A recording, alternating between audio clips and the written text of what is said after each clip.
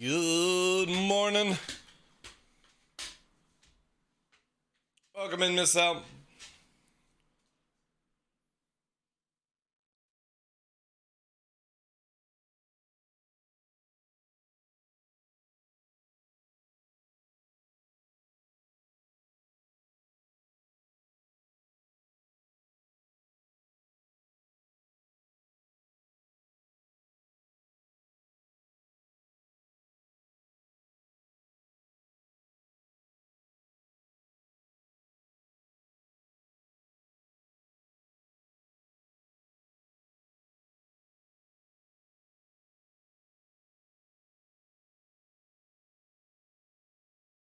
Actually, ugh. No. Too much. Let me try this.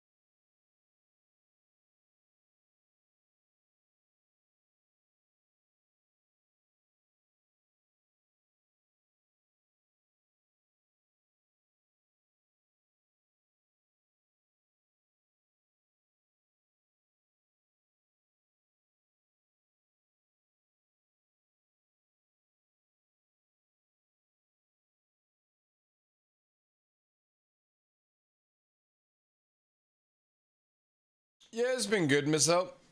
Nice and quiet. Hey, Space Jam. Good day to you.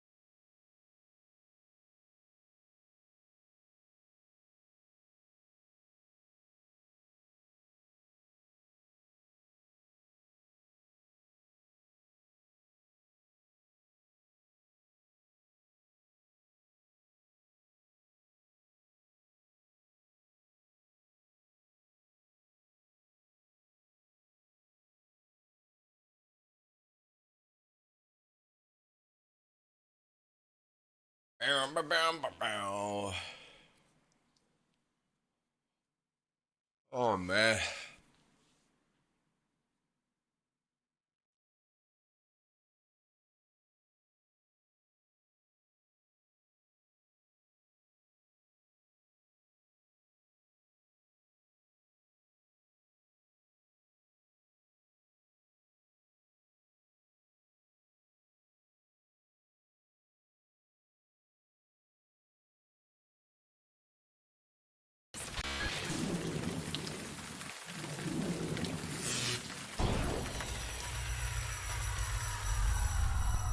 Good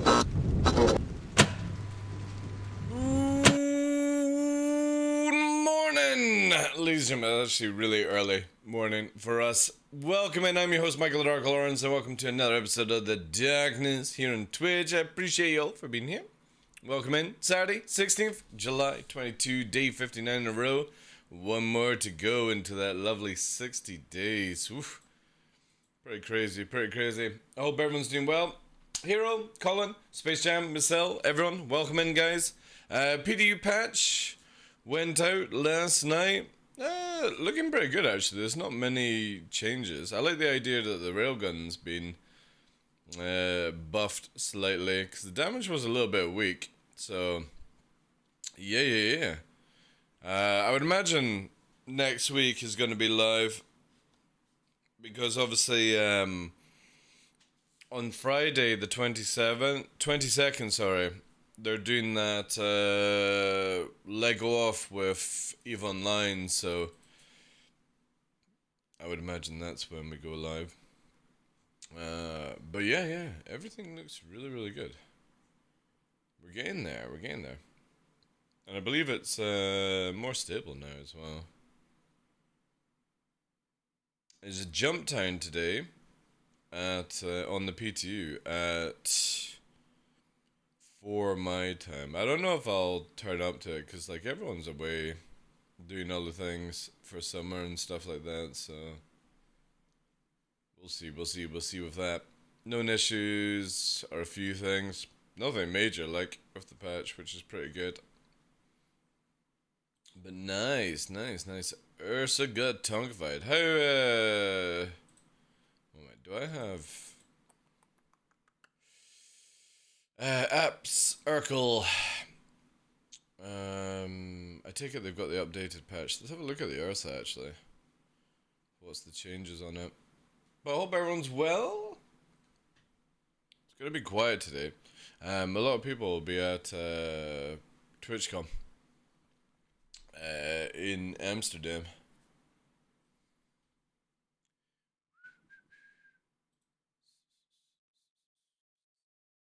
Right, so I've got this.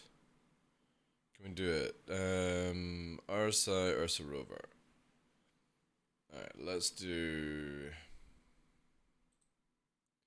The Ursa Rover is 12k on live. Let's have a look what it is on P2 then.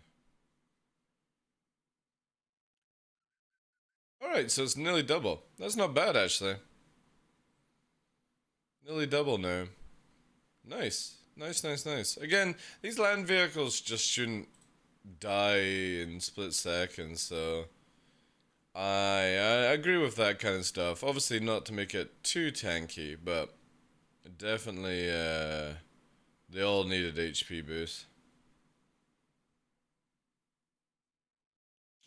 Nice.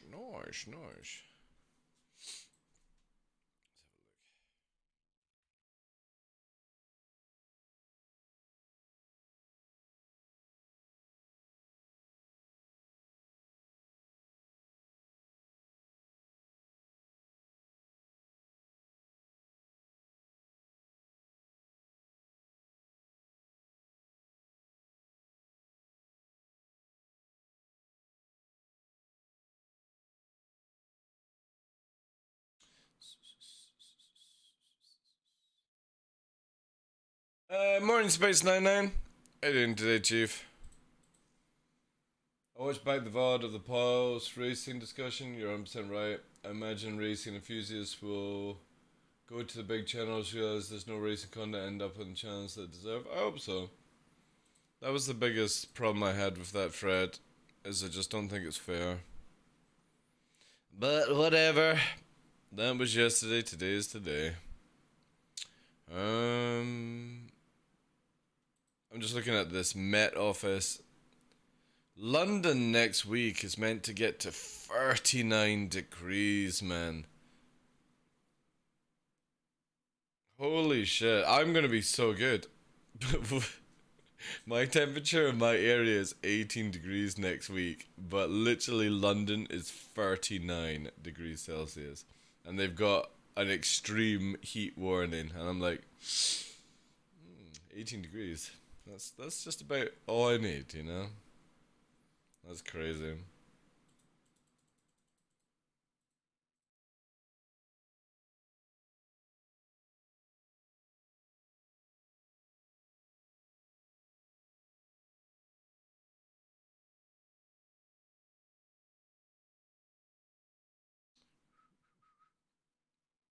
Ay, ay, ay, ay, ay.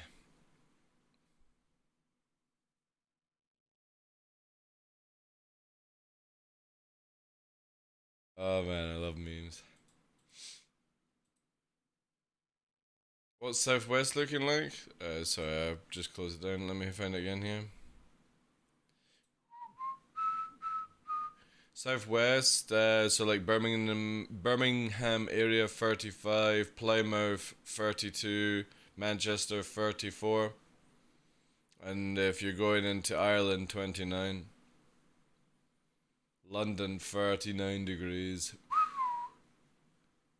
Norwich on the east coast 37, Hull 35, Scotland, Edinburgh and Glasgow 27, Aberdeen 21.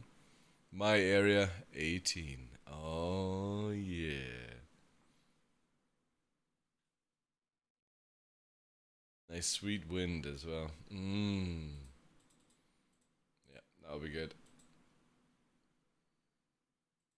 No crazy 40 degrees for me, chat. Just how I like it.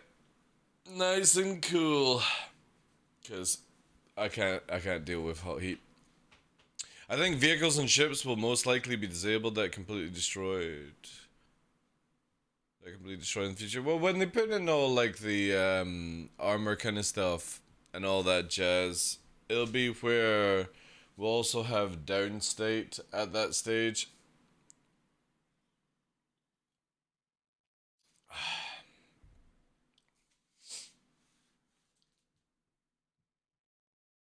What are you talking about, Rabbit Dog? Can I be unbanned? You're able to talk in the chat. What are you talking about?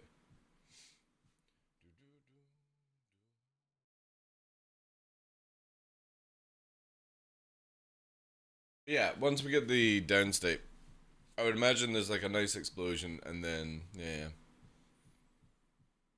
Shadow banned for what?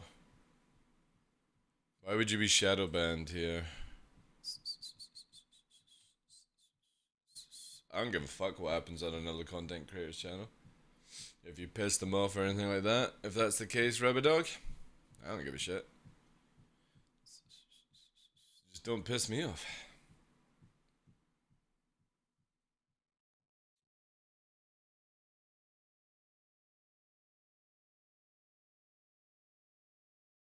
I don't give a fuck what happened 6 months ago, dude.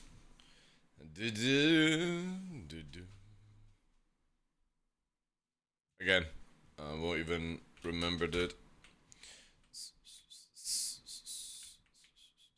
Right. Let's get him.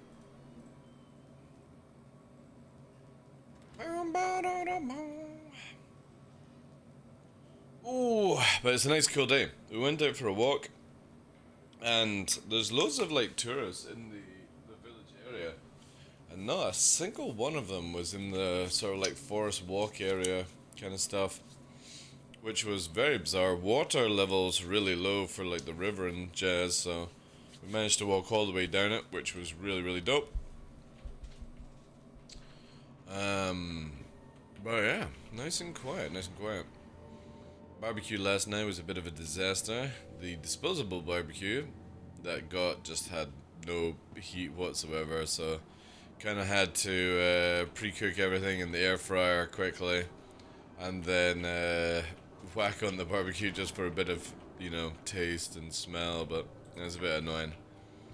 Definitely gonna look into next year purchasing something for myself. Kind of feeling like a smoker. Nice like smoker. Nothing big. And all that jazz. Was playing around with the Cartual last night. I gotta remember I still need to do that Gladius training thing. Also spoke to a CIG developer who said there might be a fix for the wing loss. Or not really a fix, but more like a workaround, you know. The workaround is just basically you need to swap the type of missile, and that sort of fixes the launcher for now. So they are aware of these things, which is good. I don't know if we'll get them fixed before 3.17.2, but there's a good chance. Yeah, for me, like, I don't have the time to be able to sit in front of a barbecue and watch it, so it'd be pretty dope just to, like, get some meats and put them on into the smoker, and then I can go streaming, basically, and you know what I mean, do that. I can stream for you guys, and then, you know, 4 or 5 hours later go and sort it out, kind of thing. I think that's the way. But again, it is not on my priority list right now, so maybe something next year, because by the time I get money saved up, you know, this year we'll be out of that sort of barbecue kind of outdoor eating weather here, and it'll be ice cold again, so. Right, so we have that. So we have the ability to switch now. So we got 2 dummies, 8 task force. And this will hopefully help us. Fully free. So if you lose a wing, you just basically switch the missiles or switch the type. Now I could have put different missiles in, so if this works, the other way we can try it is where you have like pioneers. But I quite like the idea of carrying a couple of size 2s just for a thundercrack and stuff like that, you know.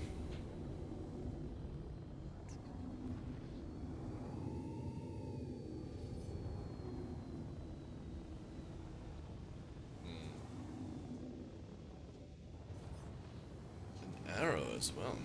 Juicy.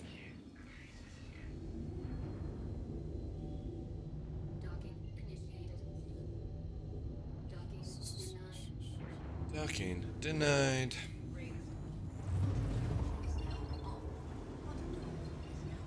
Ooh.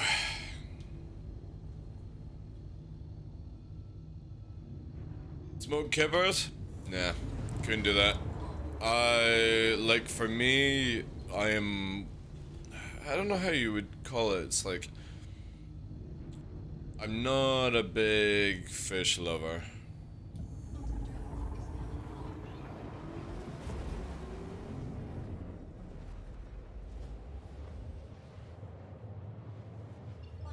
Alright. We're just gonna quickly cruise here, chat. And I'm gonna quickly take a bio break. And then we can get into it a lot better. Right. Give me a sec, guys. 2 minutes.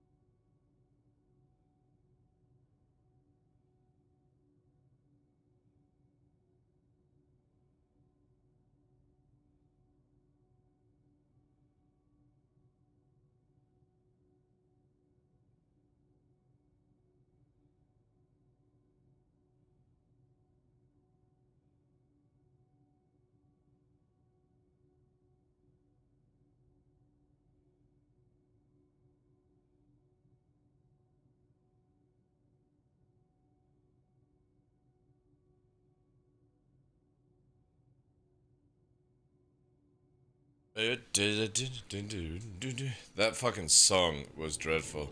That one previously. Holy shit. Sometimes you get doozies. Yeah, how's everyone's weekend going?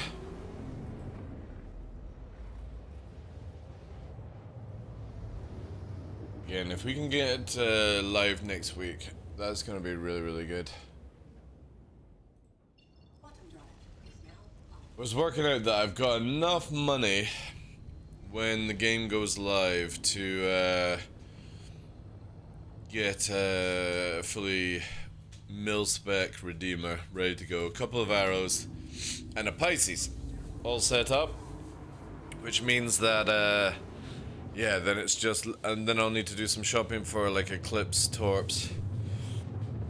So we should be able to start farming quite a bit of money, and the idea is I'm going to go red right at the beginning, so I'm going to do a quick initial shop, then we're going to go red, and then whenever I need to buy stuff, I'm going to attempt to sneak in everywhere, which might be a little bit interesting. So yeah, day 2 of the treadmill complete. Nice, good.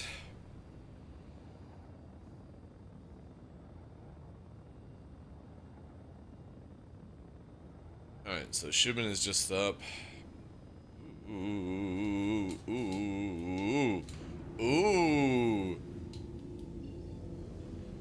Ah, we actually passed Shubin. I thought for a minute there we had come across somebody's rock. Interesting.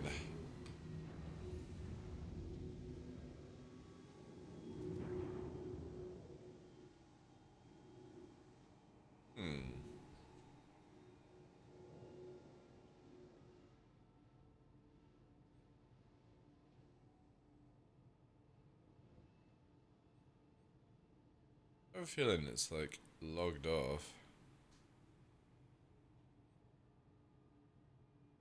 Can't wait till you can actually tell if like stuff is loading up. The door is open.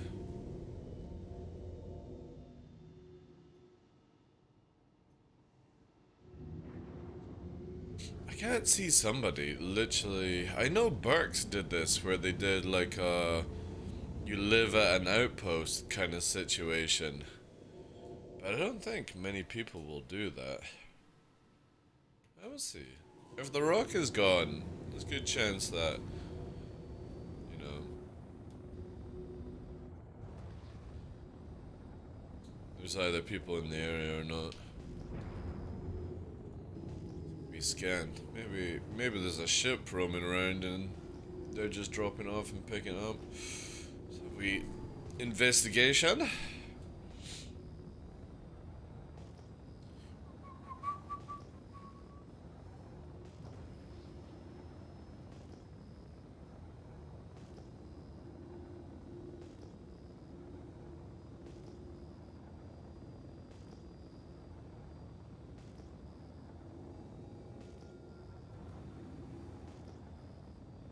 Again, I can't wait till we get like advanced scanners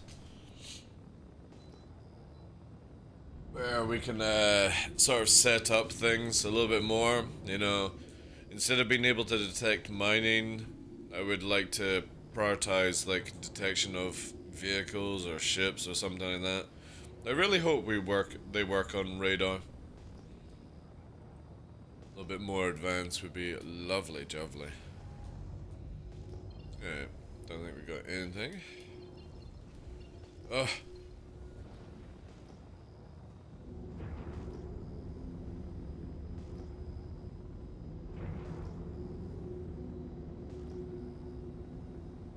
I just hit my marker, my max rep for day. Now I'm off to run, only hitting 6 miles a day. I have a date with Destiny later. Alright, nice, nice. In the last 2 or 3 years I was do great and then at some point fail. I don't know if I continue as a lifestyle forever. Again, the best thing I always do for like fitness is do it when you're mentally positive. Don't do it because you have to do it. Do it because you want to do it.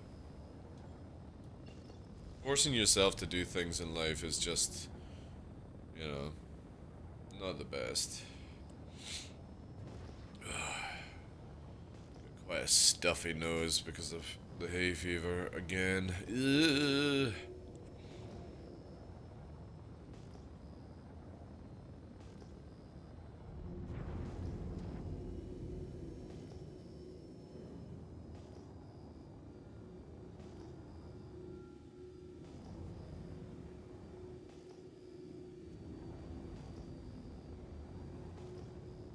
No, nothing.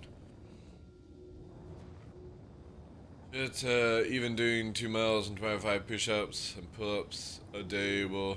Yeah, exactly, yeah.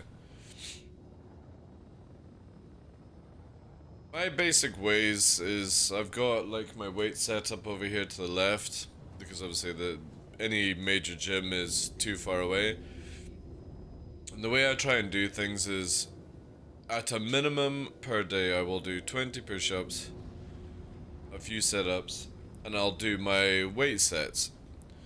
And that's what I'll do every day. And then every second day I'll integrate some squats, stuff like that. But I don't do like, I won't do like an hour of gym work. I got no time for that. I turned 40 this year. I don't want to damage my knees. All these things, I look at it that long as I do something every day, that's good enough for me. Because if I wasn't doing anything, you know what I mean? Like, you wouldn't be doing any fitness. So I try to do at least a minimum. And if I've got a bit of energy or a bit more time, then I will do more if I feel like it. But I do enough just to get all the blood flowing around. And I don't do like... I do everything like most days. I always just do the squats every second day. Because again, my knees do make a little bit of clicky noises. And I don't want to be damaging any like cartilage or anything like that. So yeah, that's the only one. But every day it's weights, same sets, all that jazz. And I don't do running. For me, I've always been somebody that just goes for a hike, and all that jazz. No, I'm using joystick, so I'll bring up the camera for you there. So for me, I do hikes, and that's sort of like my leg day kind of stuff. And then with the squats and the weights, all that kind of stuff, lifting stones and jazz like that. So, but yeah. If I like motivation, I just put on the scene from Rocky or Rambo. All right, fair dues.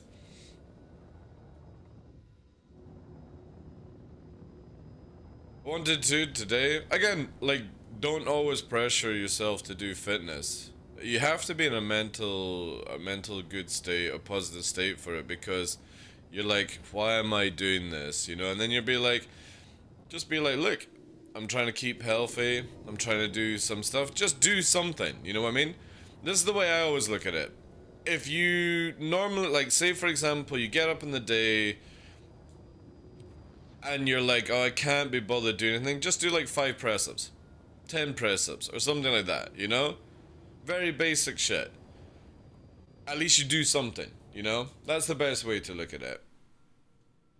That's the best way to look at fitness. Just do something. It doesn't need to be crazy gym shit, big 12-mile runs or anything like that. Just do something. At least, That's the best way to kind of move on it. I used to live in the Midwest area and had really bad allergies until I moved back to the East Coast. Ever since, I've gone sick in years. I love it. But man, it's just I'm a winter bunny, so summer is not my favorite thing. It's not my favorite thing. And it's only when they do the crops. The moment that we get to autumn, it's fine. And it's not like when they do like all the other farming, it's not a problem. It's when they cut the long grass to to basically bale it up for bedding, basically, or not bedding for food. I can't remember which one they use it for. That's the one that goes for my nose, my eyes.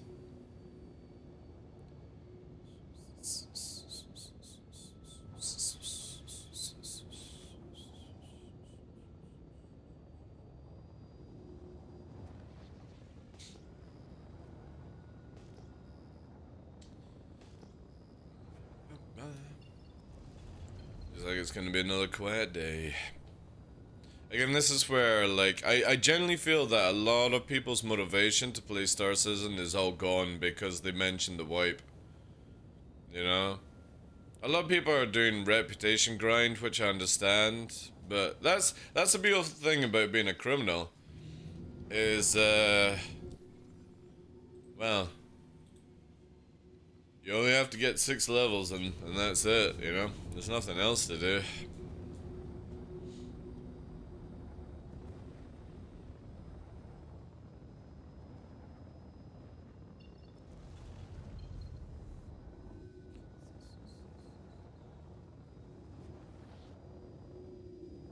Using Verpal Alphas, player of games, on warbird bases with no cams. If you do exclamation mark kit, I think it's under flight equipment.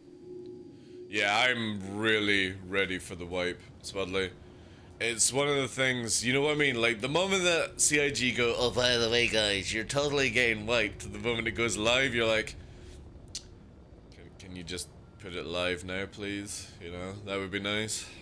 And I know there's PTU has bugs and all that jazz to deal with it, so.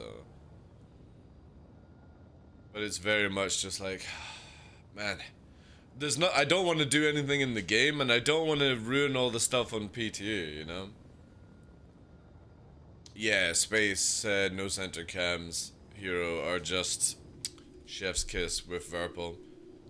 If you're using the Mongoose bases, then you don't really need to have it. Just use the no center on that system.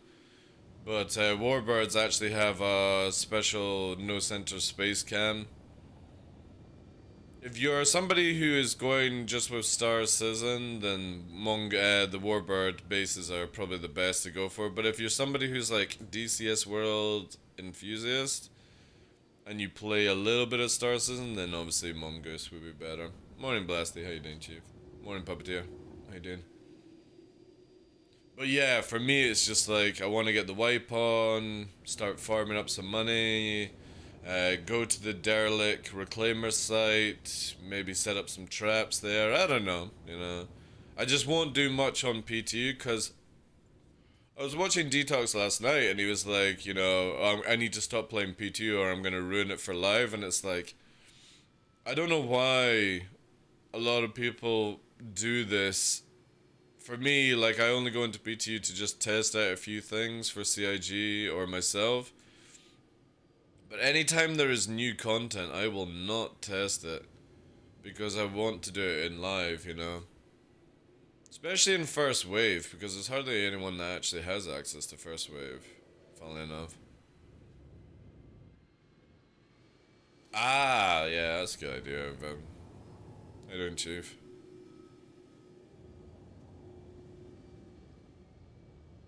Next weekend, I have a feeling it'll go live either Thursday or Friday, if we're lucky. On Friday, they're announcing some stuff with Sneak.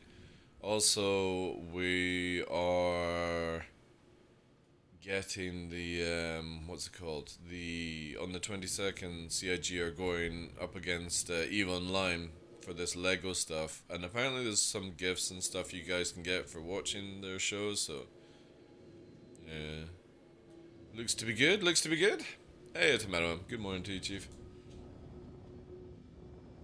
I'll put them. I got the cams, but with the Joy, but never change them. Definitely try around. Like, if you buy Verpal stuff, as much as it's a bit of a pain in the ass to change out cams and stuff like that, the best thing to do is to play with them, because you get the default stuff and you're like, you know, it could be a little bit better. Who knows? Certain cam might be better for you. All it takes is like, well, give yourself 30 minutes. You started 5 weeks ago. I've learned so much in a little time. I'm already doing runs with the pros. Nice, nice.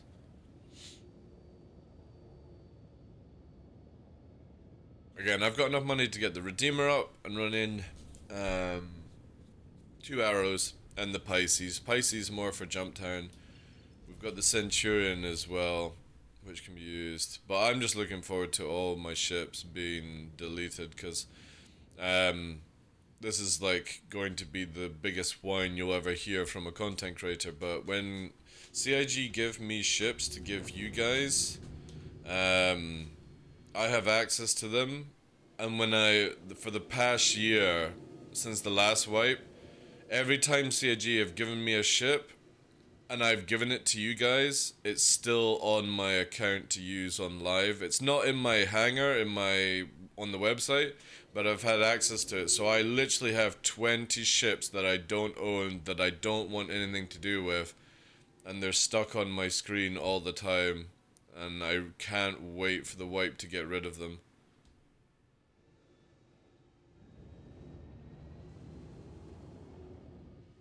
Because for me, like, I generally believe by the time that this game comes out, I'll probably have my alien pack, and I will probably only own, like, 3 ships for release of this game. Most likely a fighter, a medium-sized ship, and a capital, and that's it. I have no interest in anything else. I would rather just earn it in-game and give me some content to do, you know?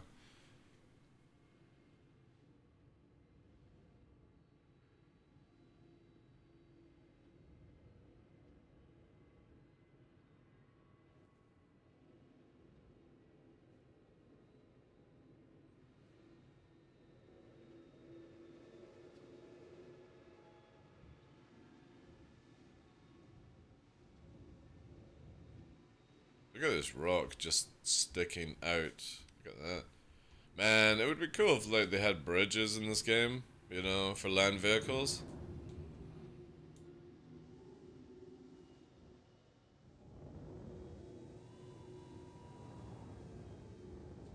I would love to see like an arena or an outpost kind of area set up where the you know what I mean, like you have to choose going over bridge choke points or something like that to cross. A lot of PlanetSide 2 gameplay had that kind of stuff, which was really cool. Hopefully CIG do a fix to the car for before number. What do they need to do to the car? Oh, because they've literally just patched it in 3.17.2. Lion King was filmed on that rock. Yes, yes. What do you need done to the car to all, Space Jam?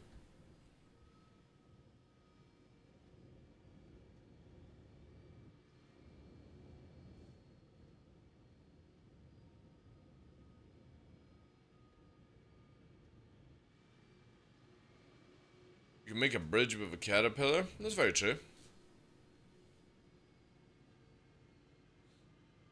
I hope they give us the tools, like, you know when they were, like, you've got the, Pioneer, um, which literally builds outposts and stuff like that, and they said that you're not going to need a Pioneer to build outposts, you can, like, build it at a factory and then just move it, kind of style.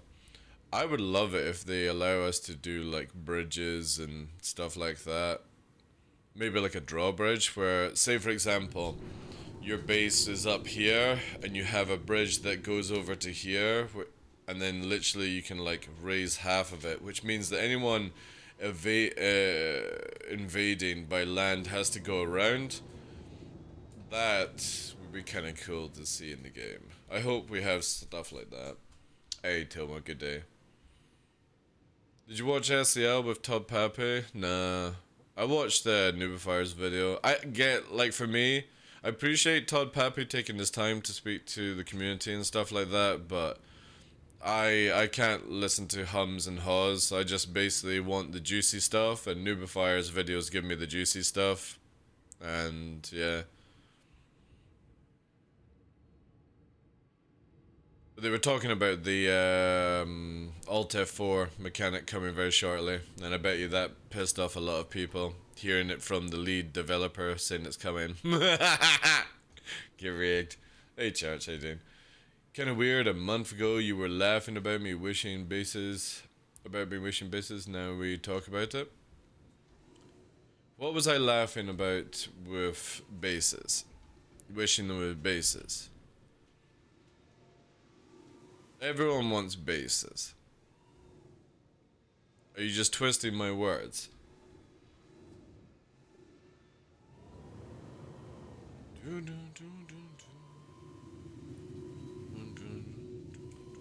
Are we wanting that? Again, like, I literally don't care about anything that happened a month ago. So irrelevant. Yeah, most likely because it's very, very long way away from being achievable. That's probably why I laughed at it. Not that we actually want bases. Everyone wants bases. I want bases. Even though I don't want to build a base. I want to attack bases. But the truth behind the bases is we're never going to see that content for a good year plus, depending on how the servers go. And that's most likely why I laughed at. It's actually already possible? Well, we'll see, Chief. We'll see. Again, it all depends on the new servers. Everything is sort of riding on that just now, because if you were to do it right now, in the current state of Star Citizen, it would kill the game, you know? So, I'm very optimistic with anything major to this game until I see how good those servers are, you know?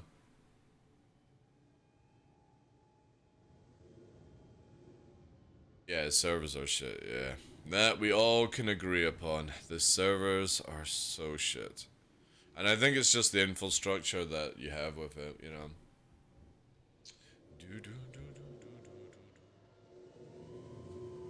Well, people can poke the bear all they want. Space 99, it's cool. It's called debating and having a conversation. Fuck, we could even go into arguments. Still healthy. An argument is healthy. Just doesn't need to get heated or, what's the word? Nasty, you know, like slagging each other off kind of stuff. Whatever you want to call that.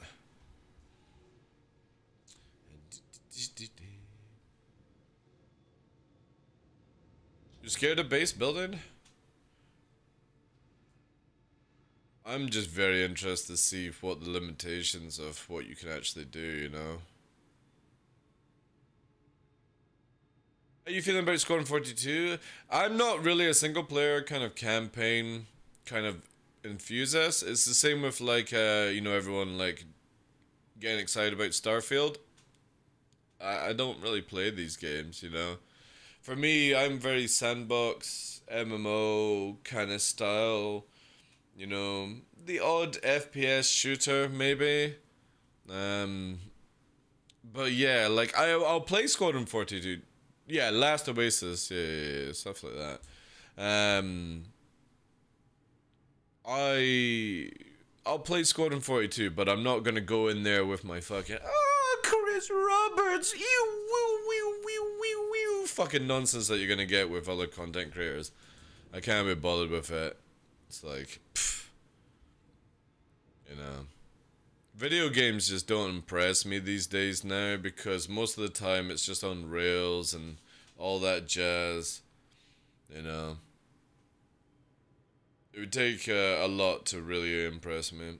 The last game that really impressed me was Elden Ring. That's the last one. And before then, I can't remember many games. Do you think we can raid bases? Oh yeah. They've said that there will be PvP around base building and stuff like that. The PvP was broken, yeah. A really cool game. God of War, I've actually never played it. Again, these games I generally don't play. NASCAR, you know what I mean? Like I said, I'm more sandbox, MMO kind of player. Storylines have to be like really, really well done, in-depth story. Normally, most of these games are now built around fluff, you know. It's the same with like, I bought or pre-ordered Cyberpunk and I've never played it. I pre-ordered Tarkov and I've never played it. Again, I like supporting companies, but yeah, it's very difficult for me to ever play another game after you've played Star Citizen. You know what I mean? Because Star Citizen, even in its basic format right now, allows me to do more than I can do in any other game. You know?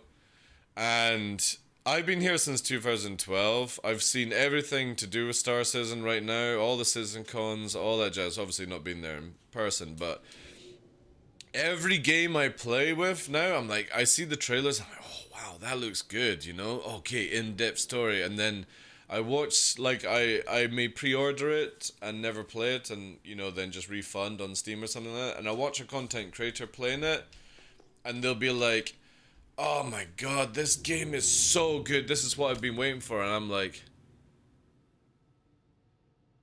it's got fuck all in it.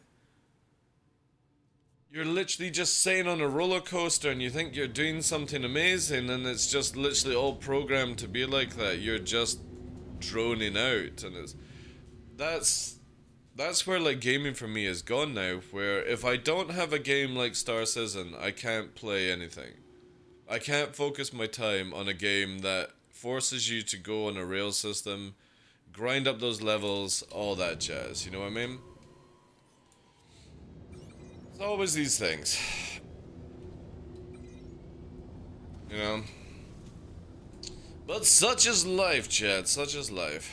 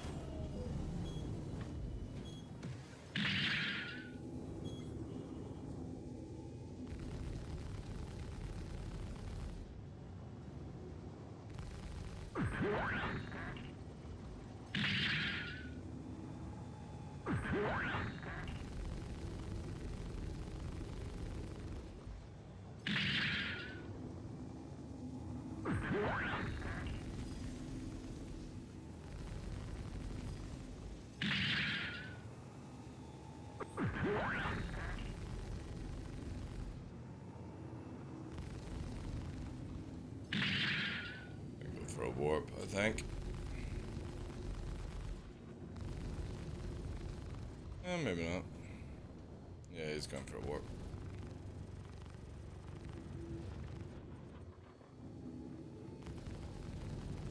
Maybe not. It did.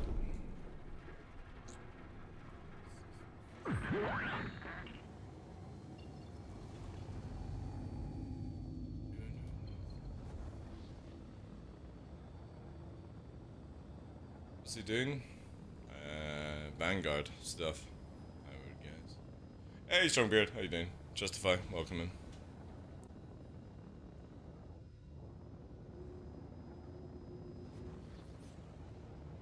An Andromeda.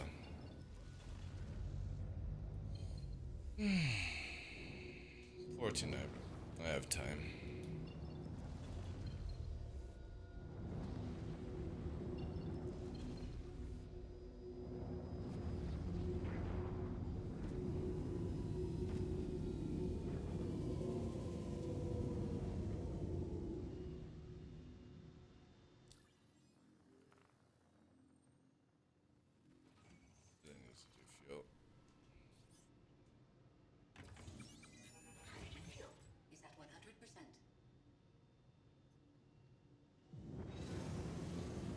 Not gonna bother wasting missiles. This thing is just like, you know.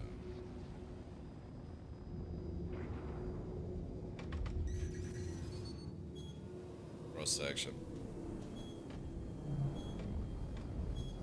Get it to where it hits him, maybe? Nah.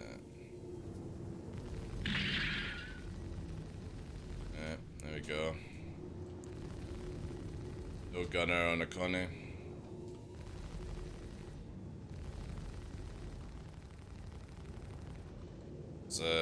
You know what I mean? Like, this is where people just sit in their big ships,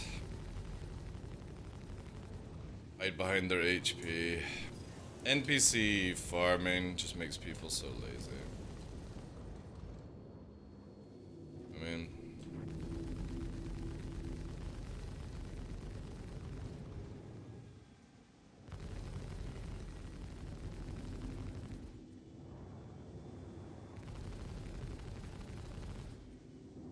Anyway, I want that Merlin. That Merlin's mine.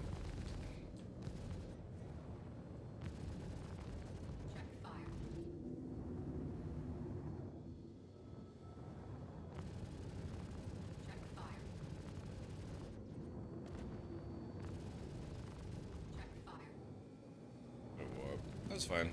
I wasn't ever gonna kill it. Too much HP.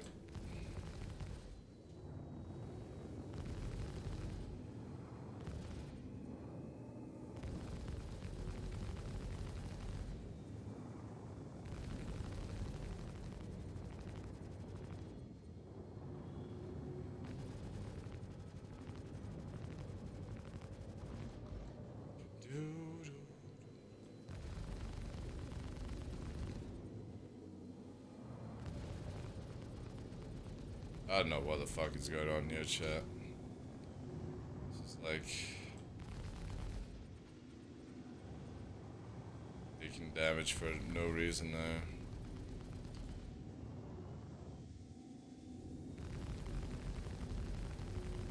They don't warp out, they will eventually die. Like, this is the most pointless death, like, I've ever seen.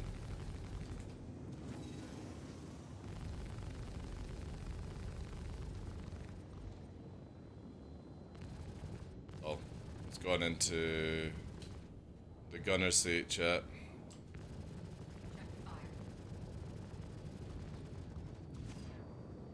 I think it's gone into a gunner chair. This is fucking... Yeah, I got you, Merlin.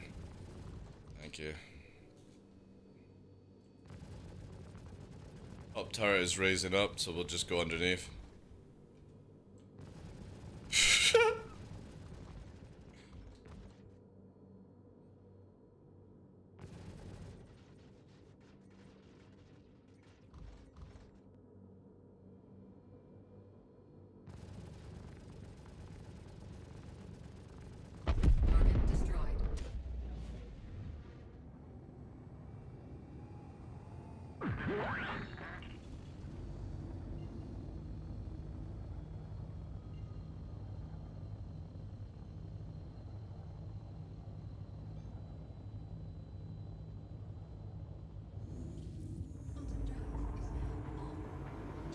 BD jump down? That's on at like 4 o'clock. That's in like 5 hours, dude. What do you think about the 300i? Is it starter worth it, or should I... Avenger Titan. I always say Avenger Titan, and if you need to do rock mining, use a Nomad.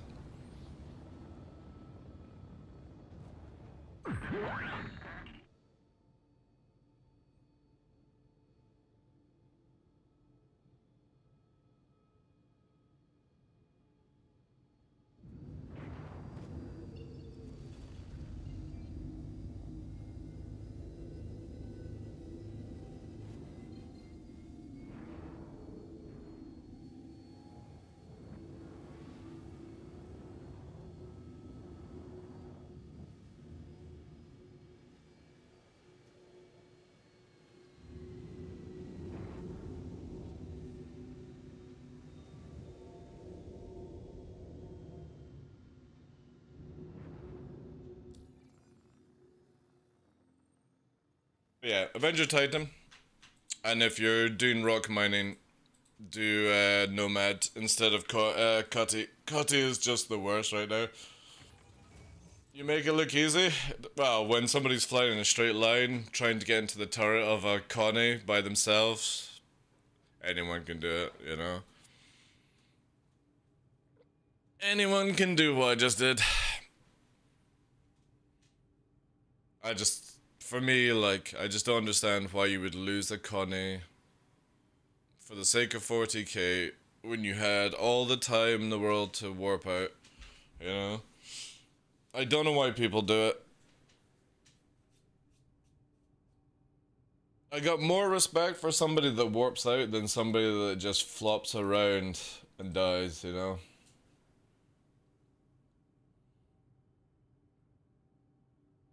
See, I wouldn't bother doing that upgrade, AR. I would just farm money with the Titan in live and buy the free 25A, you know what I mean? This is all the things that you need for the game, guys, is you need a starter ship that gets you money where you can buy another ship within a couple of weeks. That's all you need in Star Citizen. And then if you want to go more down the rabbit hole, you do so. You know what I mean? Because it's very easy to buy an Arrow. It's very easy to buy a Gladius. And in the future, they're going to be obviously up in price a lot more. So an Arrow is like 900k just now. Imagine it being probably about 5 million in the future or something like that. You know, just spitballing a number. But there's no point upgrading ships when you can just buy ships, you know? Just use a ship, farm a ship, and then you get to test them all without having to spend any more money. And then when the actual sale comes, like at the end of in November, if you really want that upgrade, then you go, you know? Titan or Nomad, that's all you choose right now. Everything else is just shit.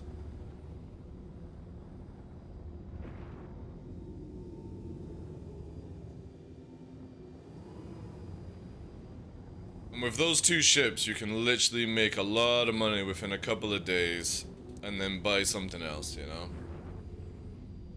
Titan is the best starter, yeah, hands down. But obviously, the Nomad allows you to do rock mining, because you don't even need to let the rock off the Nomad. You just literally bend the Nomad down, you know? And, easy mining, you know? Easy.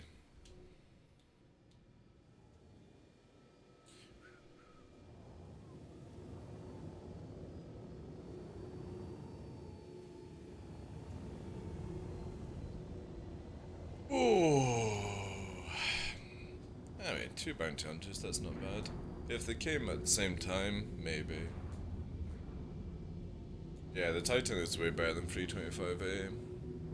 It's got that fucking, if I want to disengage, I can disengage speed, which is pretty cool actually.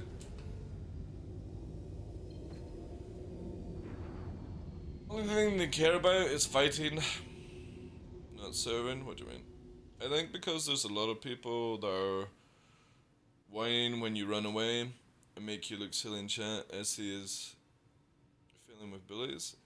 I think because there's a lot of people that are whining when you run away. Yeah, a lot of people will say, oh, you're a coward for walking away. No, they're just sensible. A lot of people in this game seem to think that KD ratio is what makes them good at Star Citizen, and it's not. It's nothing to be impressed about at all.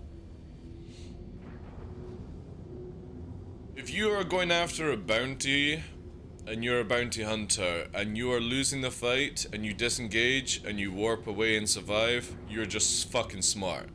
And it's basically both sides win.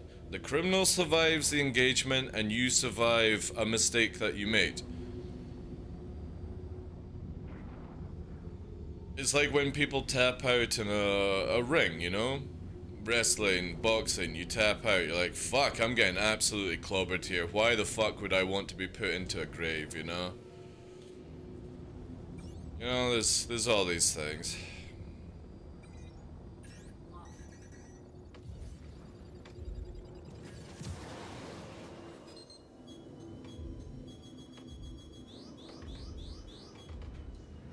Alright, so we're using the Gladius.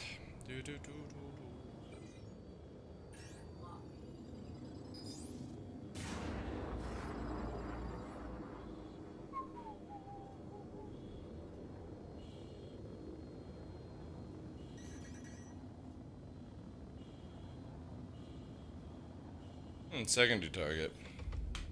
An arrow. Ooh.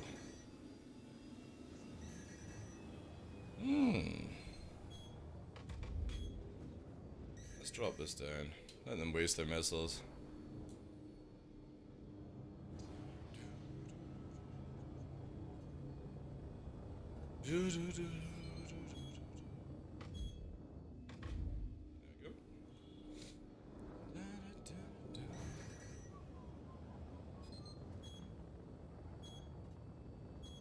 That's where the Gladius is.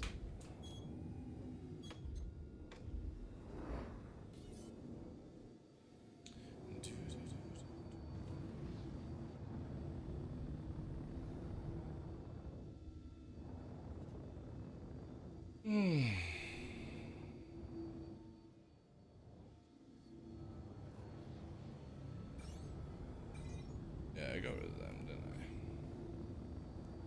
Oof, my stomach is not feeling good, like.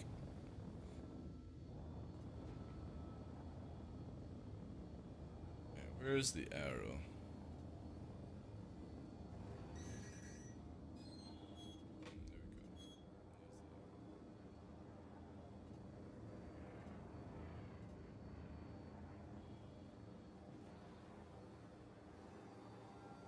Ooh, possibly a third, maybe?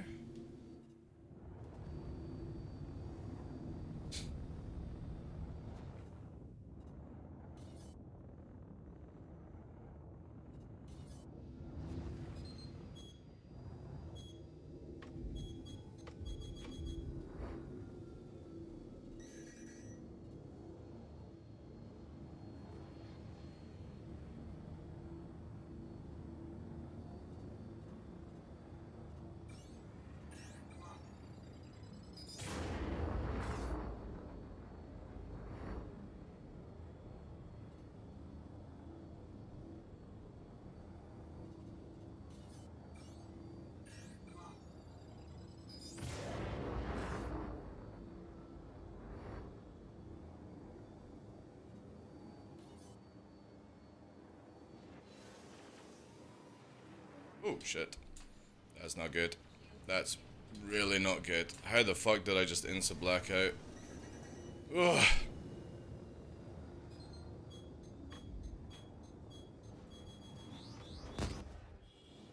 Proxies. That's an IR. That's fine. It's a 1 notch. 2 notch.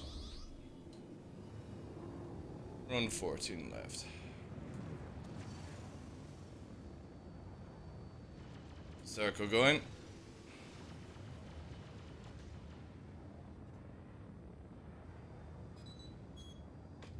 IR. I don't think the arrow is with the person.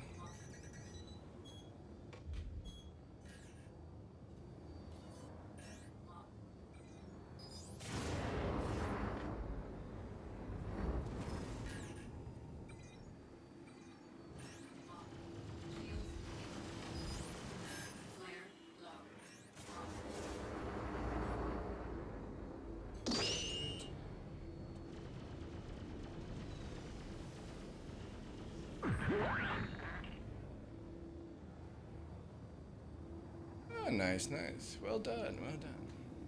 The arrow I don't think is... I think is stock.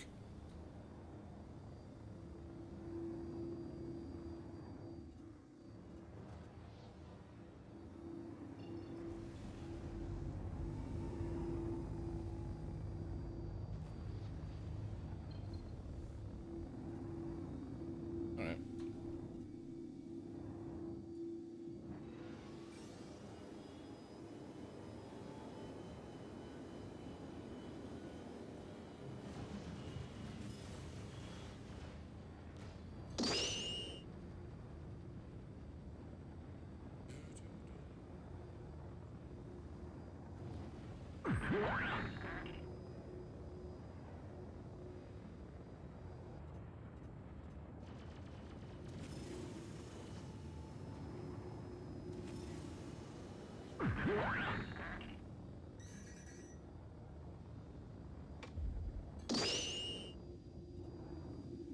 Alright, going in.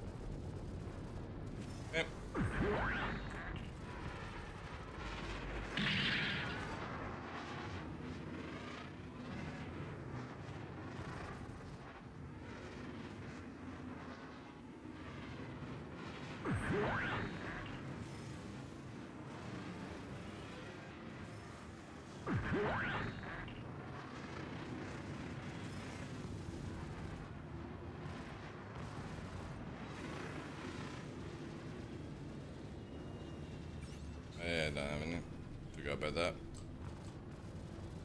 Okay. Gladius warped. Yeah, Gladius warped.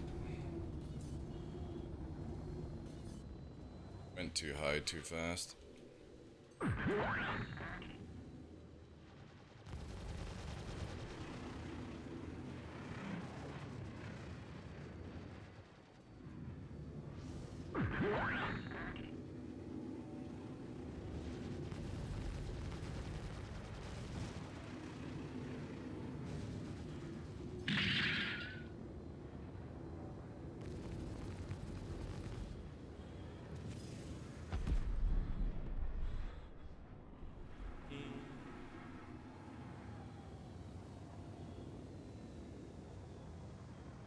Huh? Hard to tell. Oh yeah. An arena commander player.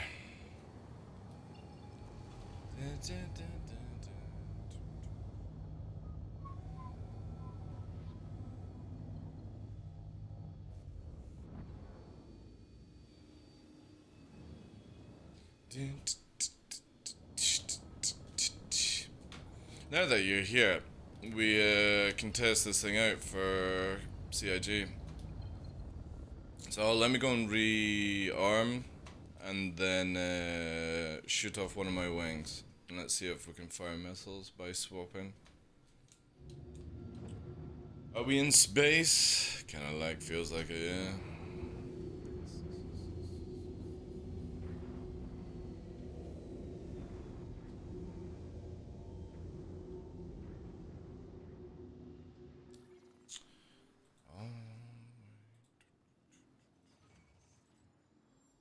Hey Joe, welcome in.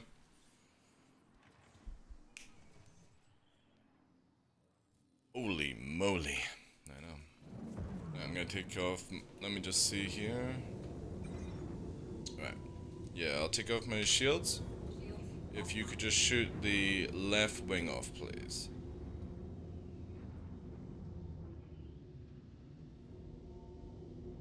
Right, there we go. Right.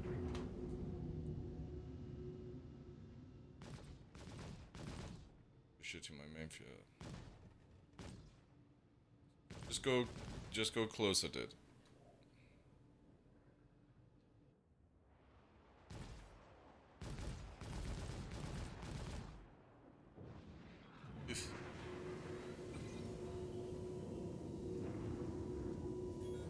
Yeah.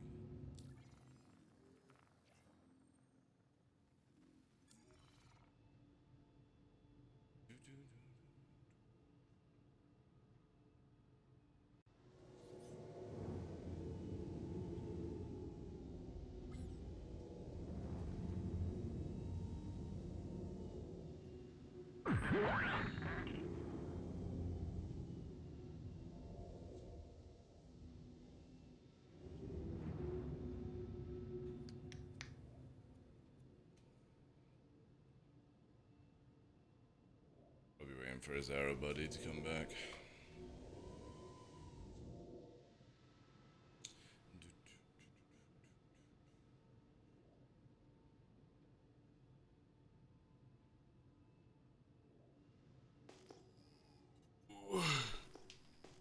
Or however many more sweats they can get in from Arena Commander.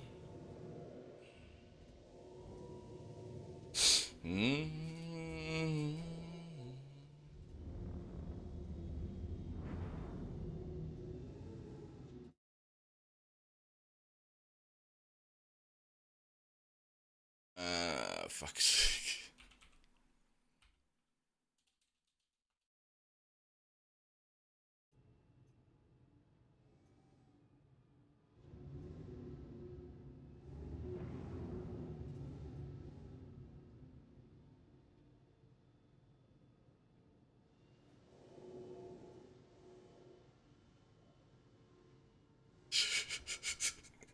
Thank you very much, though. I feel a little bit stood. I didn't achieve.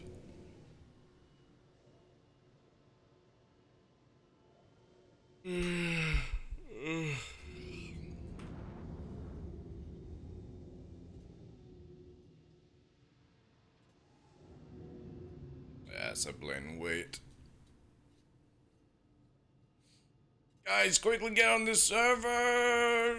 Leave Arena Commander Battle Royale! I've got them pinned!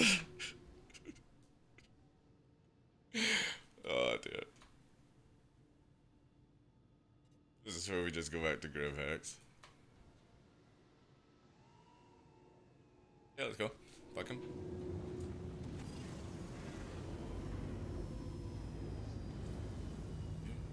Heading towards OM1.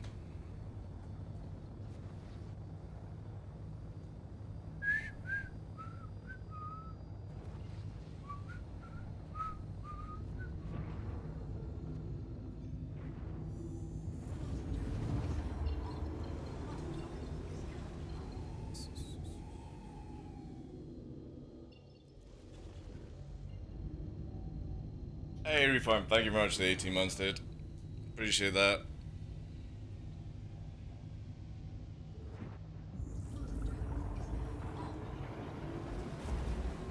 There's no one, just 4 people in AC? Yeah, because they probably all just left and jumped in.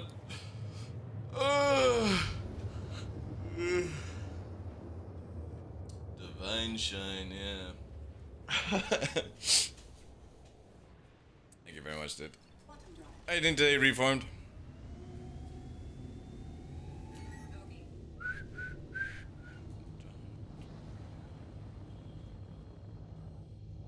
And always that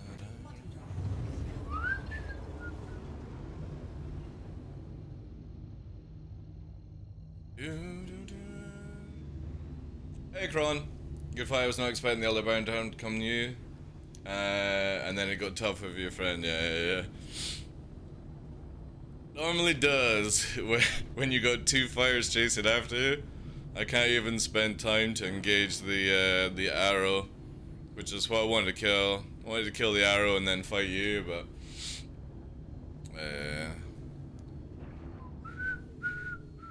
But yeah, good fight, dude. Good fight. Command and Conquer voiceover. I just feel so minging right now. It's like... I got like the chilled music on, because I'm just sort of like... I need to get like... one of those like pipe things and just sort of like... put it up there and just flush out all this crap. And it's just from hay fever. I don't have a cold or anything. Had a fun night last night, some great flights, and then got spanked all over AC by Echo. That will happen, yeah. AC sweats are AC sweats for a reason, dude. They practice a lot.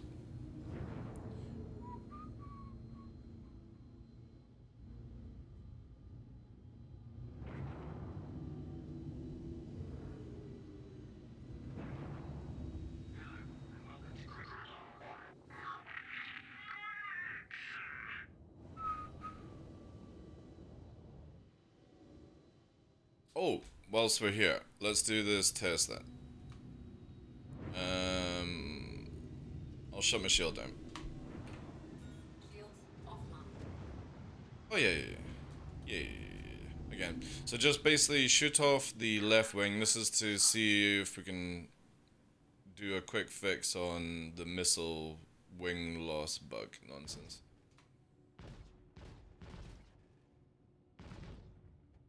I am coupled, sorry. Good. Thank you. Alright. I'll repair this, and let's see if this fixes it.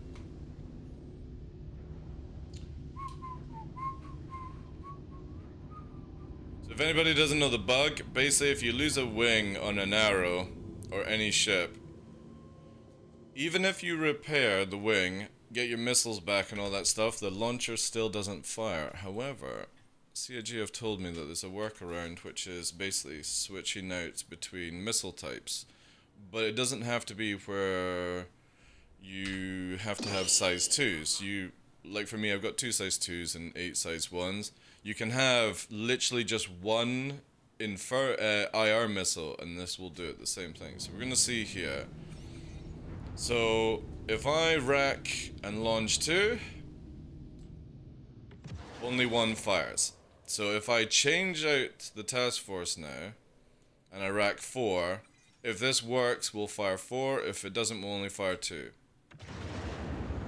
It fucking works. Holy shit. That's so dope. Alright, I need you to shoot the wing off again, please. Yeah. So it works. So can you shoot off another wing for me, please? So I can confirm this now. Left or right, doesn't matter,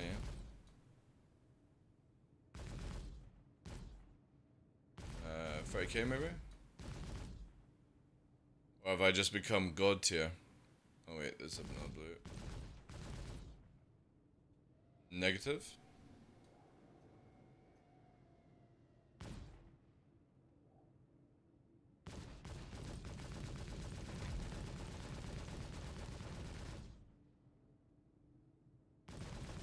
Alright. Woo! Yeah.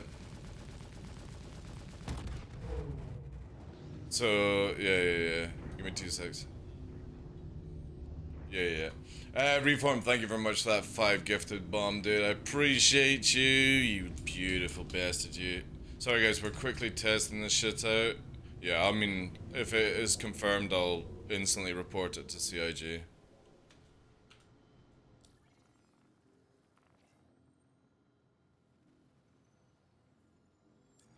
Thank you so much, dude. Appreciate ya.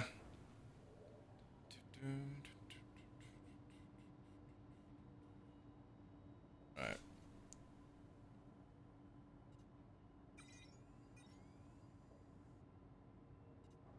Try this, because I don't think this went through.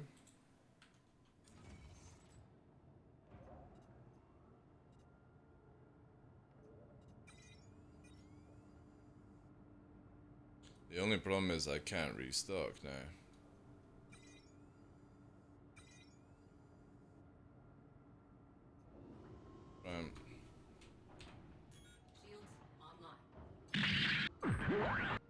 Yeah.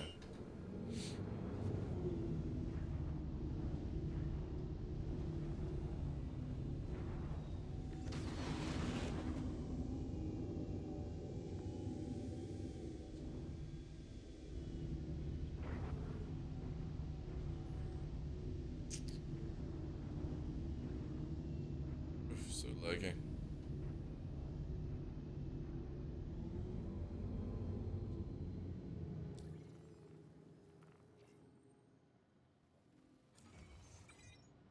Oh, it's not giving the missiles back.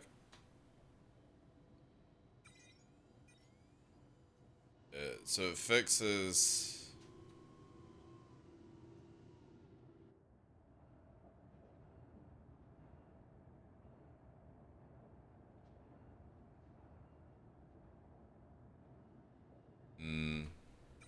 Shoot off, you know why I think it is? Try and shoot off my left wing again. Shields offline.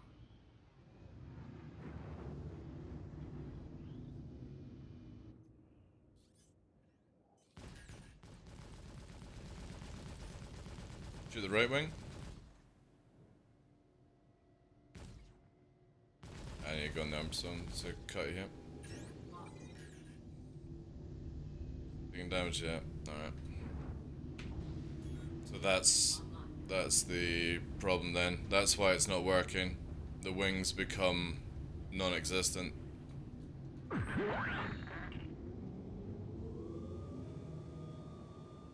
Alright, I'll I'll get another ship to test.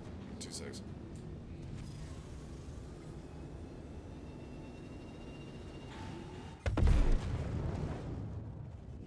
Right, time to report this down.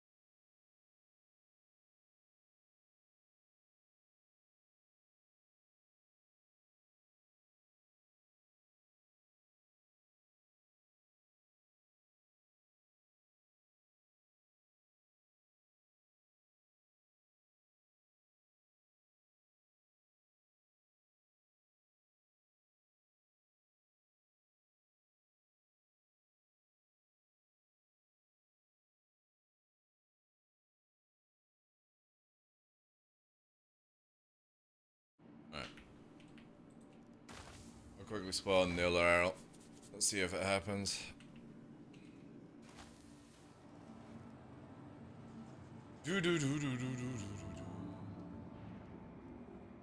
Just logged into Star Citizen, I have a cutlass, and everyone. It'll be most likely for the free flight, and because of the database issues, you won't be losing it.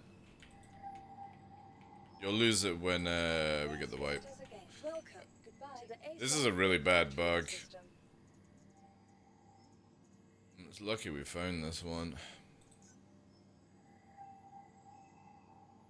Your insurance claim has been sent. So here's my theory. I think if you only destroy one wing, you get your stuff back, but I think if both wings destroy, it loses it. It doesn't know what to do when you've lost both wings. So that's why you can't restock.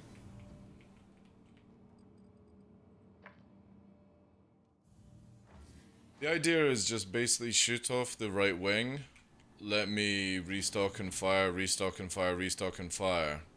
And then, if I can keep restocking on one wing, then we'll shoot off the other wing and see if it caused the bug. And then I can give that information to CIG.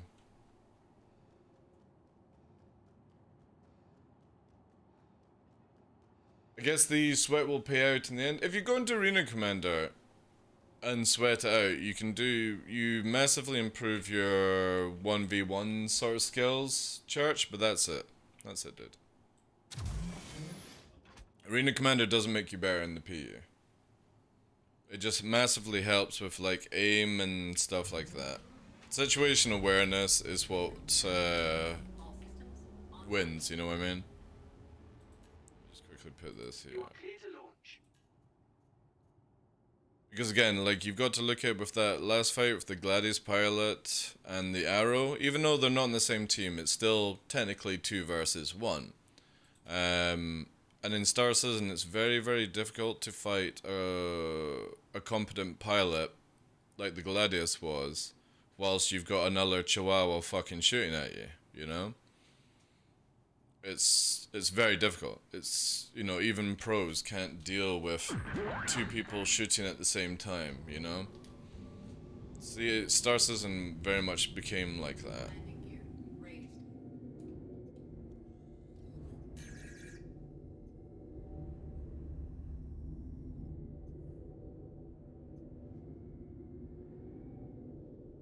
You are clear to launch. Around here, I did. Thank you, and please visit again. I'm just waiting for a landing pad.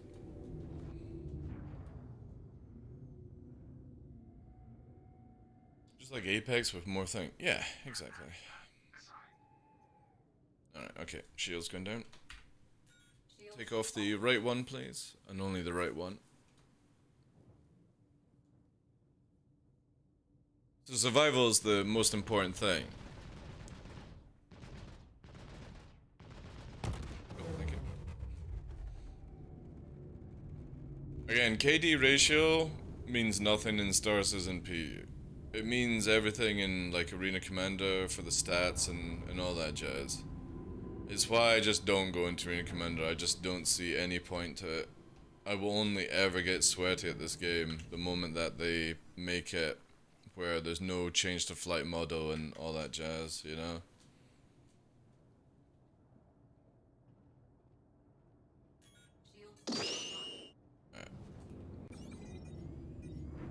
Alright, so I've switched between the two missiles.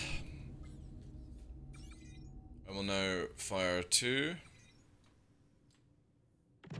And they fire both. Alright, let me restock.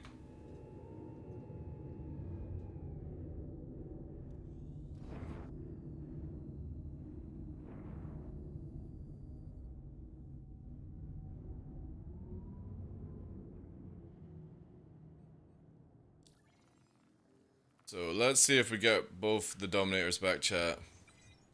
We both get them back. Yeah, so I think it is. Let me fire again and restock.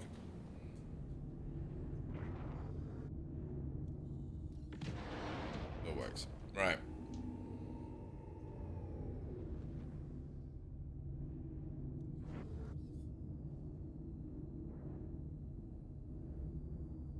I literally have a DM open with CIG just now, chat, whilst we test this out. This is a big, big bug. Alright, I'm going to come out and you're going to shoot the right wing, see if it can do damage.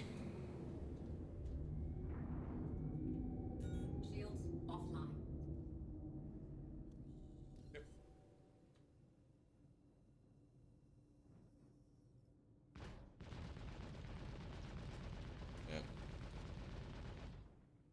Yeah.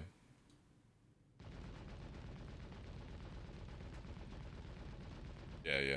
Right, shoot the left wing off.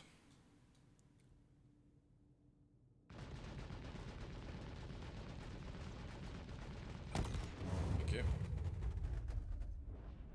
Yeah, without shields. Shields online.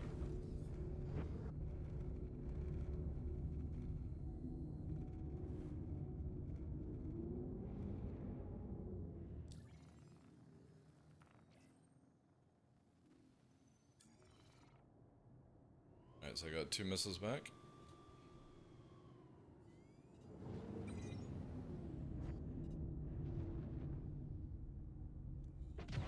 And only one fires.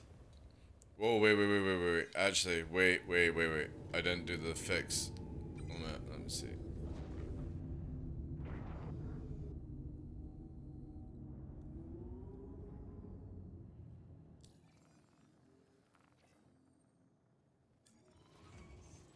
Yeah, that's true.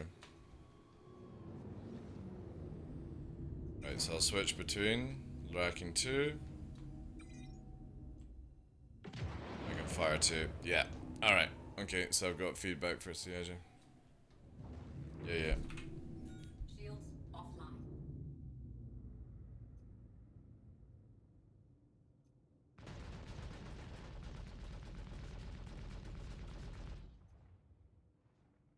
That's fucking dumb, like. I wonder if the Gladius does it as well.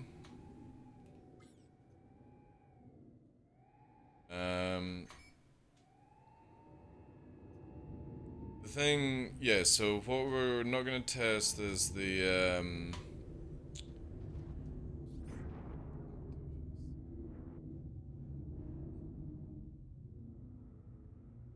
yeah, because I already fixed that.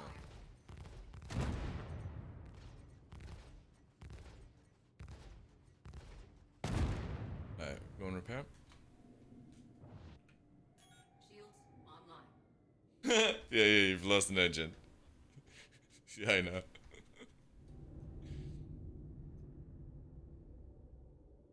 But this is a big bug, like, this literally makes ships immortal in the game. Yeah. Yeah, I know, but I mean, like, if you think about splash damage and stuff. Hey, Blue Saber, how you doing, Chief?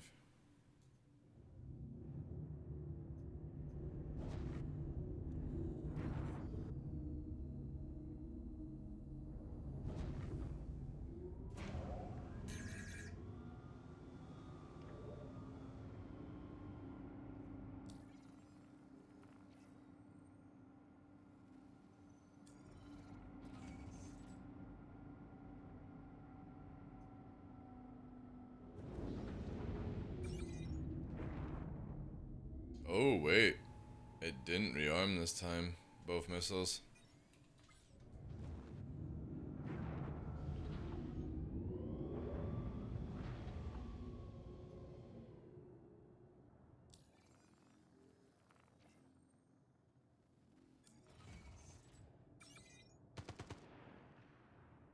Yeah, it didn't rearm both missiles this time.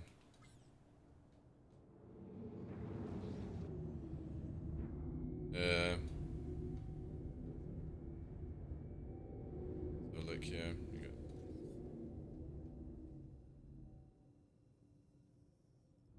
need to move out there, so.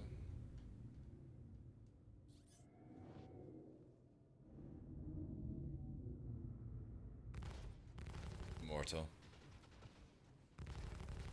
Check fire.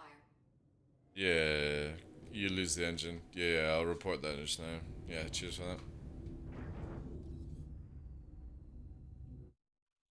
Yeah, I'll do that quickly as well.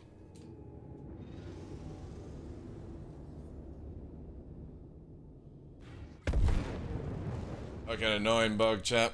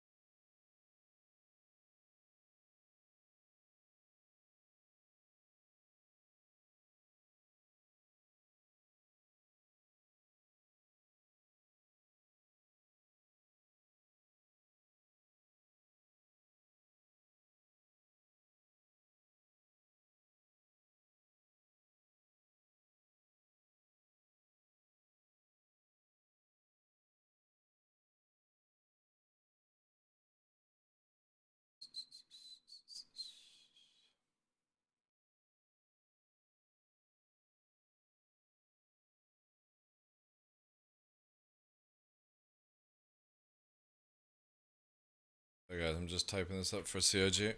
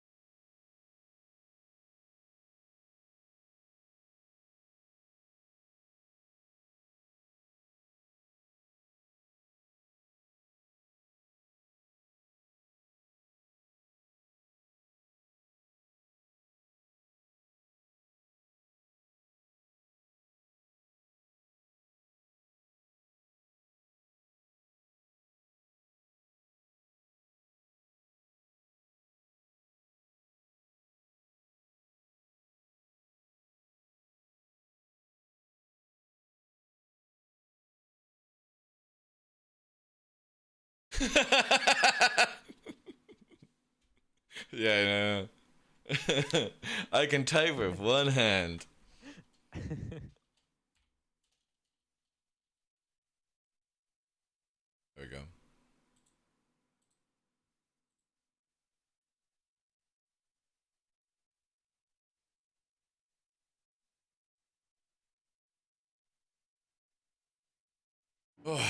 What a major bugger, like. That's really, really bad.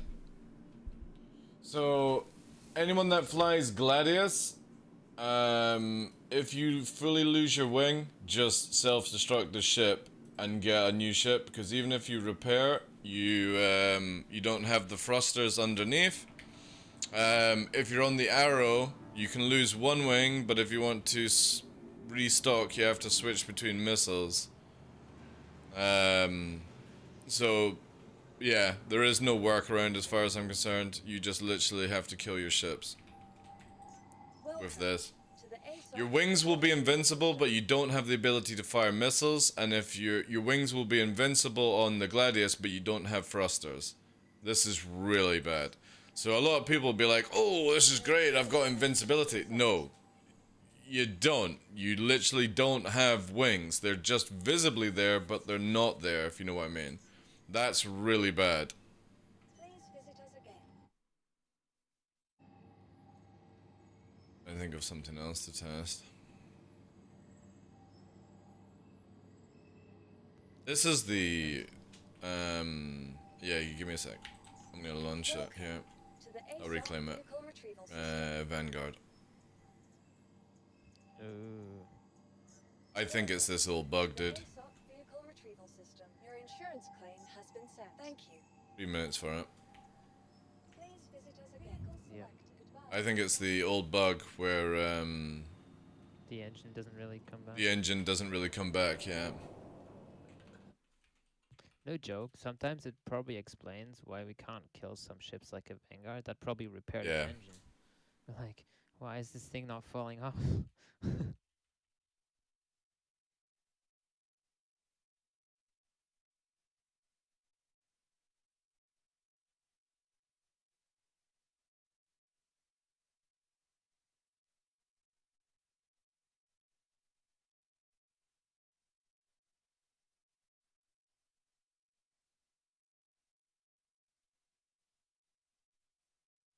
No, this is on live. I'm not on PTU. This is live. This is 317.1. So I have a chance to try and get this fixed before we get 317.2 live.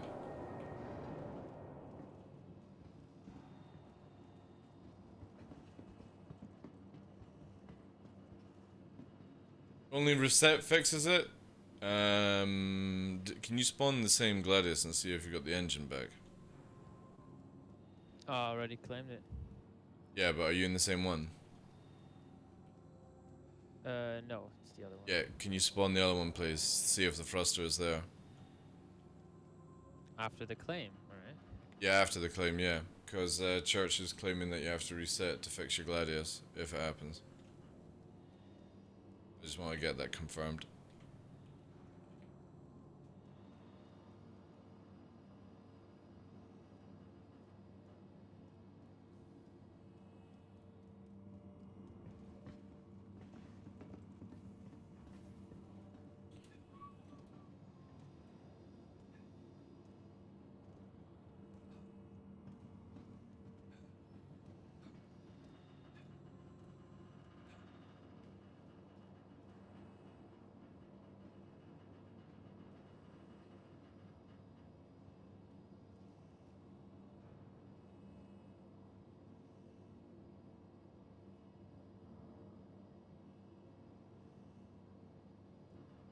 Also on the Vanguard, before we shoot it off, check the acceleration you have forward. So I want to check if it's only a visual bug or if you're actually missing the Yeah, thrust. yeah, That's that's what true. I forgot Yeah, yeah. with my Gladius. We can do it afterwards as well.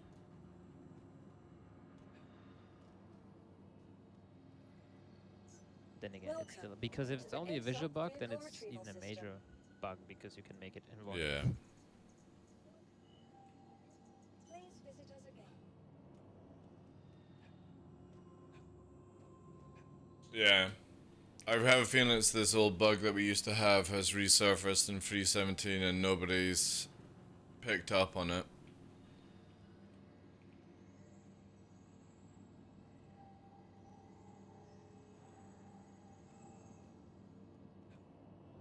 Yeah, I know exactly what this bug is.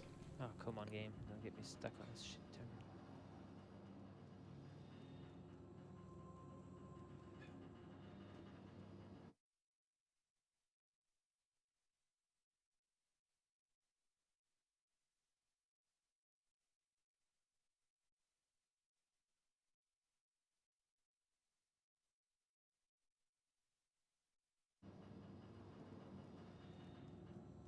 You tried to shove me away from the screen?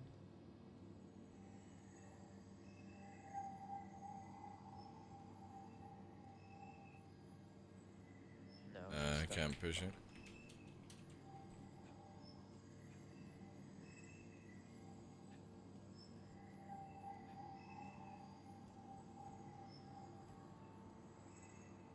Sig is memeing, I can't do anything. It eventually times out. Alright.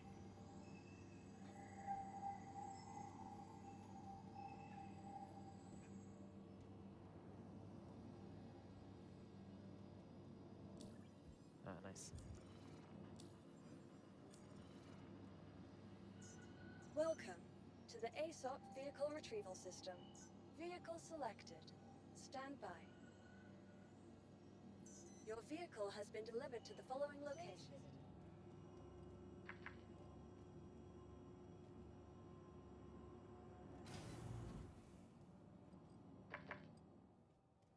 Yeah. It's turned into a fucking report more bug stream like yesterday.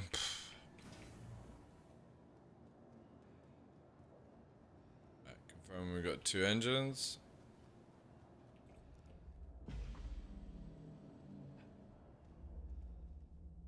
Now both thrusters are firing. They're both firing, are they?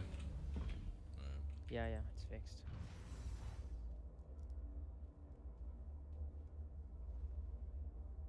Are you sure? Right, what I want you to do is destroy that one and spawn the other one. Just in case you've got back into the same one because it's flipped the numbers around. No, I have the 2 paints. You shot off the blue. Alright. This is the blue. Alright. Radius.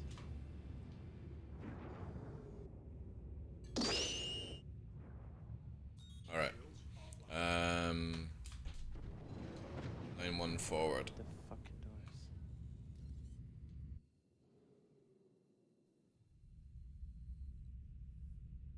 Thank you. Please visit again.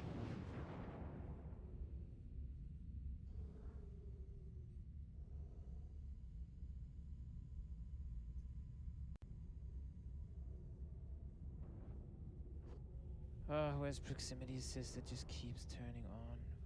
What the fuck? There you go. I know, because some bright spark in fucking CIG put it into the F status. Yeah. And let me check my upstrip. Alright, 13.5. Alright, taking off the left. My left wing.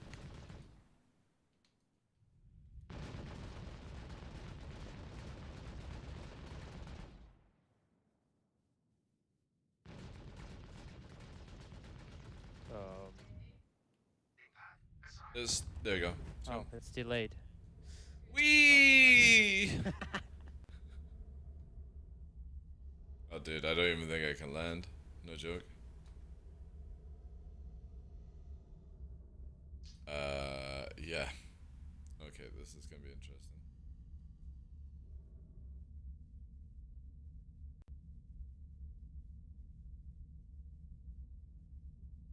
You could try to turn off your main thruster.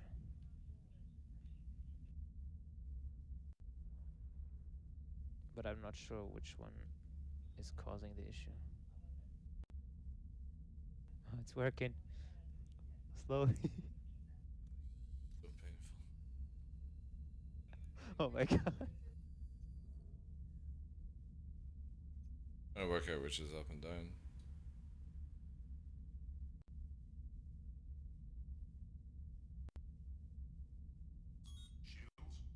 Slowly but steady wins the race. Oh shit.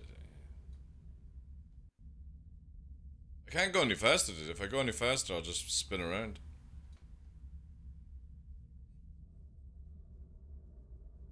If I downstrafe, I fucking roll right. I'm so glad CIG gave you redundant systems. I know. It's beautiful.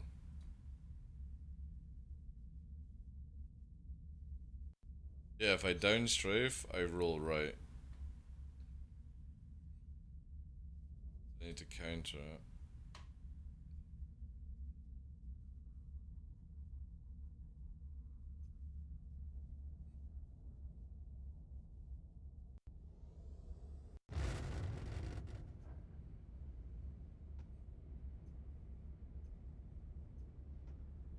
Oh, for fuck's sake. It's just moving by itself now, at 0 Gs. Yeah, it's because it's now the whole thing where it sucks you into the fucking wall. Yeah, you know.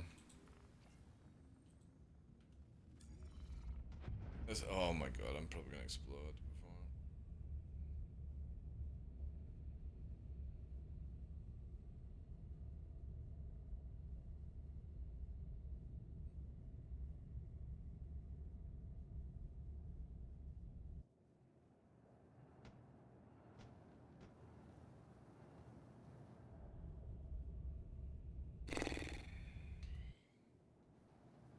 I swear to God, chat. Like, sometimes I wonder what the fuck they've done in 8, 9 years, you know? It's just so shit. Why would anyone have fun with this? I'm flying up into the roof again.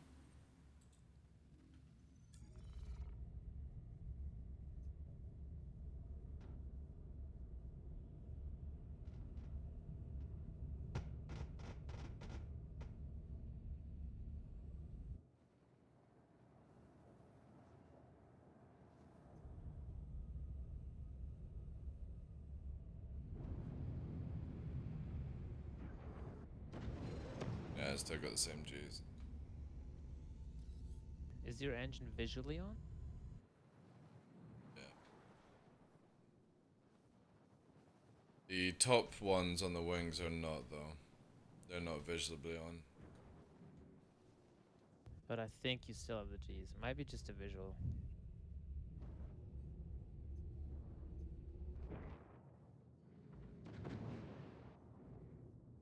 Yeah, the left is not firing, but I still have the G's. Alright, let me store. I'm interested to see after you've stored it. Does it still become invulnerable? Mm-hmm.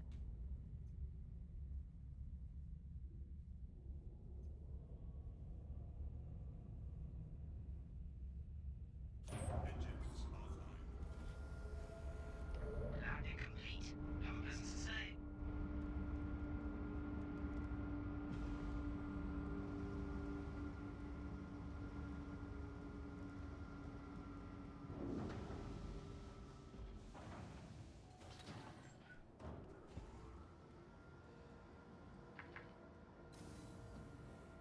On Daymar, Prashad, heading 110, 120, go 100 kilometers out. That's the best place in my opinion. It's no longer CryEngine, dude. It's no longer even Lumberyard at this Yeah, what's stage. up, dude? Welcome to the ASOP vehicle retrieval system. Goodbye. Welcome. Please to the ASOP vehicle retrieval system. Again. Welcome. Goodbye. To the ASOP vehicle retrieval system.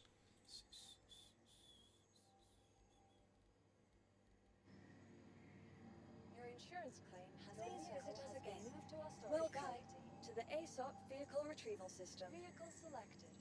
Stand by. Vehicle selected. Stand by. Your vehicle has been delivered to the following location. Visit us again. Your vehicle has been delivered to the following location. Yo, don't forget to put on your flight suit. You're still in your medical gown. Oh, that's nice, Buttercup. Thanks for that information. You're welcome, baby girl.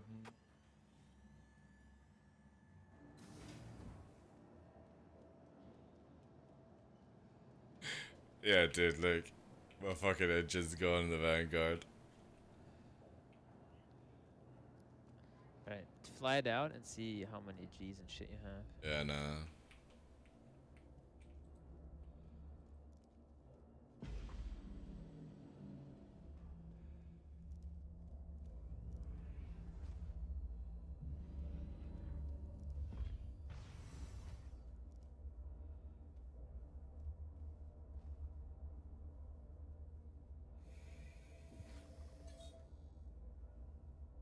Aegis combat assist activated.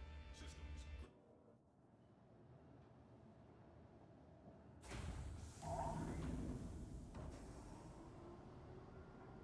Yeah, the thrusters are even missing on the top of the wing and the bottom of the wing.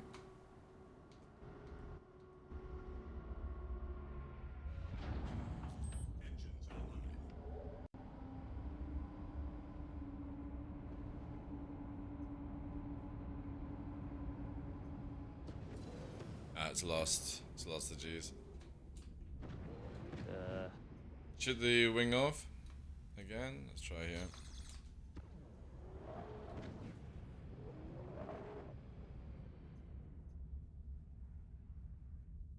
Shields offline.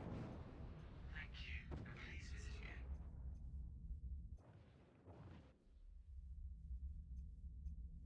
oh yeah, it's taking damage.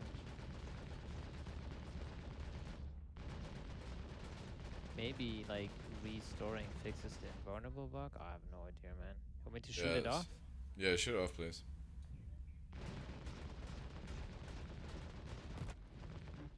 All right, enjoy the ride back.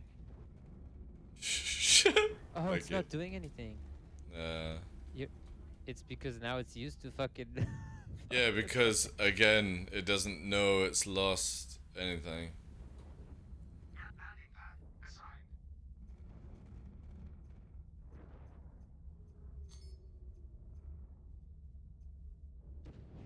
However, it fucking drifts a lot to the left. Yeah, because you're missing maybe the left thruster that stops the drift. Possible, yeah. I'm gonna get the arrow, and then we're gonna do store, unstore, see if that fixes it. Yeah.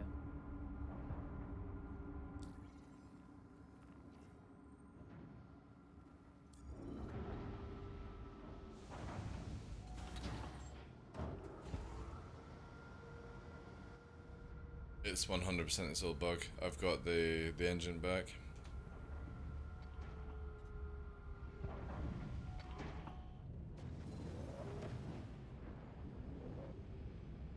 That is so weird. I've got the G's as well. Yeah. All you have to do is cut it off. Oh, alright. Alright, I'm gonna store and bring the ship back out and see if it fucking ruined. Yeah.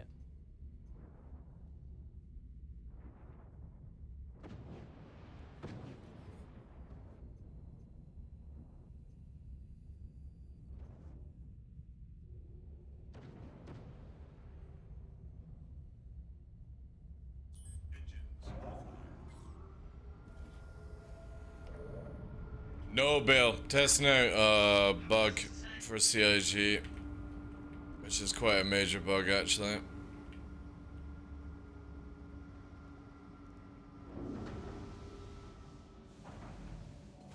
Yes, I've got all the engines on the underneath as well.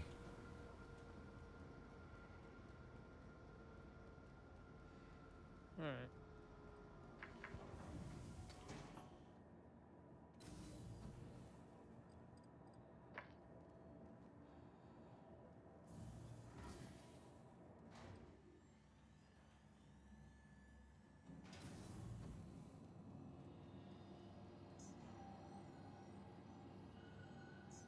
Welcome to the ASOP Vehicle Retrieval System.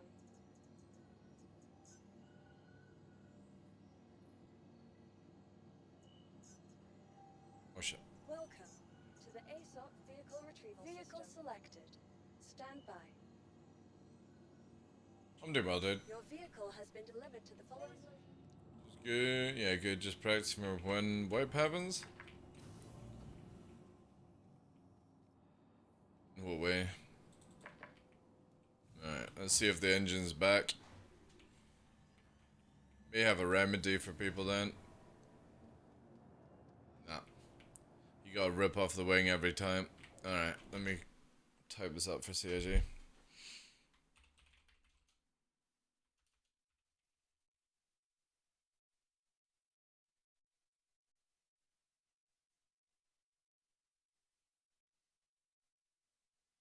Ooh, so you have to shoot it off every time you would spawn the Yeah. ship now? Jesus.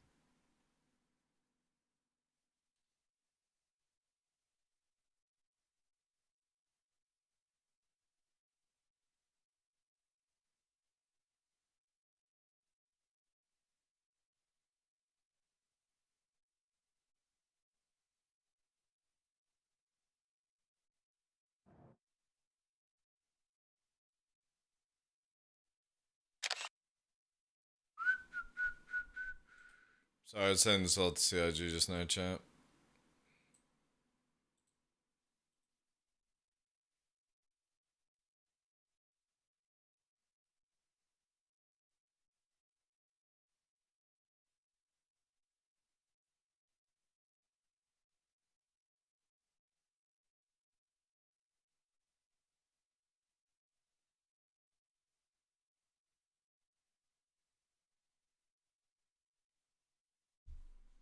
Alright.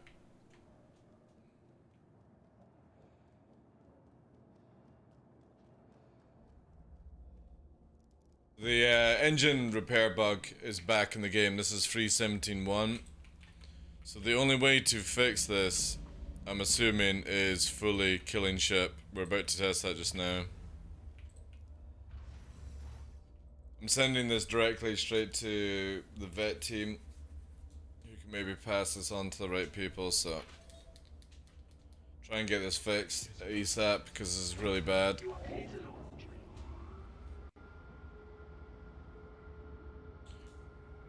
Ba-da-da.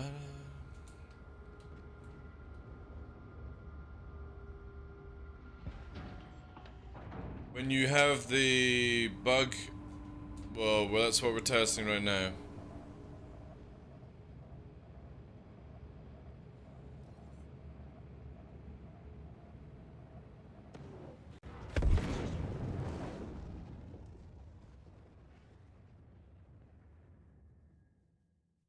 Thank you. And please visit again. Right, everything? Cool.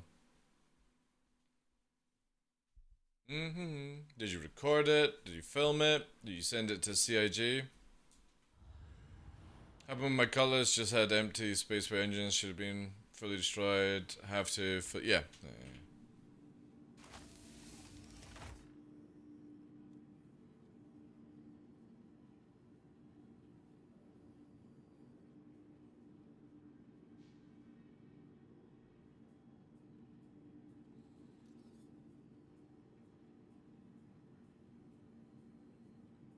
Get out of bed, please.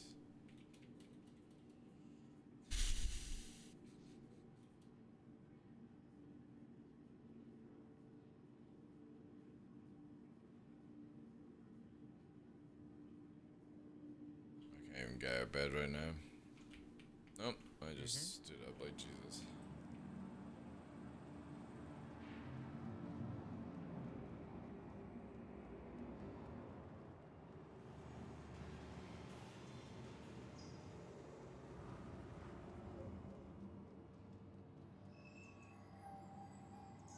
Please visit us again. Welcome.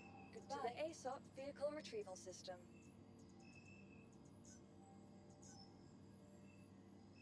Your insurance claim has been sent. Alright, 3 minutes test that. Let's test the arrow then. Vehicle selected. Stand by. Your vehicle has been delivered to the following location. Dun, dun, dun, dun.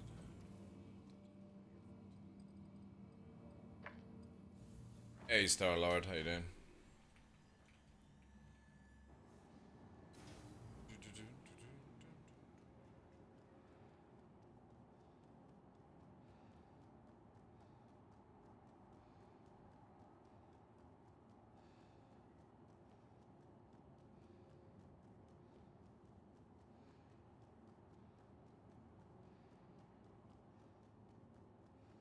December. December till then.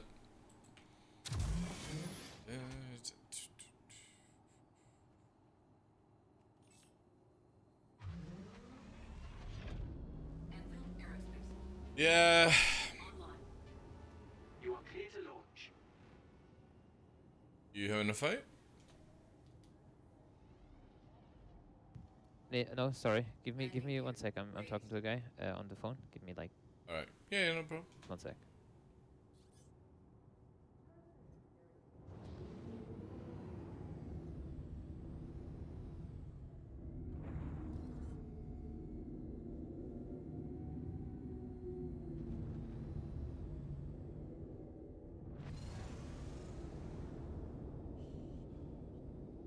Thank you. Totally headed towards fresh, like, look at this. Totally heading in fresh direction. Dude, there's a fucking... There's a... Avenger Titan literally trying to chase you. Oh, really? Yeah.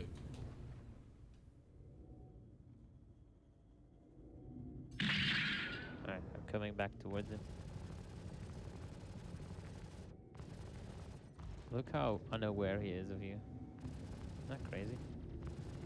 Shields hit.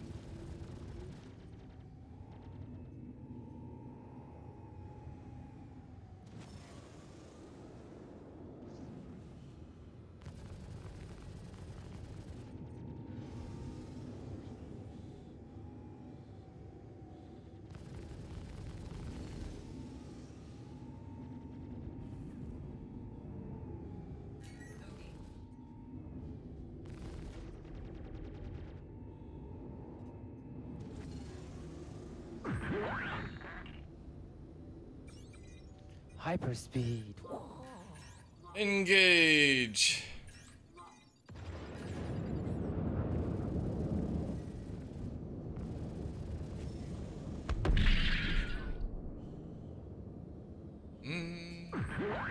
Alright. There we go. Alright, just walk back to him. Yeah.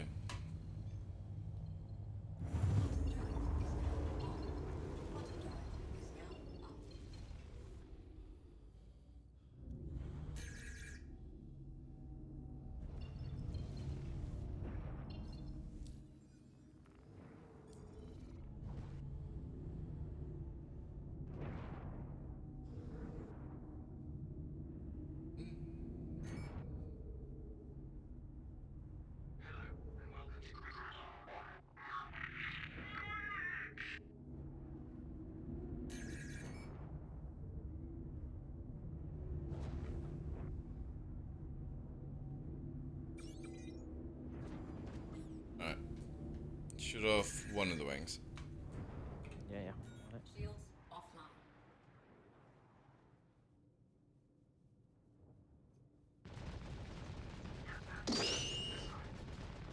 Cheers.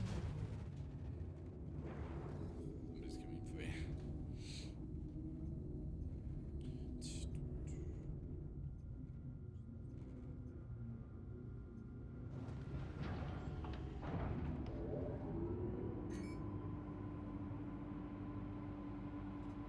Oof.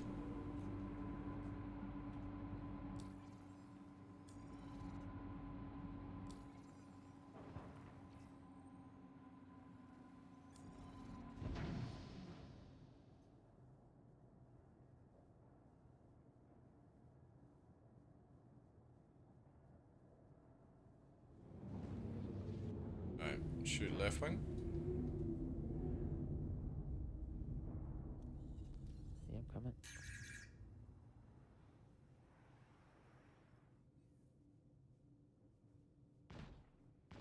Now left is immortal. Thank you. Shields online. Alright. I'll quickly respawn. Landing gear deployed.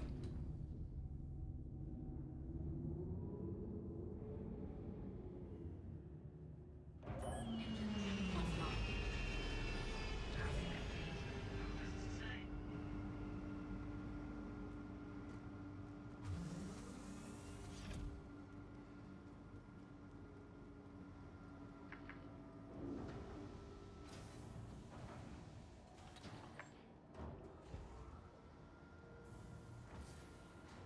Yeah, only points served for anniversary stuff.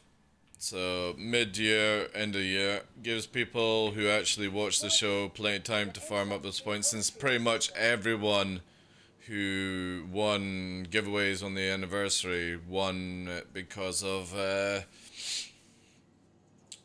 points. Right, so we're not going to claim this, we're just going to literally store and spawn it. Let's see if that wing is now still invulnerable. Hey, Shin. Hey, doing, Chief? Vehicle has been delivered to the following location. Please visit.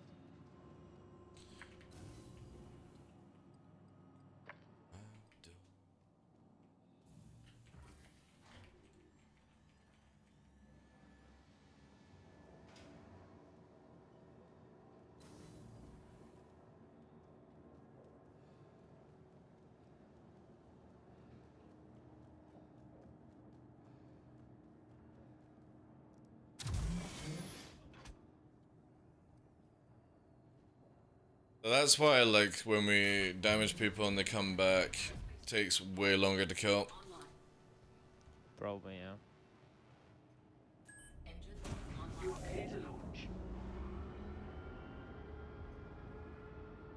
Alright, so all we have to do is confirm that the left wing does not work. Shields offline. Landing gear raised. Isn't it? Yeah. Is Yeah. your shield off? Yep. Oh, that's just my animation. Alright, let me. Yeah, damaging it. Is it So it's damaging? yeah, it's damaging. It's about to fall off. Okay, because my my HUD is broke for your ship. I don't know. Yeah. But yeah, so restoring works. Yeah. You just dinged off for me.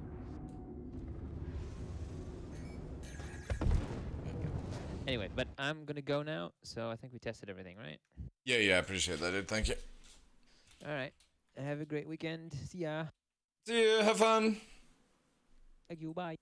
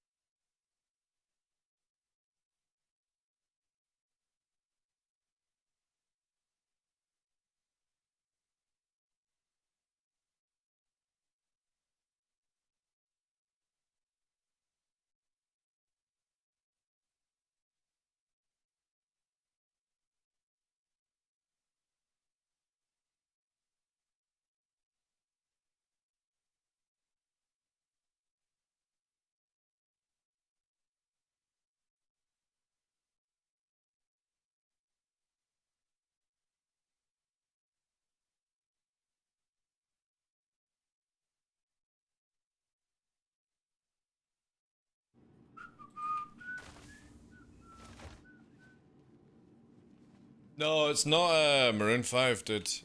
These are all just acoustic covers by various artists and stuff like that. None of them are originals.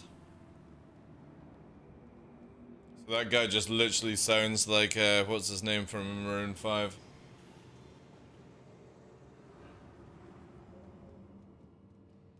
No, it does. Nice. Right, well, at least we tested this out, guys. I've reported pretty much everything to CIG. Great findings. This is a really bad bug. And I don't think anyone has noticed it. Because you don't need to reset your accounts, by the way, guys. Let's just confirm that 100% here just now. Stand by. Your vehicle has been delivered to the following location. Hey, pup. How you doing, wee one? Please visit. Hiya. Wanna come up? Oh, it's the little puppy. Little Melina. Hello, Squirt. You been outside having fun? Zoom zooms? Lots of zoom zooms? Yes, you lick the microphone. You tell them all your stories. Oh, off you go, pup. Run away. Scuttle. Scuttle. That was little Melina. I need to get an emote for her one day, but we need a emote slot. Or maybe I've got a emote slot, actually. We can do one. How'd you fix in the end reclaiming it doesn't bring my thruster back? Well, it did for me, church. It did for me, dude. There's it confirmed back. So, I fully exploded the ship. Did you just land and reclaim? Or did you explode the ship? Did you leave the ship? I literally exploded the ship. And that has fixed it. Because that was the old way of fixing it in the other when this bug was back.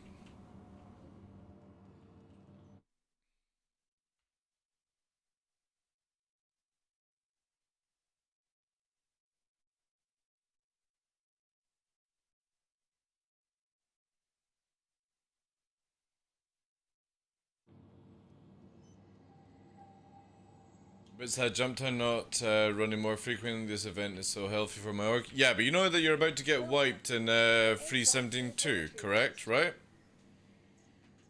You know that one.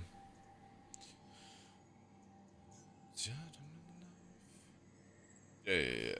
Well, hopefully they'll do it more. They're testing it out on PTUs today. I really wish CIG would just make Jump Town like every second weekend, you know? Because as much as it's a boring like dynamic event, it's good for the game. This is why it should always be on continuously. Alright. I'm gonna quickly go for a bio break, guys. I'll be back in a sec.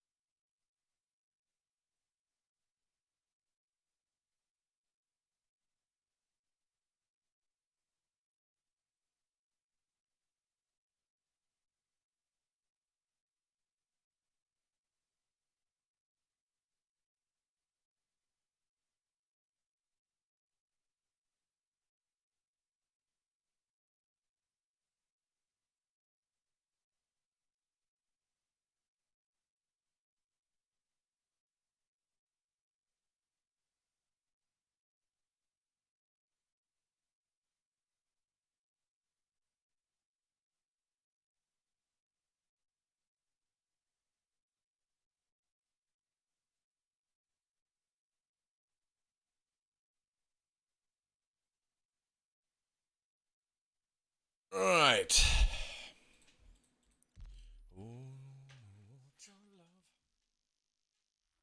Yeah, every second weekend would be really good.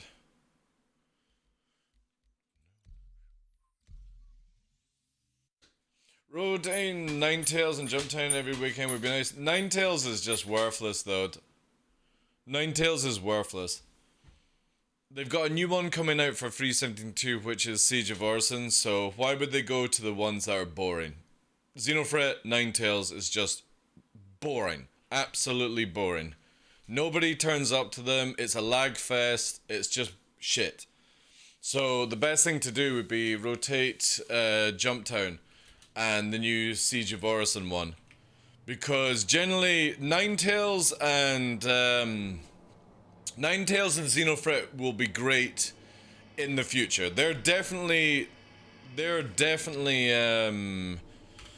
dynamic events that'll be good when servers are stable. With the amount of entities in the area, it just becomes an absolute lag fest, and it's not enjoyable. So they'll definitely be so much better when there's no lag. Right now, Jump Town is a lot more stable, and Orison is whatever. You know, it needs to be tested. People will test it, that kind of stuff. So I really don't want to see any more Ninetales or Xenofret, because until we have better server stability, they're just not good. They're not fun. They're very, very boring, because the moment that it kicks off and does stuff, you're all just like, you know. Yeah, well, the good thing, right, so for me, the Orison event, everything I've seen with the Oris event, for me personally, I find it very boring. It's just, it's whatever. However, I look at it that it's a great way to test out FPSing. And anything that helps CIG get data is good in my books, you know? So even if the dynamic event is boring, it's just not fun because, again, for me, everything I've looked on it, it doesn't look fun, you know? But if it gives CIG loads of data to sort out FPS for the future, then it's a win-win. And that's the same with them running Jump Town over and over and over again. Just no more Ninetales, no more Xenothreat, because, again, the moment that you have any more than 5 NPCs, or sorry, like 10 NPCs and 5 players, it's just, your FPS goes to shit. And I've got a really good PC. And even then, it's dire. So, yeah.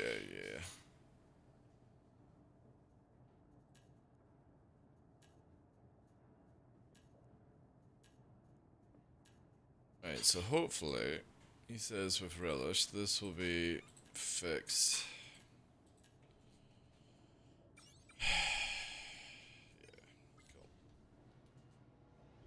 So at least we know a fix, long as we only lose one wing. We can't lose both wings. If you lose both wings, you fuck an arrow. And you might as well kill it then. I like dinging some of the early Orison tests on 371 PTU. Haven't played it. It's just the same. It's just the exact same test skin. It'll just be with slightly more improved AI, that's it, yeah. What's your L2 cache memory been with? Fuck knows. Fuck knows. Do exclamation mark kit, go to the gaming rig and work out for yourself, because I'm not a tech savvy kind of person. Like, I know how to build a PC, I know how to install a PC, and that's all I give a shit about. I don't care about any of the other fucking overclock kind of crap, you know? As long as a PC works, and that's all I give a shit about. I don't care about fucking doping it up with water cooling and fucking getting the right voltages and shit like that. You know. I just don't find that interesting at all.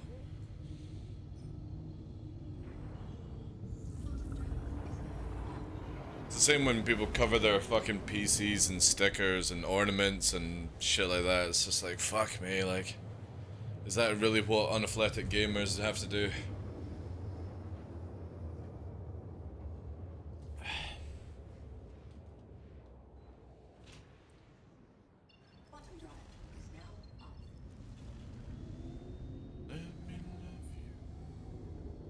Oh, I should have tested the arrow by losing a wing, and then does it actually give the stat of flight back? I'll do it another time.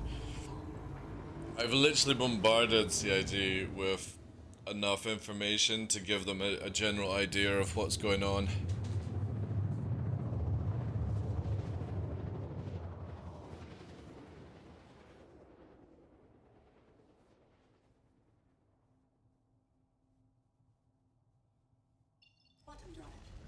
Oh yes, sun is just up. Oh no, it's at the end. Fuck, that testing went on way longer. Damn it!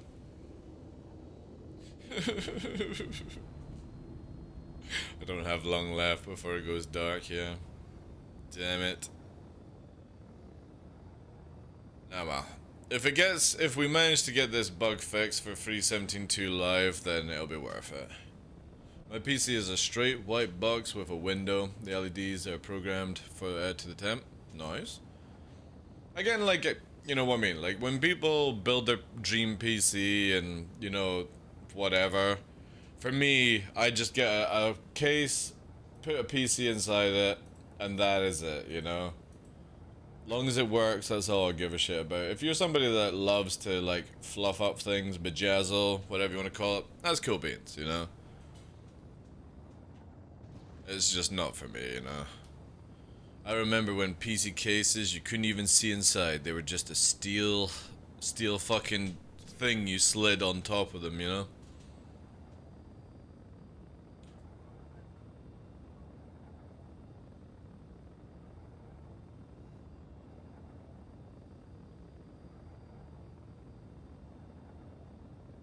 Minimal, yeah.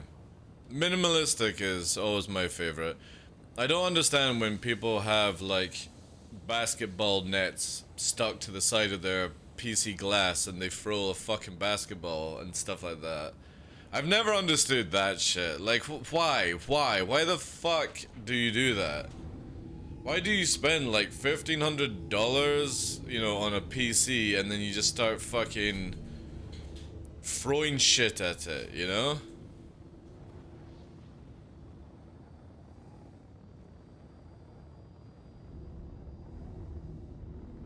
Bizarre. Bizarre, chat. Alright. We only got enough for one puppet run.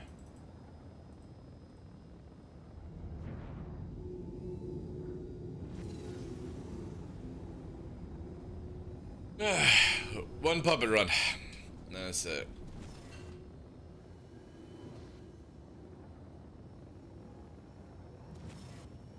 Wish the sun had been in the opposite direction, but whatever.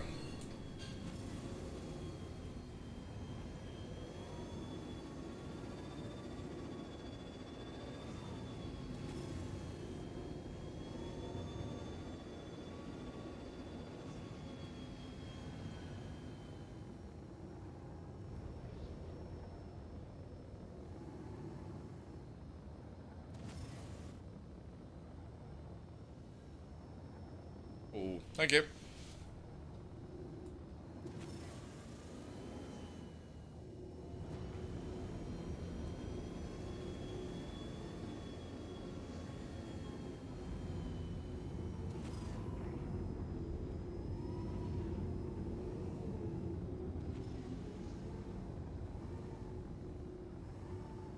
Bad storm, like.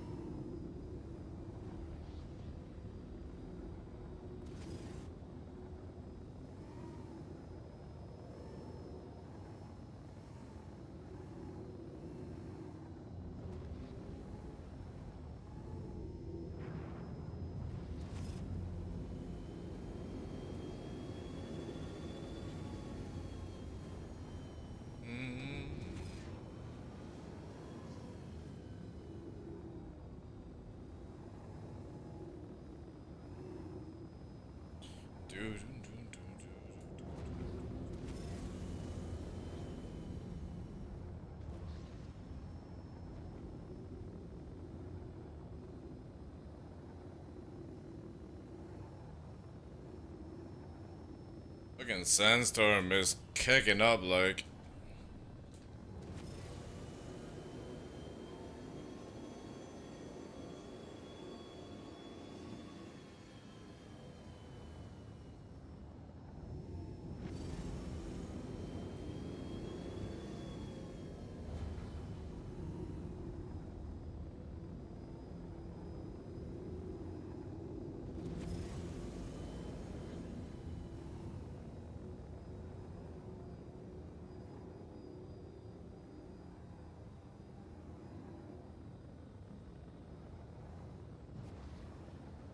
Dun, dun, dun, dun, dun, dun, dun, dun, dun, dun.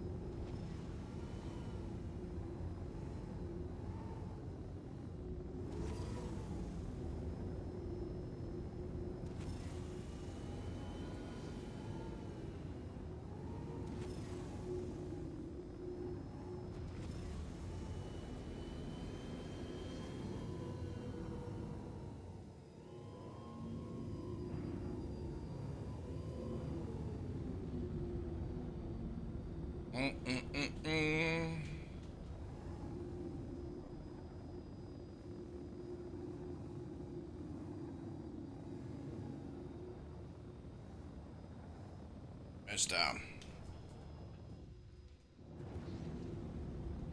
It's I haven't messed up my stick settings. I messed up my stick settings somehow and had to reset. Are there settings persistent in MX file somewhere? Yeah, so if you go to your options, keybinds, advance, and then save controls, and you would export it to like main, right? Then you go to where you have installed Star Citizen, alright? So I go to my games, I go to Star Citizen, live. Then we go to user, client 0, controls, mapping. You can see that this would be where you've created it. And then what you do is you rename it as main, or whatever you want it to be, and save it. And the reason for that is, if you don't do that, if you ever need to load them, you have to do ppp export, or sorry, layout underscore exported Oh no, wait, no. See how much nonsense you have to do with that? So my trick is basically you go here and you just rename it to main, whatever. And then when you do this, you do pp dash.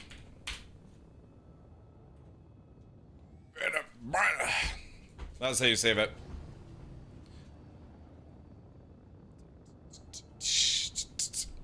And then just save that XML file, because that's got do the day I die. All your shit. Dun, dun, dun, until the day I die. Ooh, I've got some food. Gonna eat some food whilst we fly. As we can bomb.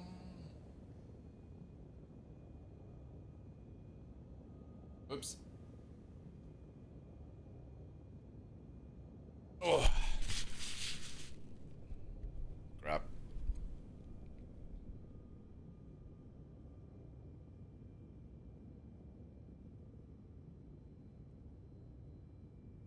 You're welcome.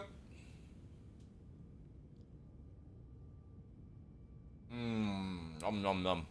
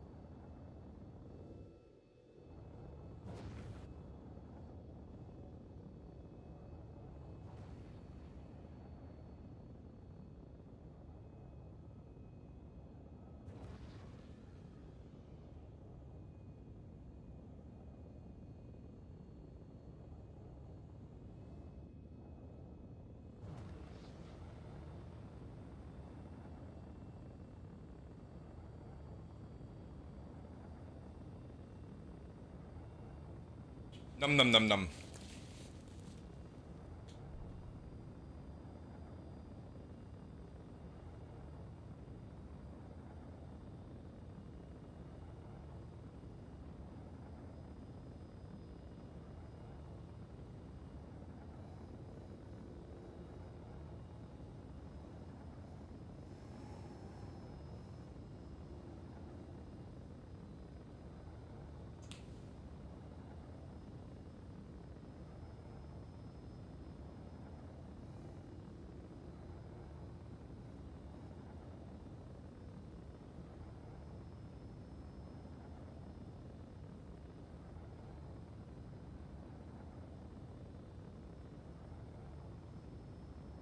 Ugh. Lovely.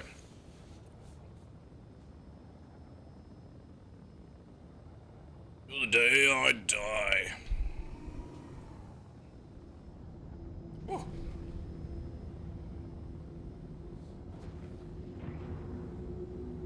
Where the fuck are we? I don't really know now.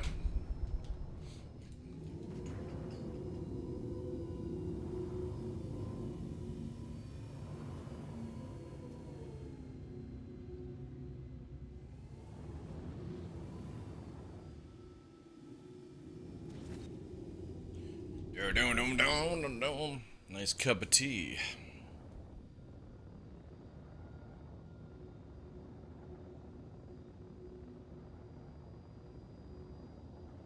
Mmm. Juicy.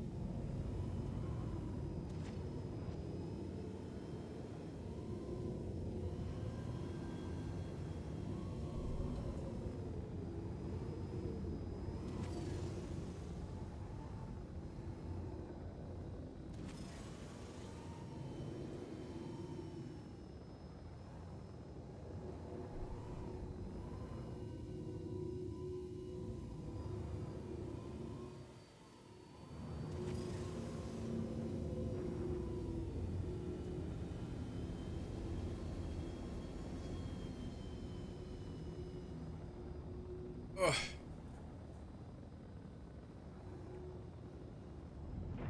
We'll nearly be in the light. Back there.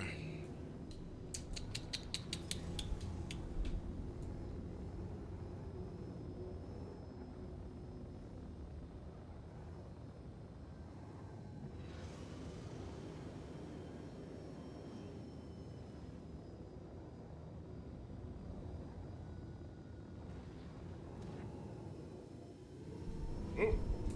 A little phased out on that one.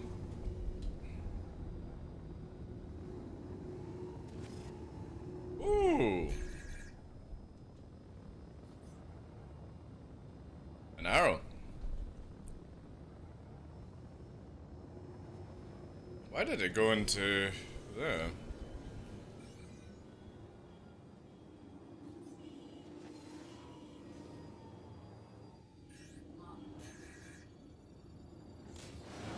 Box free?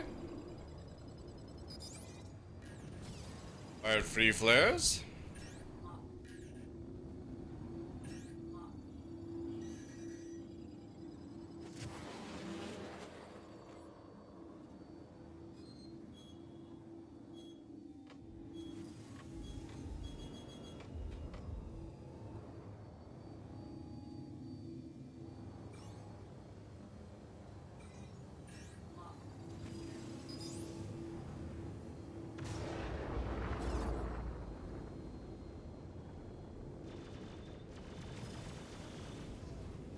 Attrition?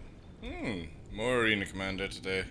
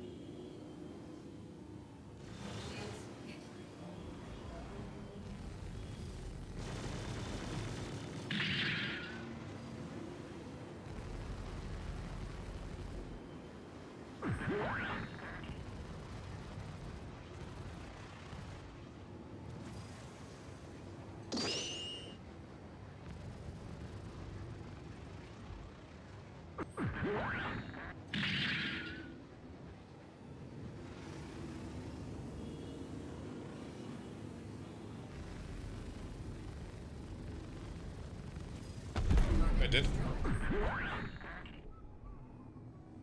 That was a good arrow pilot. Do what the people I didn't need.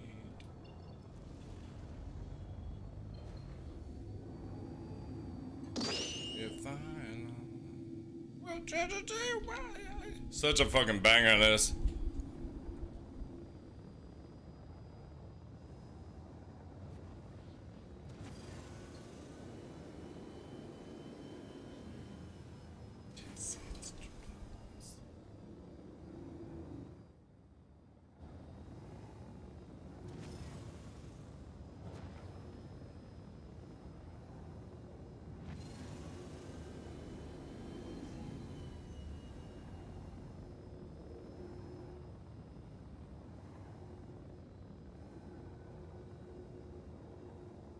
I love this sort of like effect that happens here.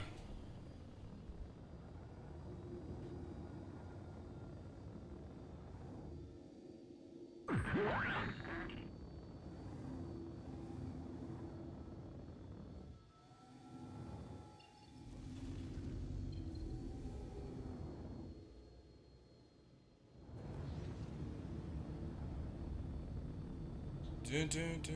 His mistake was letting you dictate the fight. Well, he's the bounty hunter, I'm the criminal. I don't need to...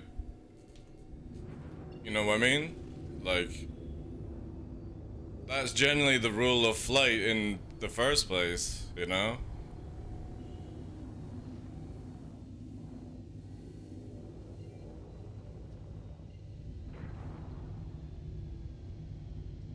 When you dived out, it was game over, yeah. Did you see what I was doing, Jack?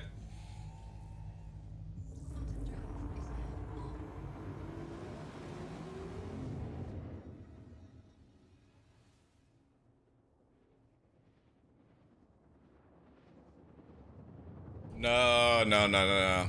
Only somebody super smart is going to notice what I did there. Brucey bonus points if you saw what I did.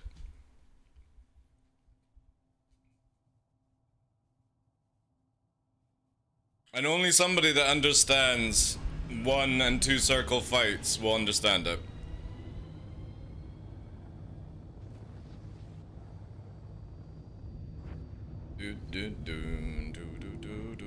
That's why I can't wait for control surfaces, man. The moment control surfaces come into Star Citizen and we lose this massive upstrafe in atmosphere, oh my god, it's gonna be so good. Ooh, a colorless black, do I? I do.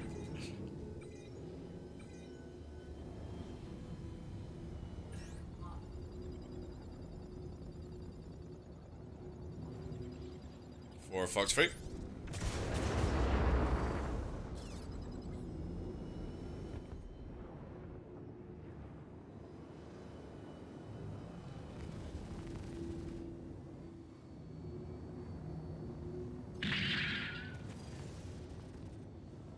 That hit Rich.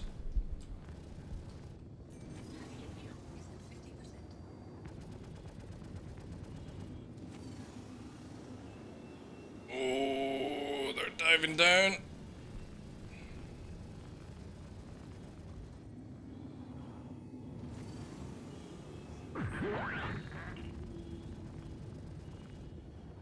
Probably gonna warp. We didn't take as much of the shield as I wanted in the initial pass.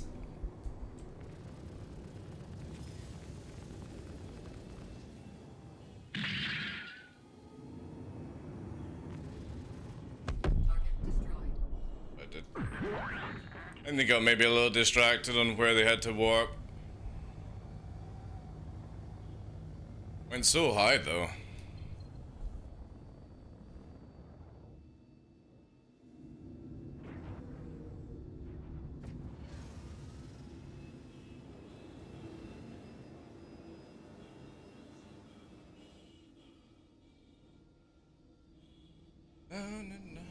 It's burning.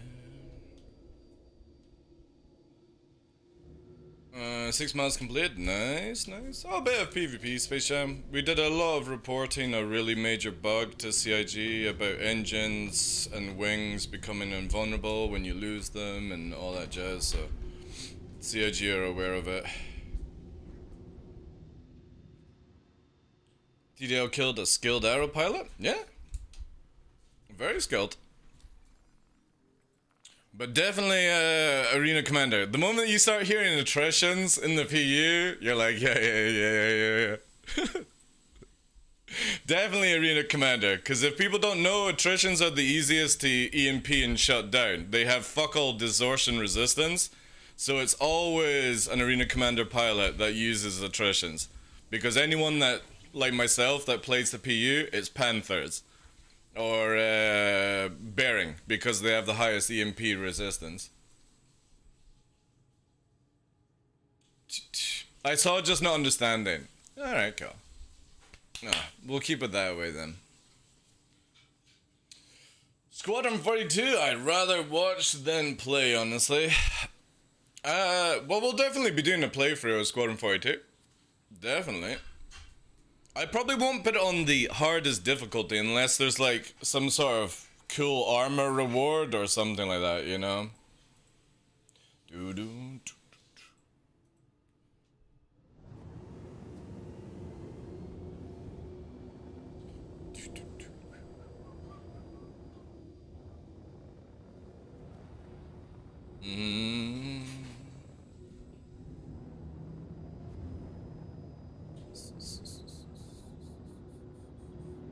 Definitely the content is in the PU, yeah.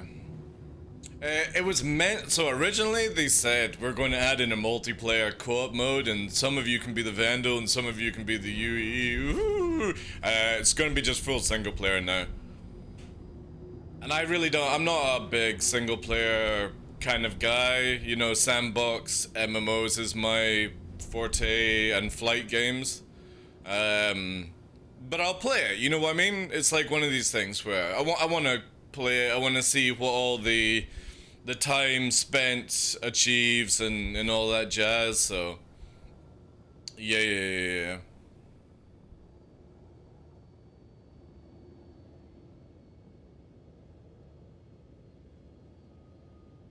But for me, it'll be a one playthrough. Like, I'm not gonna do different choice. You know how, like, some people do games where they're like, they'll redo the game? Like Elden Ring. Recently, I completed Elden Ring, like, a few months back. And it was like, oh, do you want to do it again? And I'm like, not really, you know? I had a lot of fun in Elden Ring, don't get me wrong. It's just, I don't need to redo it just to be like, oh, what happens if I, you know, do it this way? It's the same with that Quarry game. You know, everyone's like, oh, you know, going for that perfect ending. They do it in Mass Effect. For me, I just play a game like Mass Effect and then I watch all the endings on YouTube. You know what I mean? That's the way I play those type of games. I can't be bothered doing the whole game again just to make some decisions to get like a different cutscene at the end and yeah, you know. If you complete Squadron 42, you'll be granted citizen status in Star Citizen, have access to military stuff, and an ex-militar. True, but you also have to grind up UE reputation in the PU to be able to get it, or whatever military. It's not like you complete Squadron 42 and you can just go and buy an F8. They said that you have to also grind up on the PU. You have to do both games to get it. It's not just an instant unlock kind of thing, so. But I don't think you're gonna get the status and stuff like that. I really don't think they'll put any of that nonsense in, personally. If they do, they do, but I don't think they're gonna waste their time with that one. It was like the talk we had a couple of days ago where people were like, oh, they'll probably nerf the F8 Lightning. They won't nerf the F8 Lightning purely because it's locked behind a big paywall right now, and when the game comes out, you have to complete Squadron 42, then grind a bit of reputation in Star Citizen. There's no way you're going to do all that work or pay that money and get a piece of shit, you know? So many people would complain at that stage. think citizen status is not going to stick around for it. No, I don't think so either, you know? If I can get like a really quality peg leg made out of mahogany or something like that, you know what I mean? For completing Squadron 42, then that would be worth it, you know? But them saying, oh, you got like citizen status, you know what I mean? Like, unless it gives me something fucking cool, you know? Like a title, in games, you know, when people get titles, oh, I'm like a gladiator warrior fucking 2-stroke, I'm like, cool, I masturbate 4 to 6 times a day. I'm a 6-stroke, you know? I'm a 2-star general in fucking battle arena mode on this game. Fuck off, alright? I got no time for that kind of shit in games.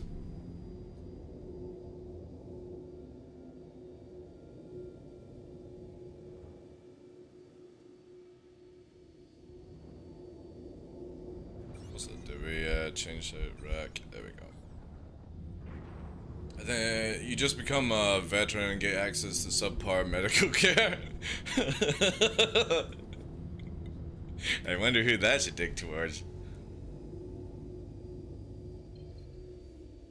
Again, I think Squadron 42 will be a good game. It's not something that, you know, I get my rocks off on.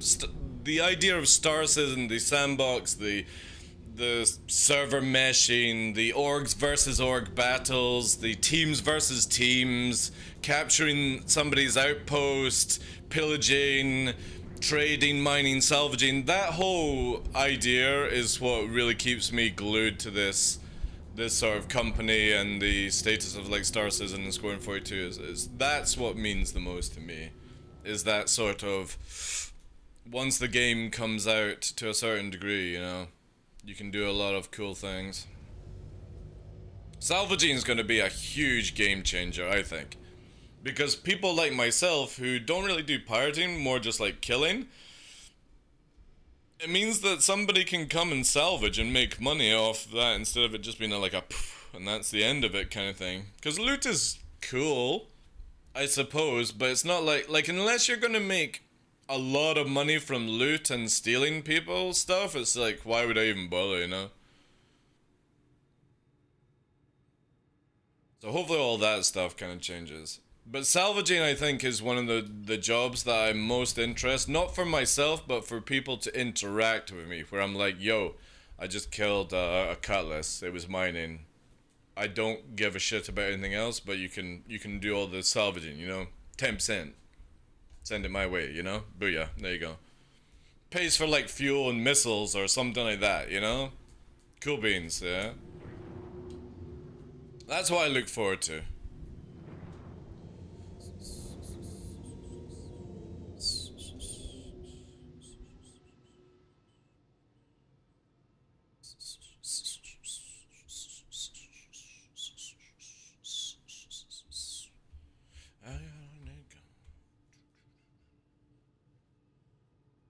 Yeah, it's the same as like I hope medical gameplay gets like a huge archive of things to do, because yeah,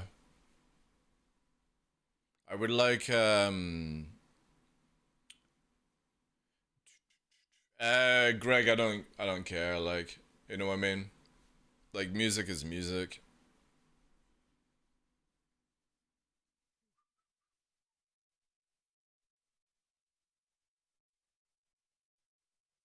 It would be the same, Greg, if you think about it, if I started playing some R. Kelly right now. You know what I mean?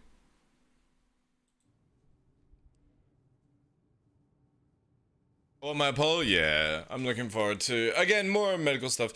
How have you got your dual stick set up? Basically, I've got them clamped to my desk on a rail system. I plug them into USB on my PC and I turn them on. That's how I've got them set up.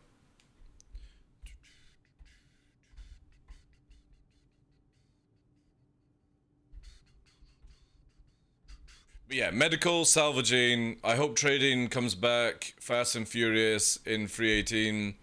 I hope they rework the bounty system. I hope somebody works on the prison system.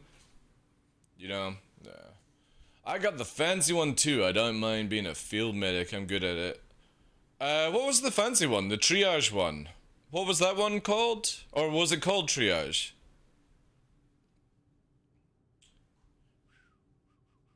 Yeah, get on.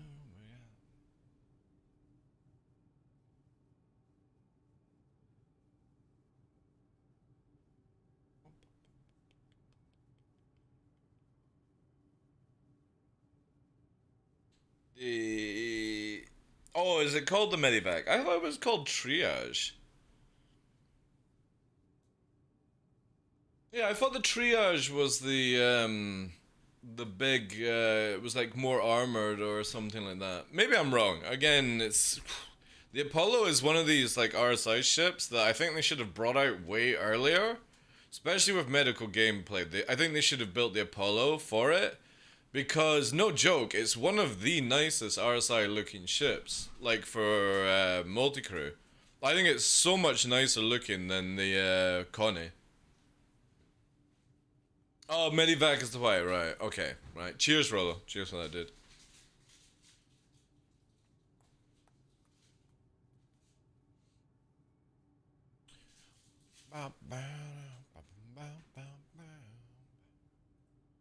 Oh, you have submitted your payment to Adobe. Yeah.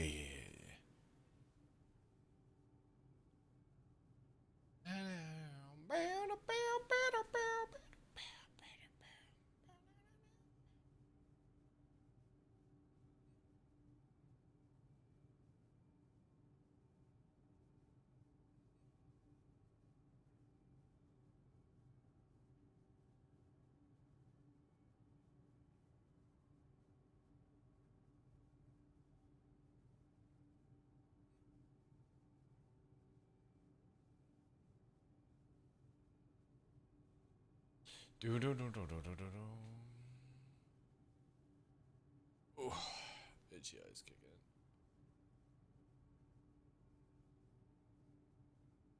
Do do do do.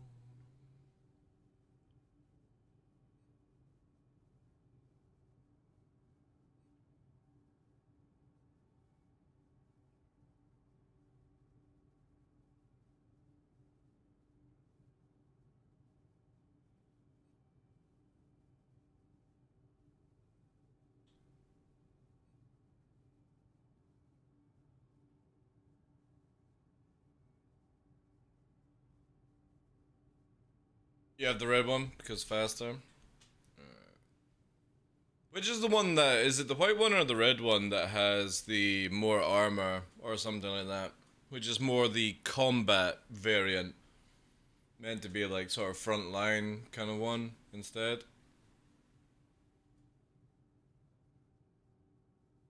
I always thought that was the white one for that one.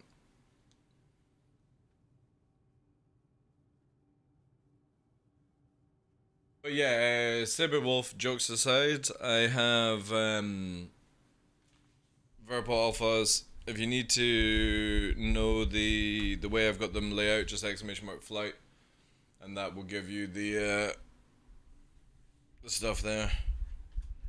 I'm very blunt, guys. If you don't actually give a direct question or an accurate question, I'm going to be very blunt with my replies.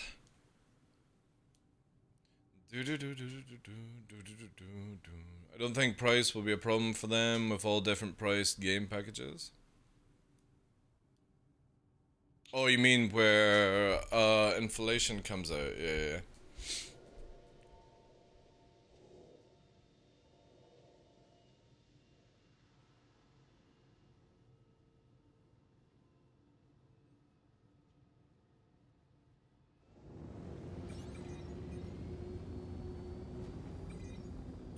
One for me?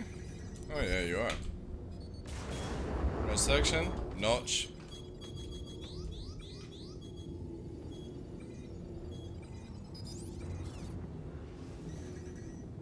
Hi.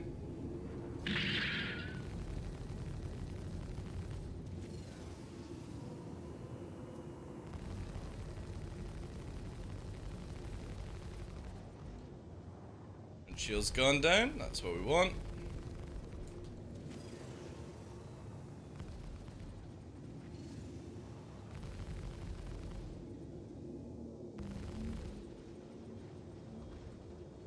Imagine if you could kill the pilot, eh? Target destroyed. I did.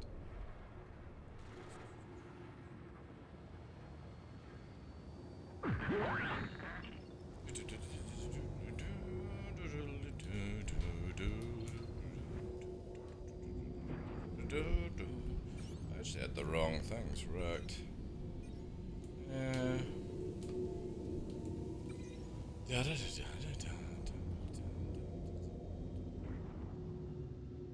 Who comes in a solo MSR? You would be amazed how many people think they're safe in bigger ships. You know?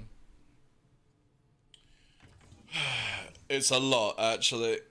Alan, it's a lot of people. Every week do the same thing. They're so used to taking on NPCs with their bigger ships that they don't need gunners for that kind of stuff. Yeah. Safer ship in game is a 350R. It's a fast one, yeah, but like one little fucking bang and that 350 just pops, you know what I mean? You're literally like fiberglass flying around at high speed, you know? The thing is though, the MSR is actually really powerful with 2 gunners. Because with the 2 gunners combined, they form Captain Planet. And Captain Planet has the same output damage as a Hurricane. Which is really good.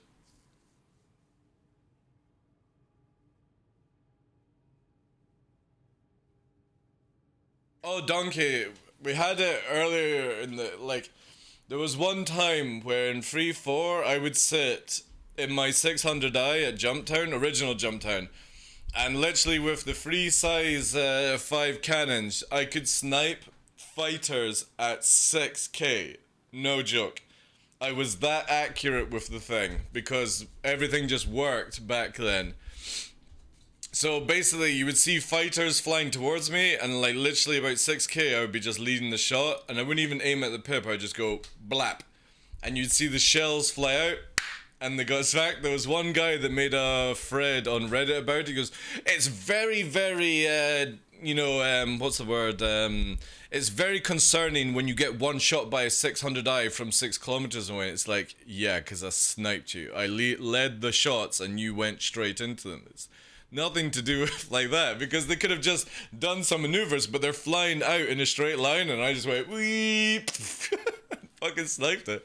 I used to be able to one-shot Connies because I would put all 3 rounds right through the front glass of the Connies at like 5k, and they would just one-shot it. It was so beautiful. When you could actually kill people for having a decent aim. But that got ruined, sadly. I thought we have someone claim to be a combat pilot or come to Jumptown and solo Deemer solo. We gave him so much shit that we haven't heard from him since.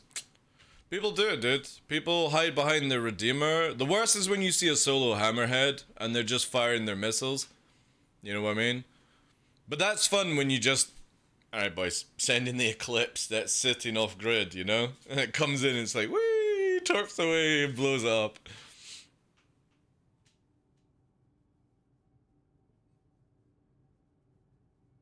Oh yeah, exactly, Donkey, exactly, yeah. Again, you have to look at it this way. There's two points that I can make out with what's just happened. Is one, you shouldn't be flying a Mercury Star Runner solo for any reason. And two, it's down on CIG to make it a little bit more aware for players to think that they're coming for a PvE bounty when it's a PvP bounty. Because I have seen a huge increase of people bounty hunting, and I generally don't think that they think it's a PvP mission. I think they think it's an NPC. And that's on CIG to advertise the PvP side of the game, not just throw it in there and like, oh wow, TheDarkLaw for 40k? I'll take that. Look at my solo X-Wing. Oh my god, I'm dead. You know what I mean? It happens quite a bit. recently. Especially when guys like that Ollie guy and Level Cap make these videos where it's like, I made the most OP fucking what's it called?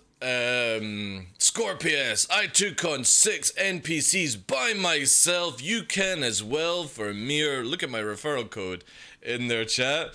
And then somebody's like that. They go to their bathroom, they get their bathrobe on, they put it on, they put the lights off, they get their fucking VX Saber, and they... Oh, look, there's DarkLaw. Easy peasy. Ollie on YouTube said I could take on 6 NPCs. 1 player will be no problem for me. Oh, 5 seconds dead. You know what I mean? And it happens all the fucking time. The moment that these big YouTube creators bring out these videos, it's the same when brand new players watch Avenger 1 videos, you know, and he does a lot of work, don't get me wrong, but literally they take his information like it is fucking a gospel god. And they start coming in there and they start fucking like doing certain turns that he shows in space, and they come into atmosphere and they're like, holy shit, whoa, whoa, whoa. Avenger 1 didn't fucking tell me about this resistance. And they're like, and they just get fucking curb stomped.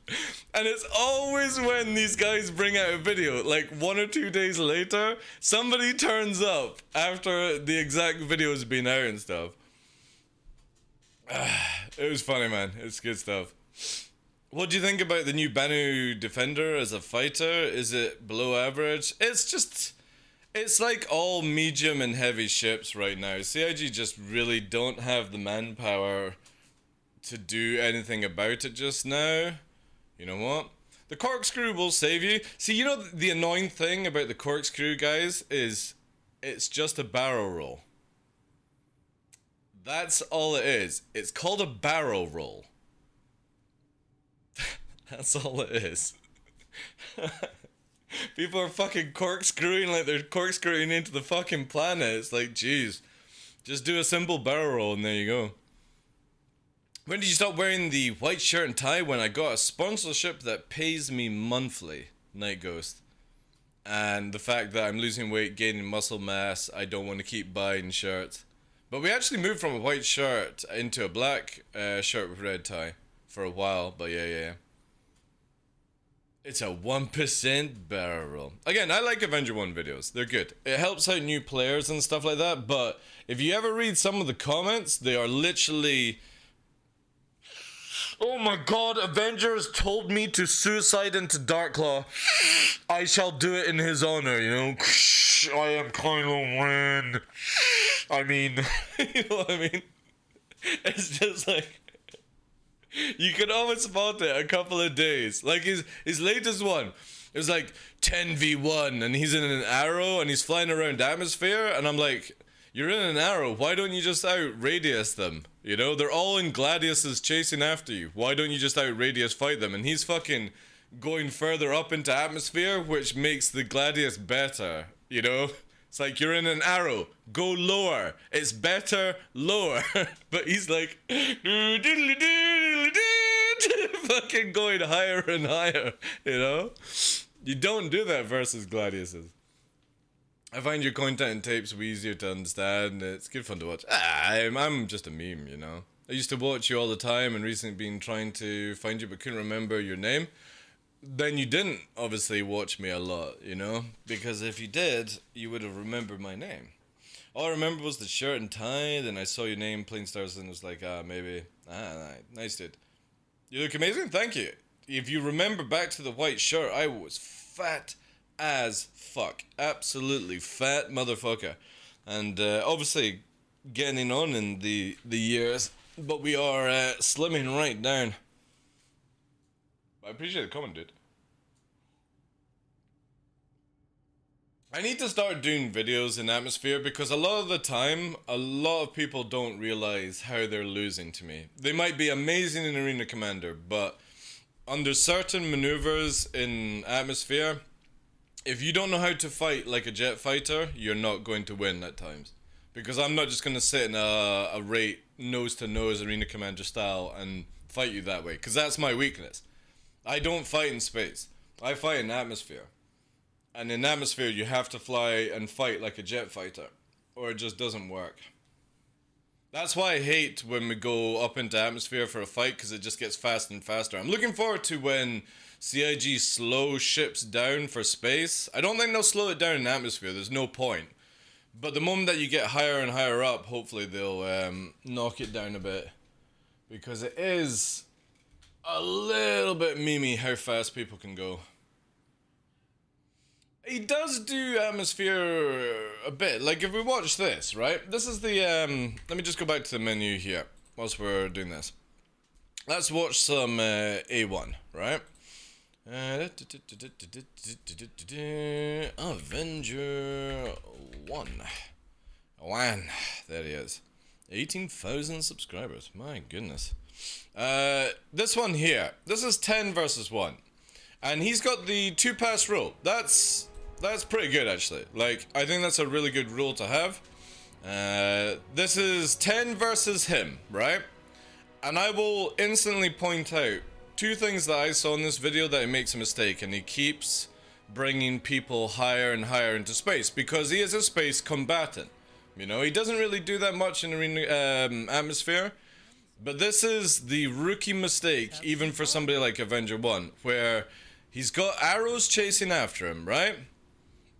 And he engages. You gotta realize one thing, and that is the opportunity to get away is much more difficult.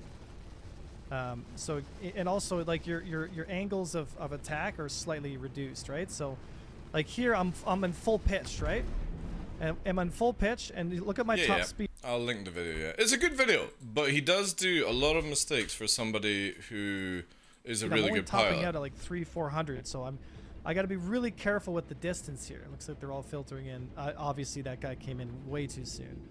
So let's go over here. Take a look at this one. So already there, right?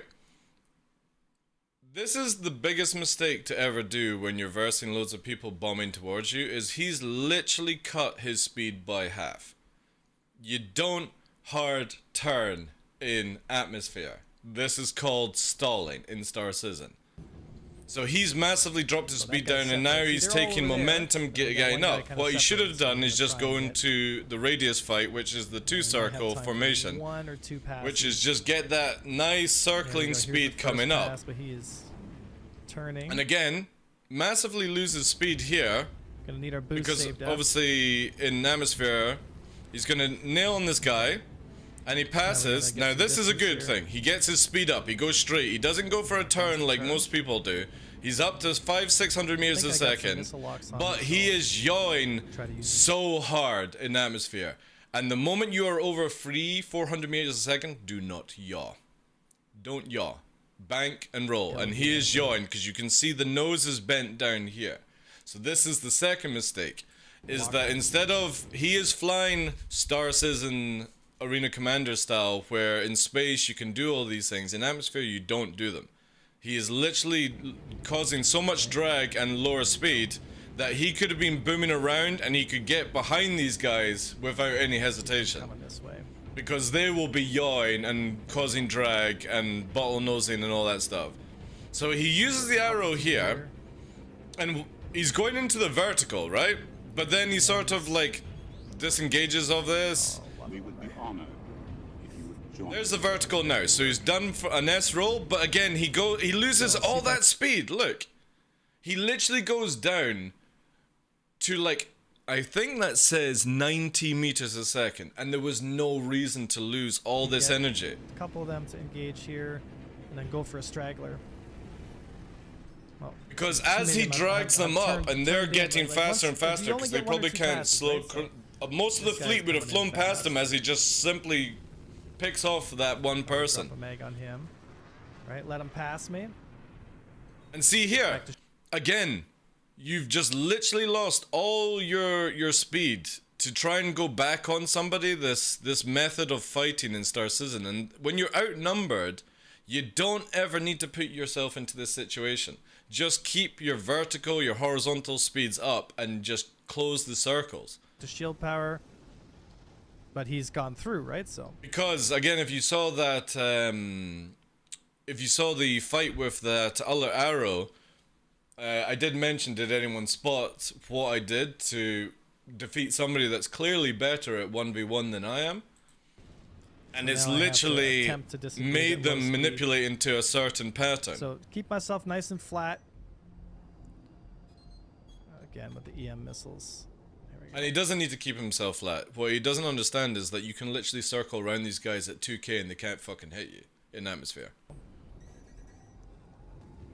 There's a huge difference. And again, loses always momentum. Like, there's no reason to hard turn into this. Just lower your speed and lesser of the turn. And you'll keep up that really high speed. And you can still dictate the fight there. Never do these Again, right, 180s you that pull you do in space. There we go. Did You some have to damage fly there. like a jet fighter in atmosphere. That guy's Especially with the fire- future of controlled surfaces and stuff like that. Firing way out of range. Yeah, they're totally not organized. So He if could he's gonna fire literally out of have range, circled them into a tornado and smashed them all off and stuff like that. Dump on him here. You know? And then here another mag dump on him. You see, And that he- guy stalls out.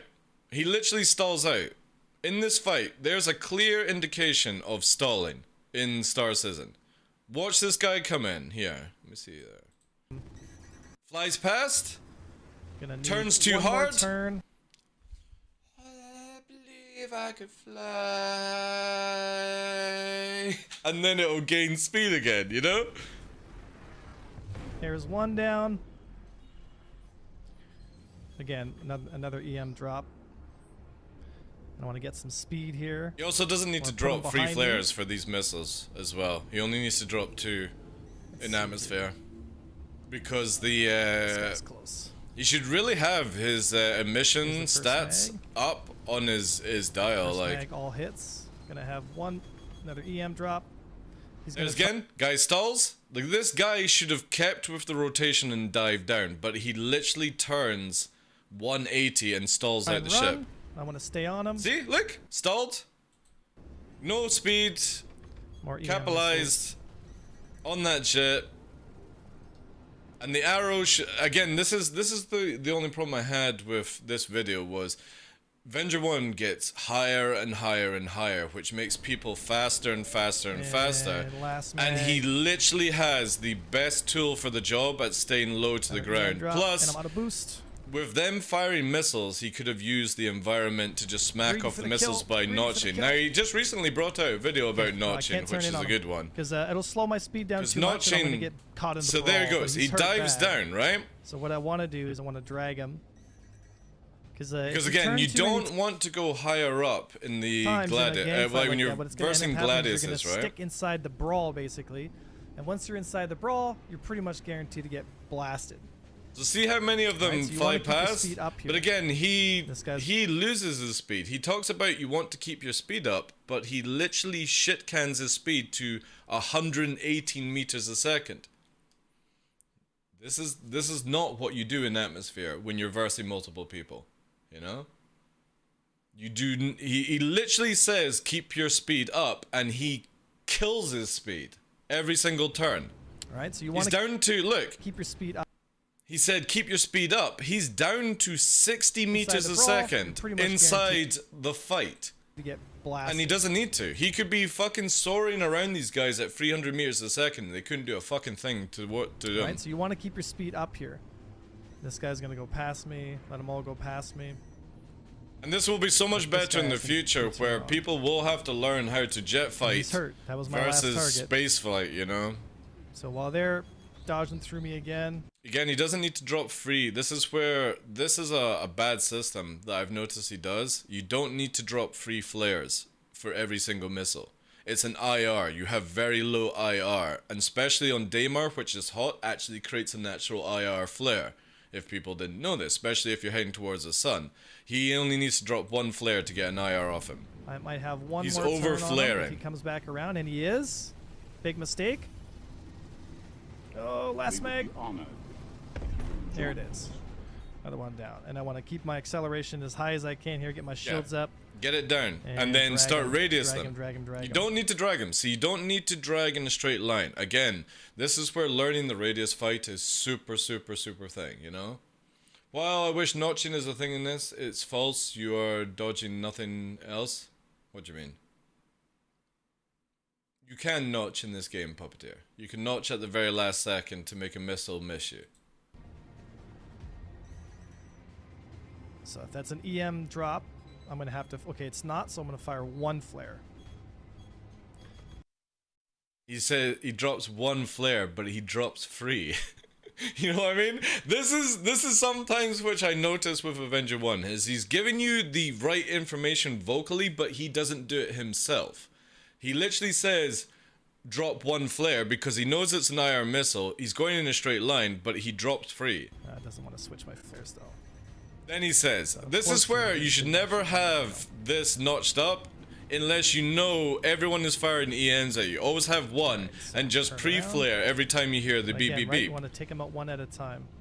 Who's this one here? This guy's really close. So we know that there's like 6-7 Gladiuses at this stage. And again, you could keep into the high speed. Once I run out of flares, like I'm not really gonna have a choice. I'm gonna have to disengage. See, I'm caught in the brawl. So I got one more pass on this guy. And now I gotta get out. And I'm gonna just subtly corkscrew under full burst. Arrow. Again, right? You've only got 1 or 2 passes. I'm gonna stay on that target because I want to see what happens here. It's technically a barrel roll eventually. Trying to disengage. Get a little bit of boost here. Let's see this one. EM drop. See, this is where I feel in this sort of fight, Avenger is hyper focused on how many people are around him, and he doesn't realize that literally at 460 meters a second, if he keeps up a very light radius turn where he's in the field at 2k, he can get his shields up, he can get all his fuel up, no problem, make them burn out, make them G-lock, and then just literally capitalize and kill him, because his aim's really good. It's just he's flopping around in atmosphere for no need, you know? Especially when they're like 2-3k away. They're in Gladiuses. At this stage, I think he's killed pretty much all the arrows. He should be on the hard fucking deck. Because the Gladius will lose, no joke, 300 meters a second the moment you bring them under 2k up. See how you're getting caught in the brawl there, right? And yes, the arrow can go faster and stuff like that, but in this area, you can literally manipulate people at lower height in the arrow. More missiles. So eventually the missile... I like how he does vertical turns, but then he stalls his vertical turns. Like here, like he goes into a vertical turn to get speed up, but then he just literally fucking yaws it and ruins all that speed down to 129. And he's still like, what, 3k away. So again, he's doing the typical slowing down to go into the merge. And again, you don't need to do this way. He could literally have manipulated everyone into stalling. Extremely difficult. And then he could have just picked them all off, you know? Have to disengage, and all the better. One more pass here. There it is. That's a good kill. Keep my speed up as quick as I can, and pull him into the sun to reduce any kind of deflection.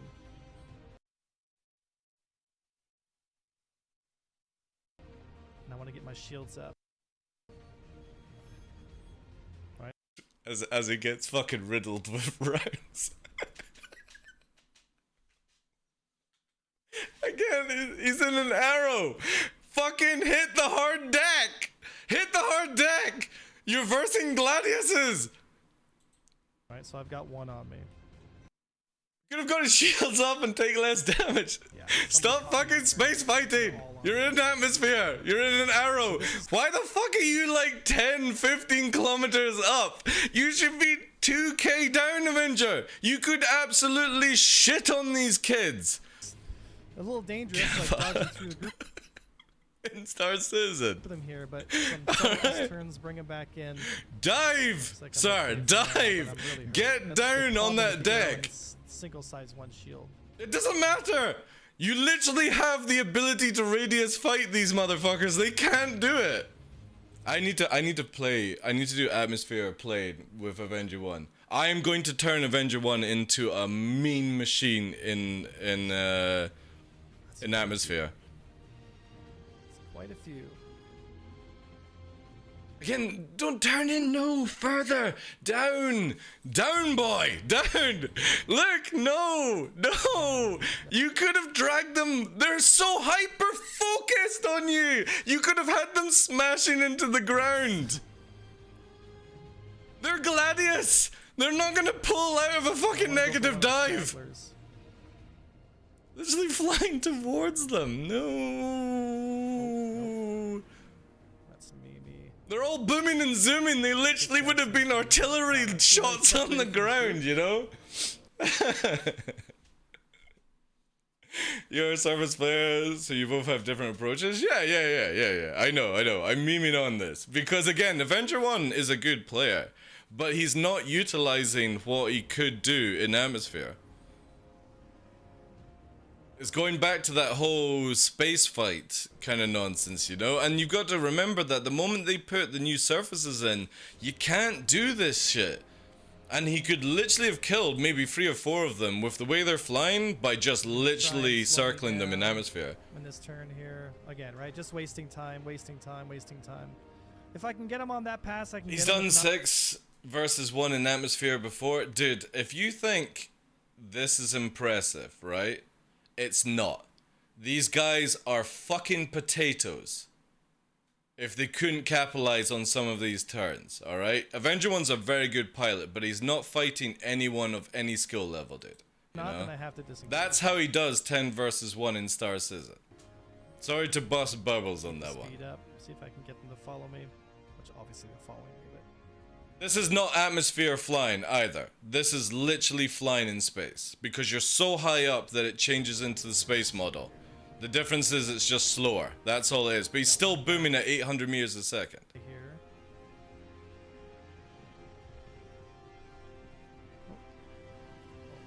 He is all over the place. It's not that he's all over the place. It's you are in atmosphere doing 840. You can't yaw at these speeds. That's why he's all over the place. It's just he's throwing his own aim off at this stage. Guy here.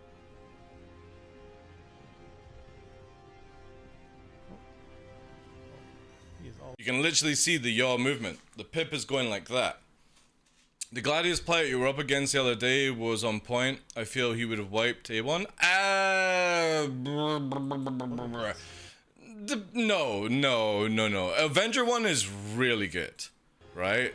He's definitely top 10 in the world for Star Citizen, you know? He shook it off. He's like, oh fuck. Okay, let's see.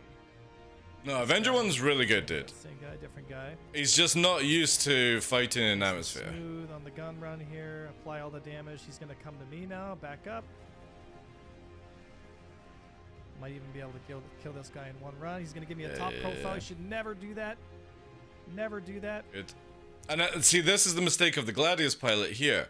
Why the fuck is the Gladius diving down to where you're going to slow your flight down? This is what I mean, Mert. He's fighting people that have no idea about this game. A Gladius is a space fighter. It can fly in atmosphere, but it's about keeping height and vertical inclines for it to work really well. But this guy is diving down into the arrows domain, which is very low height. And he's fucking spinning. Like he's just literally going... I saw this in Top Gun. This is how you fucking get away, you know? It's like... spinning around, causing more G-locks. The strategy here is simply not going to work. Yeah.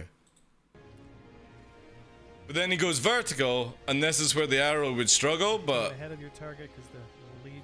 Like, literally, what the fuck is this Gladius doing?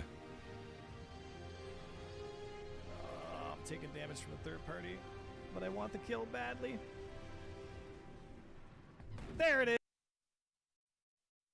That was so close to where somebody else fucking took out that person. Let me see if I can get this. Oh, god damn it, YouTube.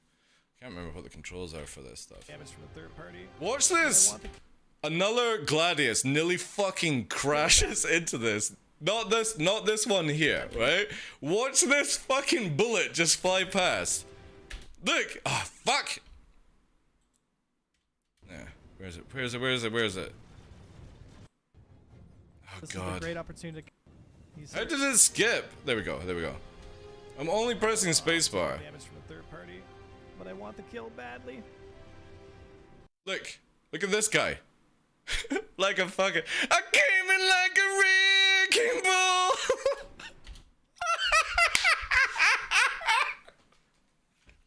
I save you, Mr. President. I don't know if it's actually a collision, but it fucking looks like it, man. Oh no, he goes past them like, holy shit. Actually had a collision or something? Did it take 2 of them out? No, the guy managed to make through it. It was fucking memey, like. And again, down, get your shields up, you know? How many is that now? I think we've taken 4 of them out now. This is what, a 10v1? Jesus. Yeah, that's a lot. It's all gladius, though. It's not just yet. Let him pass by again, right? Looking for stragglers. That's it. Good lore. Go So lore. this guy doesn't look like he's paying attention, right? So this is the great opportunity to kind of come in. Right? That guy's gonna come do a close pass.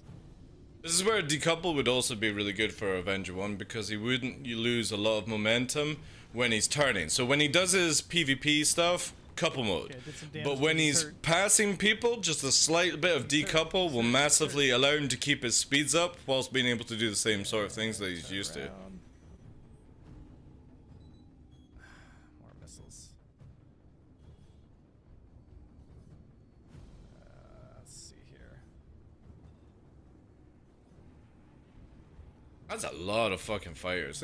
This has to have been like a fucking pre-made fight or something like that. You know, where it's like, alright guys, get 10 of your guys and fight me. I've never seen 10 people show up for one person. That's the guy. He's damaged. This must be some serious fucking clout hunting from a So look group. at his delta. 700, 500. Or he's I'm gonna bring challenged like those. the server or I something wanna like get that. the distance I want. And then apply as much damage as I can. Yeah, he needs to get that one off the field. That's good. Good turn there. He's high energy as well. He's keeping the vertical, which is good. He's not going horizontal. Come on. Got this. Come on. There it is. There's another one. And he rolls out with high energy. He doesn't Okay, go so right these as well, because if he had gone right, he would have pull him lost that straight good into the 100 sun. meters a second. And I'm But gonna he rolled slow- make left, small, which gained subtle more moves energy to on the avoid fire. outburst. There we go. There we go. But again, up to like 1,000 meters a second, like he could literally just take them so much lower, and they would not be able to keep up.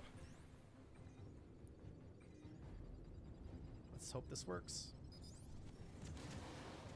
Probably Please won't, let him but eat we'll give it that. a shot.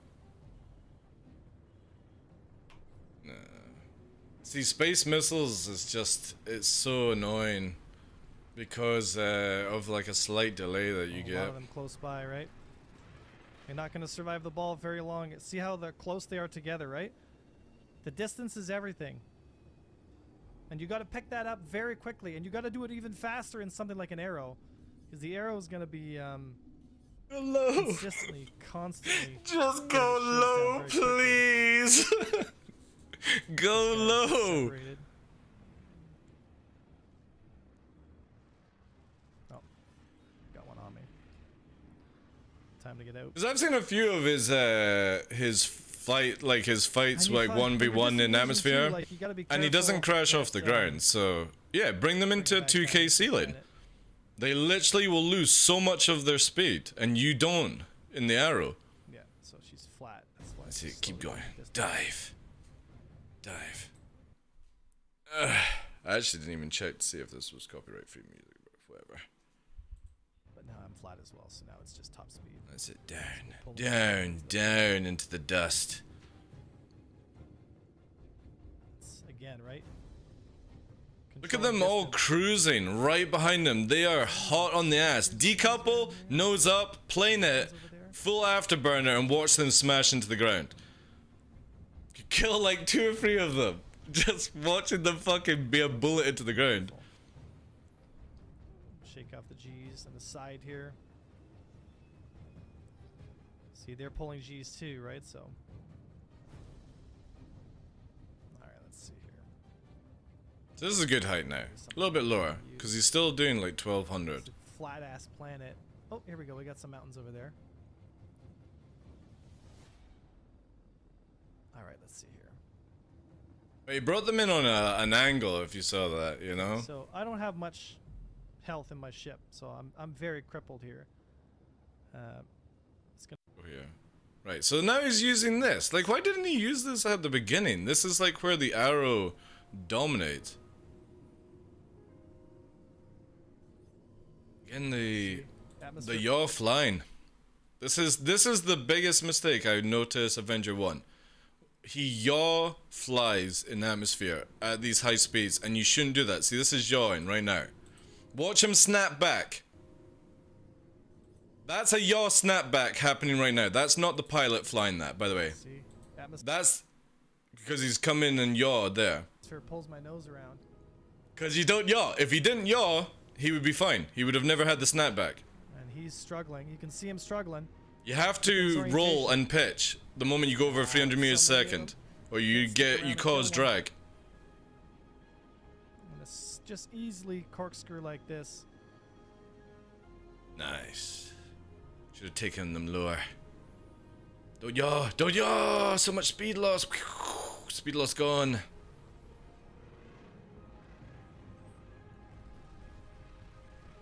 That's cool. That's cinematic as fuck, like there.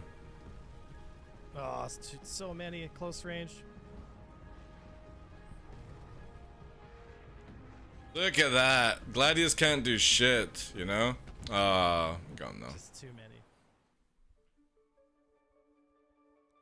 If he had more There's HP. nothing shameful in falling to a superior enemy. This, Clang on. Okay. of course, being a fan of Star Trek myself. Oh my I thought god. it was a very appropriate quote. In this situation, we were up against. Look at that, man. That is juicy right there. Look at all those shots going across. We're up against, I believe, 12 individual pilots all filtering in, and it was a lot of fun. You know, I wanted to test the limits like I always do on stream, and I wanted to show everyone kind of some exciting combat in atmosphere, and we had an absolutely fantastic fight. But I wanted to kind of emphasize certain key points here when it comes to fighting in atmosphere that'll help people in the future, and that is understanding the 2-pass rule. If you get into a fight and you take more than 2 passes, so more than 2 revolutions of an oval or a circle. That looks like a fucking collision to me, like. Of an oval or a circle. Oh no, he exploded it as the fucking Gladius flew through the cloud. Holy shit. I think that would have been a collision if he hadn't popped it. Yeah, it flies right through. What ends up happening is you lose what's called energy. Now, a lot of times I talk about energy in a fight because what I'm referencing is the velocity and buildup of momentum that your current ship has. In atmosphere, momentum becomes even more important because you've got to work against the resistance of the atmosphere itself. We need to do a session with how important it Avenger is, 1. to make sure you handle the 2-pass rule and pick your targets. We're gonna turn him into a monster of circling. And make the kill. I absolutely love making these videos. I love streaming. I love being part of this community. Avenger 1. Truly. He's got a new video out. Let's have a look at this one. Because he's got the notching missiles. We very like this one. This one's a good one, I think.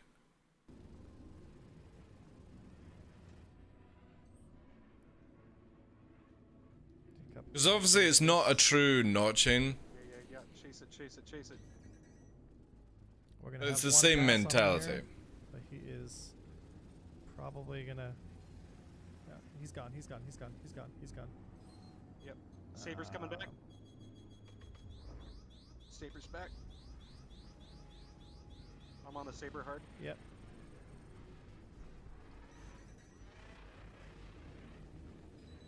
He's out. He's out.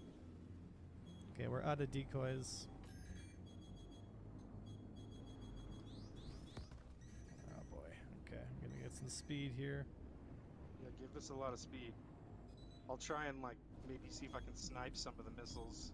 Yeah, coming in fast. There we go. Notch that missile. Yeah, there we go. We're good.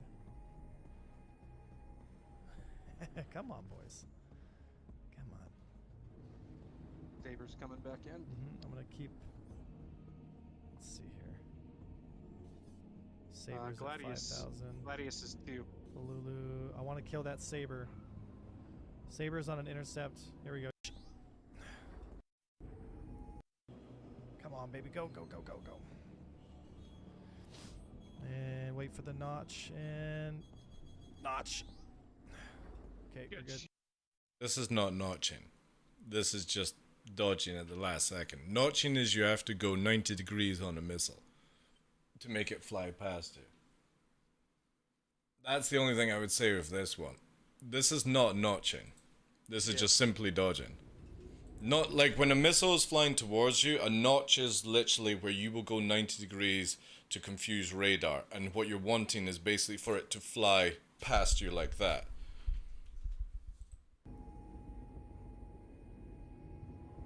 Or never even get near to you whatsoever. But he's literally flying in a straight line, and all he's doing is just lifting up so that the missile gets confused at the last Where's the second. Buccaneer?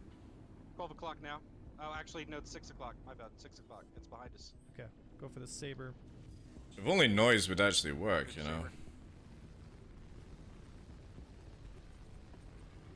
Saber's hurt, right? So Riddle, riddle, riddle, riddle. That poor Saber. Krinos. That Saber's booming. So one good thing about the Saber is Saber can disengage really, really nicely if it wants to. Let him go. Especially in the atmosphere. It's got a huge, huge kickdown. It doesn't have an overall decent top speed, like, for very long, but it can disengage so much faster than a lot of fighters. Oh, out of turn rate. But you just can't rate fight it. It fucking gets wrecked. It's only good for like a support ship, I feel. Himself up here. Turn Yeah, around. How the fuck? I'm gonna have to watch a whole of Avenger 1 show one day. How the hell does he get so many people riled up? He must just say, look, everyone in the server, I fucked your mom. They come out of the woodwork or something. How the hell does he get all these people? I gotta dodge these missiles. Especially as he's only crime 4. Do your thing, baby. Fuck's sake. Did you say Burke saying? Pull him back in. It sounded like that. Missile, 1 sec. Man, look at all these people. Look at all these victims. Reno's He's luring them in. Alright. That's not notching. That's definitely just dodging missiles. No, I don't invite people to friends list. Sorry, guys. He offers them 10 million to kill, but there's a wipe coming. Why would anyone care about 10 mil? You know? I've been on servers with him. I go and spectate because he issues server-wide challenge. Oh, he does a server-wide challenge. And people fucking go. Holy shit.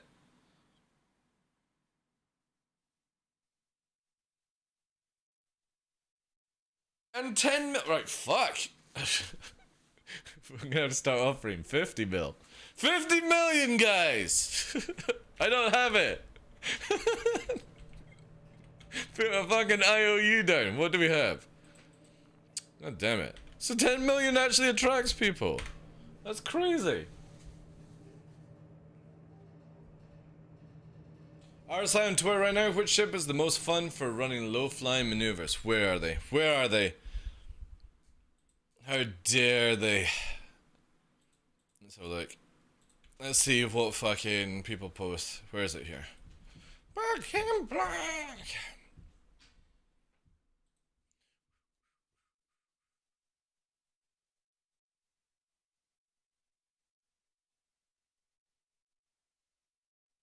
The Hammerhead, for fuck's sake. The Asperia Talon is literally optimized for this. Fuck off! Don't talk shit. Gladius and Saber? Oh my god, please somebody get this. Oh, thank god. Spaced out of Space Muppets.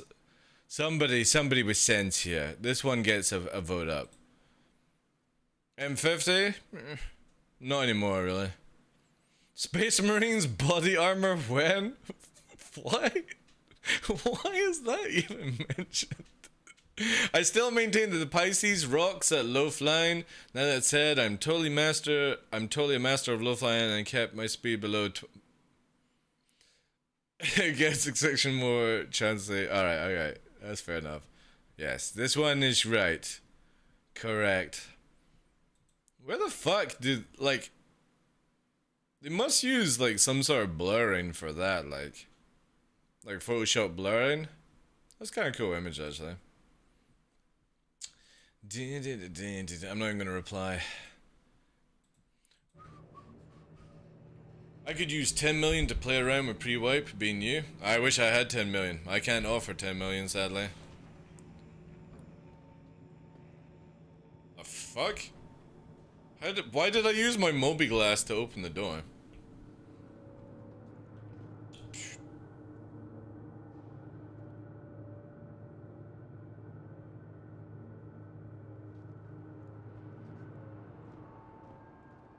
I'm literally not pressing F1. Why is my Moby Glass, like, appearing?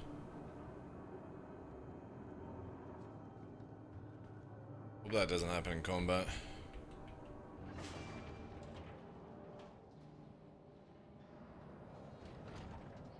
Oh no, I couldn't. No, I can't beat A1. I could definitely beat him in out-turning him in atmosphere. But as in turning, not shooting. Because he yaws like a motherfucker and kills his speed with drag. But no. I fought Avenger 1 in Arena Commander and I didn't die in seconds, which I was very, very happy with.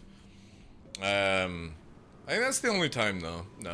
I know Avenger 1 is way better than me when it comes to actually the shooty part. But he, in that 10v1, he could have saved a lot of HP on himself if he didn't yaw as much when at low heights and at high speed. And if he had just kept the Gladius down at low height, he would have been able to shit on them like nothing. Because when you drop them under 2k, they lose like 200-300 meters a second in their straight line. So he could have dragged people down, killed them, and still had so much energy to rotate around the area. He didn't need to fly away and get shields up. That's the beautiful part about the arrow. Even though you have one shield, you literally have this unique feature that other ships can't do, and it's basically called radius fighting. In modern day combat or aerial combat, it's called two circle, and the arrow is god at two circle. The next ship under the arrow for two circle fighting is, funny enough, the Saber. And has the same characteristics as the Hurricane. Hurricane is amazing at two circling. And what two circling is in Star Citizen is basically in aerial combat, one circle is when you nose to nose fight. This is pretty much what we call rate fighting. It is called rate fighting, and this is what it is, where you go past each other to joust, to get back into the merge, to come back down. This is in modern day. Now in Star Citizen, it's more like you just circle around, dodge, and do all these things that you see on Avenger 1 show all the time. That's pretty much the one circle right now in Star Citizen. However, the two circle can be incorporated in atmosphere, and it's not more like you can't two circle in modern day, where basically you get a two circle instead of one circle is nose to nose, two circle is nose to tail. You can get to this certain point, but it takes a lot of speed and momentum to get around and doing it. However, the two circle can be used as defense play. We've shown it many times on the show how very, very powerful it is, where literally somebody is shooting at me from 1500 meters away and they can't fucking hit me. And I'm just going round in the circle. I'm not having to go in a straight line, because that was another thing that he was making a lot of mistakes on, is he doesn't need to go in a straight line in the arrow. He can actually do this bubble and they can't do anything on it. And the best thing about this defensive play, especially with the arrow, is that when they're firing missiles, he's already turning for dodging. So the missiles are constantly flying past him as he's turning around. He calls it notching. Notching is basically when you go 90 degrees and the missile flies past you. He's more doing like a quick dodge to get the missile from doing that, you know? Wave pattern? What the fuck is wave pattern?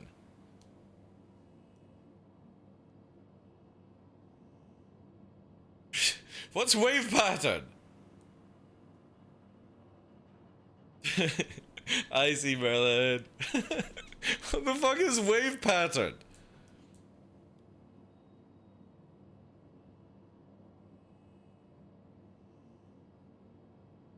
He tries to describe it as in one of his paint things. I think he means to be one circle when you strafe up and down. Right. Okay. So he's one circling, but he strafes up and down. Right, okay. Whilst flying sideways. So he's drifting and strafing up and down then. That's what he calls a wave pattern.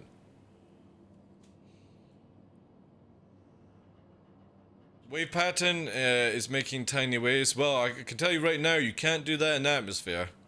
Because you can't fucking strafe sideways and do wavy stuff, so I guess it's a space thing. Only in space, right, yeah. Because I take it he is, because Jack talks about one circle, and one circle in my book is nose to nose doing this motion. But obviously if you're talking about space, so he's like this, going sideways, and he's doing this, basically. That's what I guess you're talking about. He's up strafing, down strafing, as sideways, whilst the other part... That, right. Okay. Why did we get into a discussion about wave pattern? What was I saying before? You've literally thrown me off now. What were we talking about? Oh yeah, in the 2 circle. So, again, when Avenger 1 was in atmosphere, if he had just kept going round in the circle, and just imagine you're, like, the best way to look at it is, in a hurricane or a tornado, you go up and then you go down. You go up and then you go down. I'm trying to dodge my microphone at the same time, right? If he had done that in the arrow, not only could he have got his shields up whenever he wanted to, he could have dodged missiles easier where he uses less flares, because I was screaming at that. He's literally popping out 3 flares. You don't need to do that shit in atmosphere. Just pop 1 at a time and just literally keep your radius fighting up, and missiles don't track very well unless they're size 1. But if they're EM missiles, you've got very low EM anyway in an arrow that, you know, again, it's not really a big of a deal. But he spent a lot of time going in a straight line, and what you do is when you go in a straight line, even though the arrow gets up to a speed in the straight line, the Gladius eventually catches up. So even though you get the head start, they're catching up like that, which doesn't really drag. The best way to drag in an arrow is just extend your circle, because the Gladius cannot do the same sort of radius turns, especially long as you don't yaw, because that was another thing that I saw with Avenger 1. He is doing a lot of yaw movement, and the moment that you yaw over 300 meters a second in any ship in atmosphere, it's called drag or flight lag, where basically you start the snap back in, right? If he had just done his banks and stuff, because again, he's worried about space where you do this and you become a big target. In atmosphere, you don't. You cut through the air more and you actually get around faster than guns and pips can get on target. And that's the huge advantage in atmosphere fight over space fight, is if you have the mentality to get into a kind of like a jet fighter situation and fly like a jet fighter, you can out-turn people and then get right behind them as they're like all out of energy, all out of boost. They've used all their guns to fucking beam you down that you don't take any damage, and you just shit on them. And especially with A1's aim, he would have just annihilated half of that fleet because they would have been just energy starved. And he talks about energy in it, but he also kills his energy so much, especially with the arrow. Like, the moment you are flying in a straight line, angle and bring the arch round, so like a rainbow basically, arch it around, and you won't lose 200 meters a second for just hard turning and yawing. And that way you can actually get into the merges at a better speed, where he doesn't need to learn, you know, because he does that where you go to like 100, 200, he's ready, he's going to do that pre-nose thing. You don't need to do pre-nose in atmosphere. Just literally roll them into your arch, and as you're coming round with high velocity, especially he was doing a lot of verticals, you come down, you get that high energy movement, and he could just literally boo, and then use all his afterburner to get right behind, and they would be like that, stalling out, because people use too much afterburner and too much yaw, and they just sort of get the flight lag, and then they shut it down like that. And especially I noticed a lot of the Gladius pilots were diving down. Gladius pilots, do not fucking dive down in atmosphere. Go up. The more you go down, the more your shit is going to fucking do this when you start yawing. And it's going to get even worse when we get controlled surfaces in, where obviously you're not going to be wave pattern and some of his other terminology that he's got.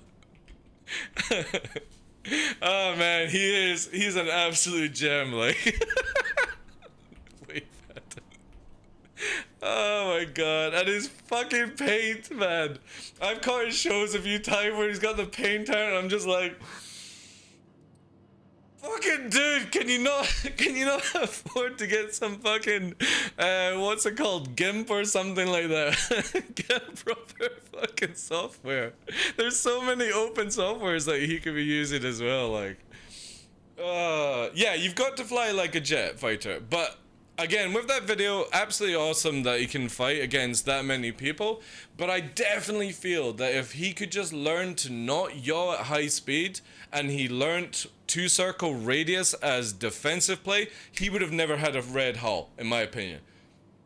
The only reason he had a red hull is because he was losing so much energy by yawing at the beginning of the fight, by dropping his speed down by like 50 to 100 meters a second, and that's when people with less aim can get on you, because you're pretty stationary at that point in atmosphere as people are flying past. So even if he's in a rate fight with somebody, because of the low energy, somebody that's just diving at maximum speed, which a lot of them were, can actually apply some damage. So I generally feel he would have killed everyone if he just learns these two things.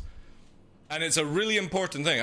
Once I go to the bio break, I'll show you the difference between yawing and not yawing at high speed. Let me just quickly bio break though, guys. Back in a sec.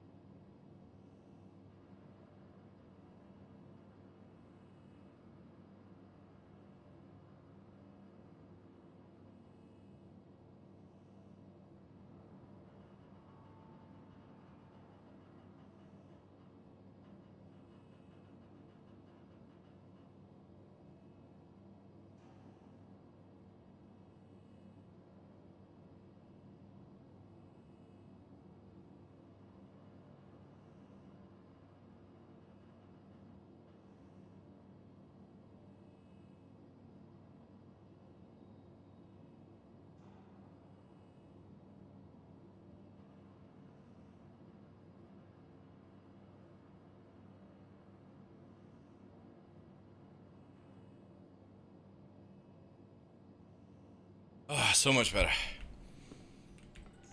Welcome to the ASOP vehicle retrieval system. Alright, let's get this. I like it. Who did his intro? I really like that one where it's like the two fighters fighting each other. Oh, what's going on here? Oh, it claimed it? Your insurance claim Ah, has fuck's been sake. sent. Claimed the wrong one. Alright.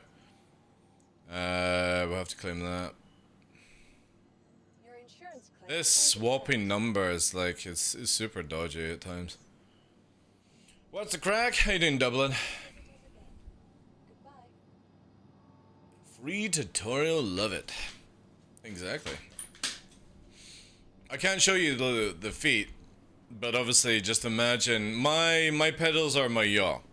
Because again, I fly pretty much all the time in atmosphere. I fly like a jet fighter. So if you see my controls here, pitch, roll, forward like a throttle, backwards, left, right, up and down. Because I actually don't spend a lot of time doing these ones. And I got the basics for it, but my yaw is inverted, so my left goes right, my right goes left. And the reason for that is because for some reason in this game, my mind likes to drift like a car. So when you're left footing, you're going right basically, you know. Let me quickly just check something here. Seal the deal.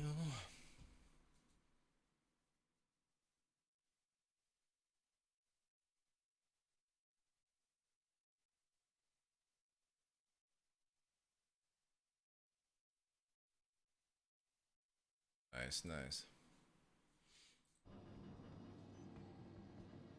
What's the crack though? Not much. We were going to do some PTU maybe later, but I'm like, I don't want to go to Jump Town, you know, when there's like no reason to it, so probably just have like a nice Saturday.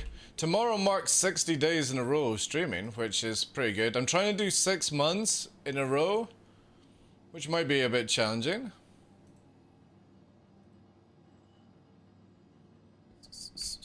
Welcome to the ASOP vehicle retrieval system. We'll just go with this one. Vehicle selected. Stand by. Your vehicle And has been delivered to the hallelujah. following location. Please visit us again.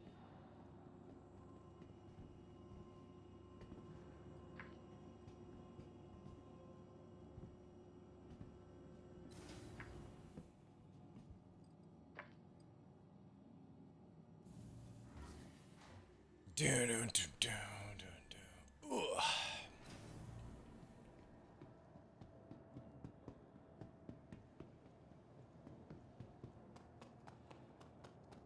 Working like mad? I suppose that's a good thing. I take it then you'll get like autumn and winter will be more relaxing. I know a lot of people work like absolute nut jobs through the summer, so they just take the whole winter off. I've never done that in my life, to be honest. Like working every single day for like 9 hours kind of shit, and then you just take the whole end of the year off. Like a lot of bars and restaurants offer that kind of stuff. Answer to me and turning on the way.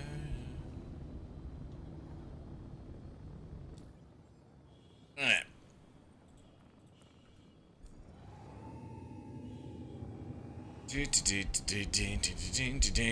Time for a TheDarkLaw lesson. In atmosphere flight. I don't have any skills with paint though.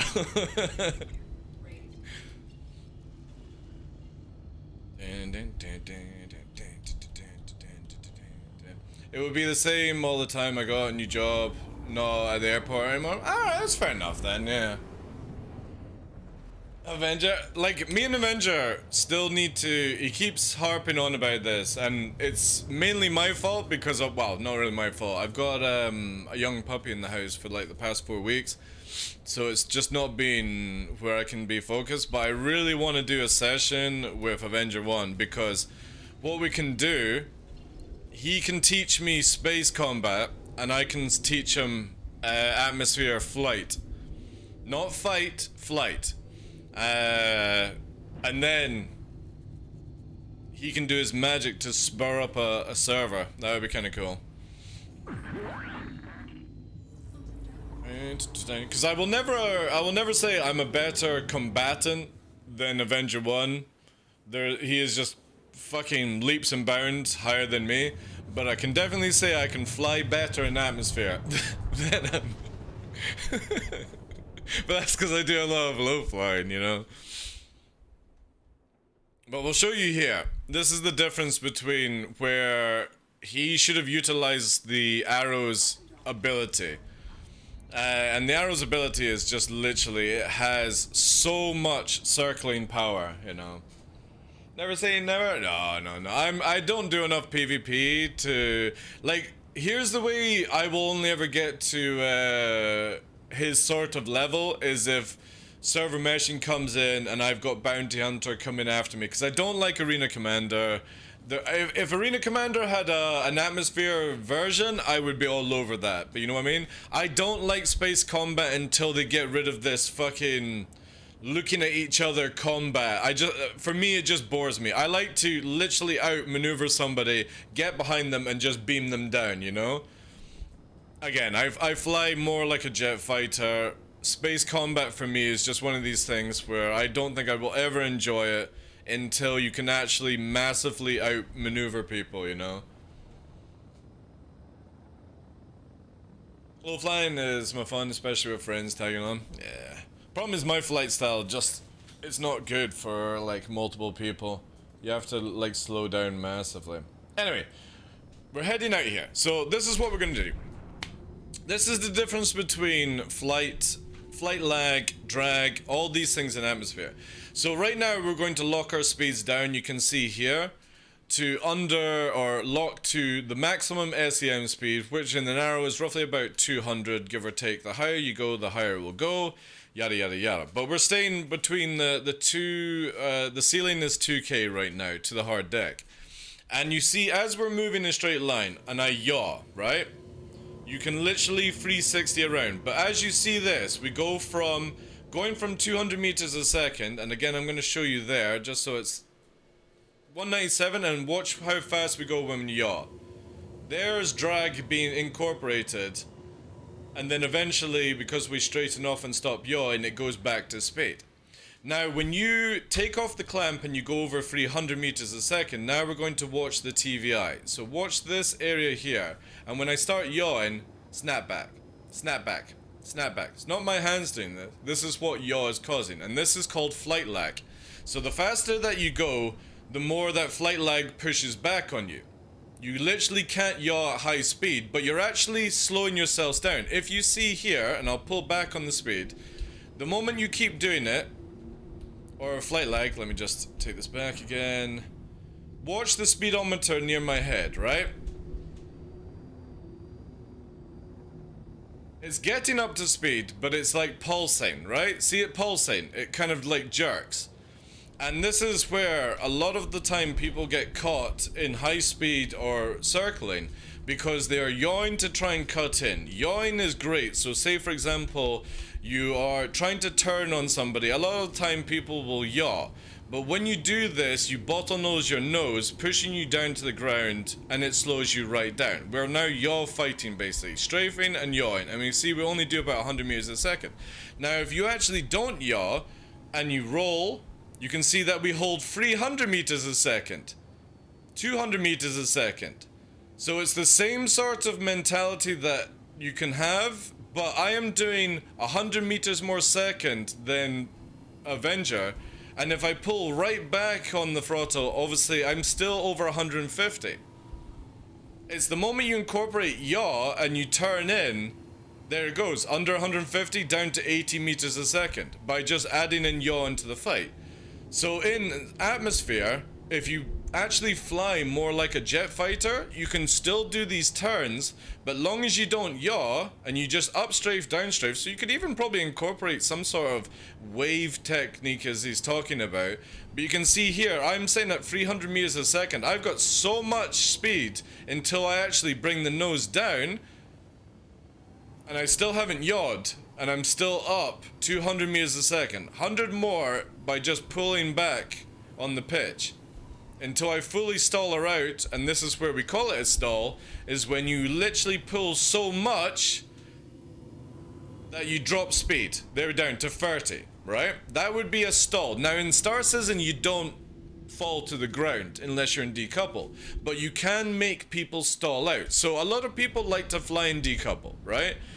Because it gives them more movement and stuff like that. I do it all the time. But the thing with a stall, and then we're just literally forward and pitching right now, is that you see how much height I'm losing because of this? I'm going down and down and down. You don't realize it, but you're going down in this situation. Now, it's not as bad as it would be in modern day fighters, because you would just collapse out of the ground. But this is what you're looking like to somebody else, right? You're just stationary. So more of the time, a lot of people will spend where they start doing the yaw stuff, where they'll stay and they go into the space, and I suppose if you were thinking about his movement, which this would be the wave kind of stuff, you know what I mean? Like going up and down, and it works to a certain degree, but then you snap back. You can't fully control it because of yaw. And again, this is where, in that video, if Avenger had literally gone straight and done this, right? This is what we call the two-circle defense, which is basically, I'm not yawing at the moment, and I'm just slightly pulling back on the pitch. I'm doing about 5 Gs. I'm doing 400 meters a second. I can literally circle around people who are stalled out, 2k away from them, get my shields up, and I'm doing 400 meters a second. I'm not having to fly away letting them get up to speed, because the Gladius is shit in the acceleration, but it does have a top end speed that bottles out like the Arrow. However, the Gladius cannot do what I'm doing right now. It can't fucking do it. It does it at like 350, 320 meters a second, and I've yet to use upstrafe or afterburner. And we're in what is called the two circle, where basically I'm just going around and around and around, and I can go full power to fucking shields and get my shields up, and no joke, you can fucking beam me up like 1,000 meters a second, you won't hit me for shit. You won't hit me because of the way the game works. And yes, I'm creating a big fucking profile. It does not matter when you're doing this shit. And this is the difference, where if you know how to fly like a jet fighter in atmosphere, especially Daymar, any harder place like Microtech, Hurston, doesn't really work in Yellow, it doesn't really work in Cellen because they're too light. But especially in Daymar, which is what his video's on, and if he didn't just yaw, he could have kept, look at these speeds. And when you go into the Gs, the simple thing is you just downstrafe, downstrafe, downstrafe, downstrafe. Keep that 300 meters a second, somebody pushes towards you, upstrafe, push, and then literally they are blacked out of that situation, you know? Yeah. I was forcing you into a circle fight because, again, I am not somebody that practices Arena Commander. So the moment that we're fighting like this, right? The Arrow is doing about 150. In the verts, it'll do there, it'll go up to 200, up there to get in the energy, and then you'll drop the energy the moment you turn. You're then getting riddled, all that kind of stuff. And this is where, again, if you are really good at Arena Commander, that's where you'll succeed in Atmosphere. But if you're against multiple people, all you have to do is just literally fucking tighten off the circle, and eventually down the line, you get right behind them. They're going like this, right? They're using all their energy and they're stationary, and you just fucking circle around, and eventually down the line, all you see is their pip, or where you shoot at. As you're coming around the circle, it just comes straight into your crosshair, and you just do this. And you just riddle them down, and then they panic, and you're right behind them in that stuff. And that is just 101 radius fighting. That is definitely like what a lot of people don't understand about Star Citizen, is that you might be incredibly good in Arena Commander, you might have a better aim than me, but if you don't understand how atmosphere flight works in this game, you will lose about 100 to 200 meters a second if you do it wrong. You will also G-lock. If you guys remember, I think it was like 4 days ago, we had a Talon, Kron, who I did the same sort of thing to. I was just literally doing proper aerial combat with them into circle fights, and the Talon was pushing so hard that they blacked out and they smacked off the ground. You know? Because they're like, afterburner, afterburner, pulling back. Because again, if you start getting G-locks, right? So as we're pushing here, the biggest thing is you want to watch your Gs at this point. So as we rock her, we're rocking the pitch right now. We're rocking between 10 to 9 Gs. But we're doing 400 meters a second. See this? So we are rocking the G's right now. And if people don't rock it, or they're not watching their G's, they're not watching their speed, because again, your meters per second has a massive effect on it. You literally do this, and you lose all your speed, so you're down to 200 whilst I'm doing 400, and you're trying to catch up? Whilst I'm fucking cruising 200 meters a second faster than you because I've got into the proper circle more faster and effectively. And that's the difference between somebody that knows how to fight in atmosphere to somebody that's literally better at me in like Arena Commander and stuff. Well, you do get those kind of things, but the thing is the Gladius can do it. It's just you don't tighten off the circle. A lot of the time is, like I said, is people chase the pip, right? So they start pulling back faster, and you can see here, because I'm pulling back faster, there's more of this aggression towards the blackouts. And the best thing to do it is just basically, the moment you yaw, you also lose the speed. See how we look? The moment we're in a circle and I start to yaw, look at it? Bouncing. Now I've lost so much height, and now I've got to get my momentum back into the speed. So if you've got somebody that's trying to pull the crosshair around like this, you can see my speed is massively dropping, and they're going slower and slower and slower, but they're chasing that pip. Even though they're only 1,000 meters a second, you're not going to land many shots. So Gladius should do pure pursuit. No, it can actually do radius. The problem is you have to play it a little bit differently. So instead of tightening off the arrow can tighten off the circle a lot faster. But the Gladius can do it the same, because you've got to remember you've got way more powers to reverse thrust. So if you want to do it effectively, I shouldn't really be telling you this since you'll probably come and kill me now, is as you're doing that is pull back and afterburner. Pull back, afterburner, and you cut across the circle to get in on it, and then you beam behind, right? So it's just a matter of, instead of chasing the pip, thinking, oh, they're going really fast, is pull. Pull the reverse, and then use your afterburner to cut the circle, turn it into where you're then dominant behind, and then I have to change up my tactics on that. That is the difference between Gladius, and it's the same with the Talon. Is a lot of people in the Talon, they keep pushing forward, they keep up strafing, because obviously that's how you create lift in this game. If people don't know, there is no actual aerodynamics in this game, because we do this, I then do this, I then do this, and there's no aerodynamics. So engines are 100% aerodynamic, like, creators, and it's then a little bit of space magic after that, and that's why we have such high G's for up thrust. Not only does it help in space, but if you imagine that CIG are trying to create this World War fighter, right, in space, the reason why you've got up thrust so high is so that you roll and you upstrafe, because again, in atmosphere this would be creating drag. And I would imagine down the line is when they add in control surfaces, you're not going to have that high upstrafe. Your strafes are actually not going to help you at all, which I would imagine that most of the fighting will turn into 1 and 2 circle fights, like in modern day fighters where we're fighting here, and then obviously something high in the rate will be 1 circle, which breaks the circle, pushes, and this is more 1 circle fighting, but then you have to worry about the G's. But I am literally holding 200 meters a second as I cut through.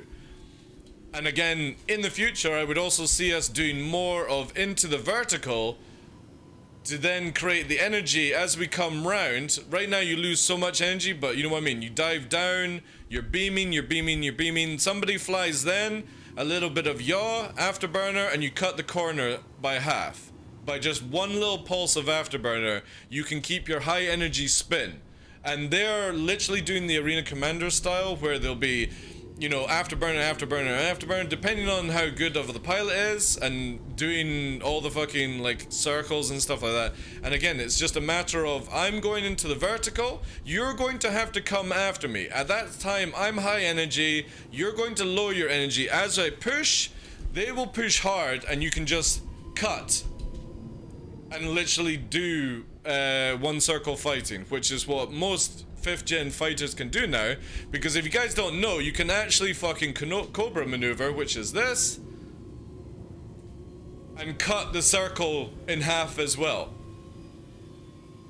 Again, Cobra maneuver by yawing, and you hold that high 100 meters. We will then raise up because we're out of afterburn at that stage. Gladius will bottleneck and stall or be stationary. Worse if you're like a defender and stuff like that, but the defender can go straight line. But this is the thing with atmosphere fighting, where our ships behave more like a 6-7 gen fighter, and if you just incorporate some turns, you can keep that high energy spin. It's again with what I was saying with Avenger 1's video, is he does a lot of this turning, right? And he's down to 100 meters a second. Say for example this hill is your target, this is where you're wanting the Gladius to be, and you're coming around. Instead of hard turning and losing all that momentum, 300, 200 meters a second, then the Gladius comes in. You, instead of you going into a fight with 100 energy, you've come in now. You can then use your afterburner to cut, and you're behind somebody because they've spent all their energy trying to do that turn.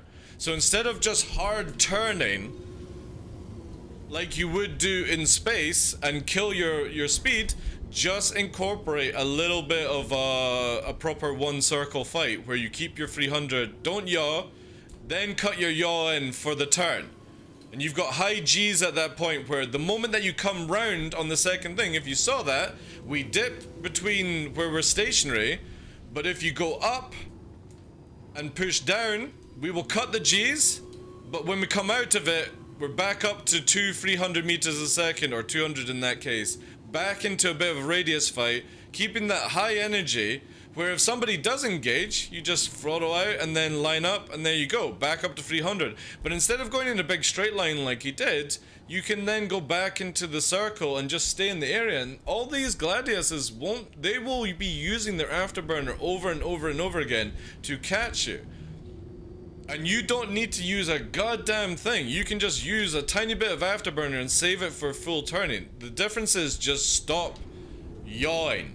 Just literally incorporate a roll or a pitch and bank, depending on whatever you want to call it with terminology. Because look, I'm keeping 300 meters a second while still moving in the area I want to be in. I'm not drifting any more than 1k away from my target. And if they're all chasing you, dominate the field, like unfortunately what I did with you, is control the field where I need to stay in the point where I want to get you at your weakest, and that's when I will engage. And again, I'm just literally fucking going around here at 400 meters a second, and the Gladius can't do this without afterburning or upstrafing. The arrow can do it without. The Saber's even better. The Saber can do that at 500 meters a second. You can literally lock your circle on your joystick, put afterburner on, and then just literally go and make a cup of tea, and nobody's doing a fucking damn thing to you. They'll be like that, and you're just going round and around and around and around, because that's how we fly in atmosphere. We don't fly like in space. It's more incorporating yaw. So it is literally, especially with decouple, you want to do it in decouple, it's up, and then it's just let go. And this is in its slow format. And that literally cuts the circle in half by doing it. That's the Cobra maneuver. If you do it horizontal, it's called the falling leaf. But falling leaf is generally where we would angle like that. This is a falling leaf, basically. We're falling out the sky, but we're rotating really fast. And again, I'm not incorporating any thrust. We're just basically doing the fakery stuff. The Cobra maneuver is amazing. Like, I was flying with Papa Freedom and literally simply went like that, and he flew right past me as I was right behind him, you know? Because again, not many people know what this shit is. And they're so hyper focused on that pip at times, you know? And that's why I love atmosphere combat, because it's not so much of, like, if I had a fucking godly aim, and this is one of the biggest things that I say to people, is once CIG has sorted this out, and maybe like they've got the flight model sorted for space, which is maybe something I like, I can't wait to actually put some serious time in and actually do some training, because all of this is just fighting people when they show up. I do no arena commander, I do no fucking 1v1s or anything like that, no training 10v10 stuff or anything like that. This is just purely from fucking around low flying. So if I actually put some effort in, I could probably knock myself up a few notches and might actually be quite scary to fight with. Because a lot of people are like, oh, DarkLaw is undefeatable. I'm very defeatable. You know, because again, I can't aim for shit. I have to kill skilled pilots by just using this noggin because I can't aim as good as them. And that's really all it is. And that's just purely down to low flying. But give me a reason to go and actually learn how to fight, I will. But they have to finish off the flight model, they have to decide where they're going with weapons and all this stuff. I hate the power triangle as well. I really, really fucking hate the power triangle. I think it's so unathletic for this video game, and I've had a rant about that one where I've got a really good idea for changes on it, but I doubt we'll see it. Because it can still incorporate the triangle. It's just, it's not like an I win kind of situation, because people macro, I've noticed a lot of people macro where when they're using their guns, it automatically swaps to, like, say for example they're like on shields, right, and they press guns, it automatically goes to thrusters as they're shooting, and then the moment the afterburner, it automatically switches to weapons. And I think that's just a really fucking shitty way of doing it. But I understand that that's what, you know, thing. The suggestion is, you know how we have, and Avenger 1 calls it magazines as well. So we've got the magazine, right? Or the clip, whatever you want to call it, magazine. And you then regen it, right? All we do is where you have to deplete the rounds to reload, right? So if I do this, let me just do that, and I stop, it would then take 5 seconds before it starts re-energizing, and the same with ballistics, it would be the exact same thing. So you would have to deplete all the shots, and then it would literally do this without having to move the power to the triangle. Afterburner would then be only on the main engine.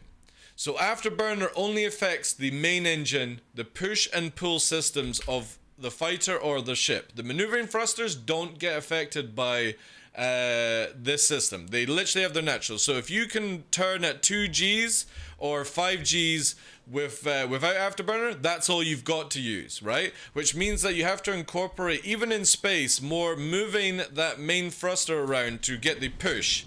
The push. The push. You know what I mean? And what we do then is we take away the boost thing and make the boost only for maneuvering thrusters. However, what we do is we allow the main thruster to be connected to hydrogen, which means that if you want to use all that power of pushing away and pulling and slowing down, you have to drain your fuel tank to do it. It doesn't have to be at a rapid pace, but if you're constantly holding Afterburner, not only do you not have any boost, because they can be connected to the same thing. The difference is boost does maneuvering thrusters, because again, they're just doing that kind of shit, and the main one uses the hydrogen. This means that this triangle then no longer connects to weapons or your thing. Then we go old school shields. If you guys remember, before the power triangle, you would just literally be out of combat for a few seconds and your shield would regen. Right now, you have to move to this to make your shields regen faster. Why? What's the point of it? So this would allow you to fire, this would allow you to maneuver, this would allow you to regen shields out of combat without having to move the triangle. So what do we do with the triangle then? First of all, we make this where this just adds a few bits of HP to it. This then adds a bit of RPM, and this adds where your SEM speeds increase. So if our natural top-end SEM speed is 197, if we went to there, it would put it to 250 or something like that. 220. It just gives you a small boost to agility, tank, and DPS, making the triangle system about the role you prefer to be in. If you're not as good at maneuvering, you go into tank mode and you just take a few more hits than you would normally do, but you can still navigate, you can still shoot, and you can still eventually tank your shield or regen your shields out of combat. It then means if you prefer to be the support or DPS, you can go to weapons and just get a bit of a higher RPM to lay waste. And if you are literally somebody like me that just likes to kite and do certain tricks and stuff like that, that this would just increase your natural SEM speed. Which means that you're not hyper focused on doing this all fucking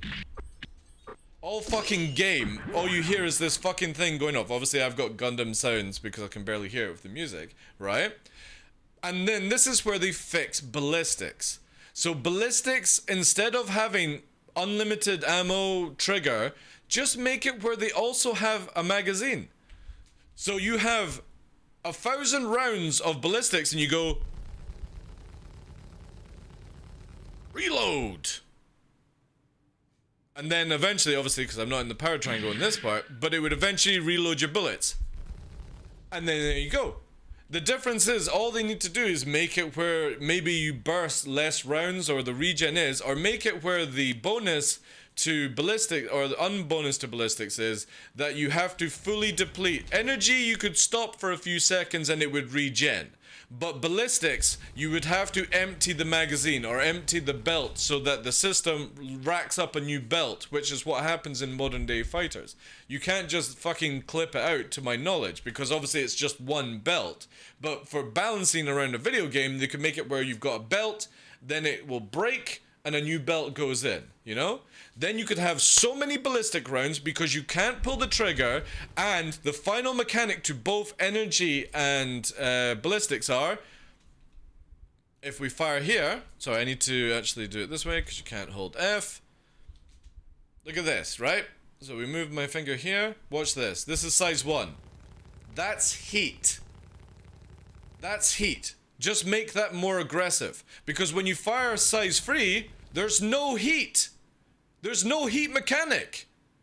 Just make it where size 1 creates more heat, and these create even more heat because they're bigger guns, and you have stoppages. Boom bada bing. Lasers can regen without emptying the belt. You can have so much more ballistic rounds, and you don't have to balance around ammunition for ballistics. You basically balance it around how fast the magazine will regen, and that's it. So fucking simple to sort this shit out, you know? Engines over here, I know, we don't want to have that rant. And again, this would mean that all pilots can focus on their flight and their attack and their strategy, and this triangle is only for the way you play the game. So again, I want to be somebody that kites, all power to engines, you know? Gives me 10, 20 more meters a second in my SEM speed. Not my top end speed, but my SEM, so when I'm turning around like this. Then I want to be, I'm not having to maneuver as much. I put this then, I get a little bit higher RPM, the weapons still regen, they still overheat, but the difference is now I can go a little bit faster, but I still have to wait for the full regen to come in. I just get a higher RPM, but I still have the other mechanic. And then again, if I'm somebody who is the front line to go into a fight, they go to shield mode and just literally have it where they've got maybe an extra 100 HP on their shield. It still goes down, it still requires them to be out of combat like we have right now to regen. The difference is this is not the regen mechanic. It just naturally fucking regens like you have done this. This creates a triangle trinity mode of support, DPS, or support or DPS, agility. So you've got like your mage, your rogue for movement, and then your tank. You know what I mean? Because we don't have healers in the game. And there goes your MMO. Because the game is classed as an MMO. So bring in an MMO element of it. You don't have to have your fucking wizard hat and your fucking double daggers running around like a plonker. But you can incorporate a typical MMO vibe to the game without causing it a fucking stress for people to do this. Because if you've never noticed, sometimes when you're afterburning, this will not change. When you're afterburning, this will not change. Or you're shooting your guns, they don't change. You know? Oh, I can't be, but like, the problem is I never do Spectrum stuff, guys, because the moment I type on Spectrum, I just literally get the anti-TDL force fucking, you know, white knighting that shit, you know what I mean?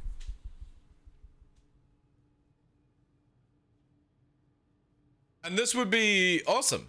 This would literally allow any player to get into the game. It means ballistics can also be incorporated into the game, but your mentality is not moving a triangle around in combat, it's flying, aiming, watching your health, and strategy. Not having to play which level of fucking power meter am I sitting on. And this again allows people to be more relaxed and play the game, focus on the game, not focus on where they've got the triangle at the right time. Again, it just is a play style thing. I want to be a little bit more tankier because I'm not sure on my flying capabilities. I want to be more agile because that's how I play. I want to have a little bit more RPM on my weapons because that's what I prefer. And that's it.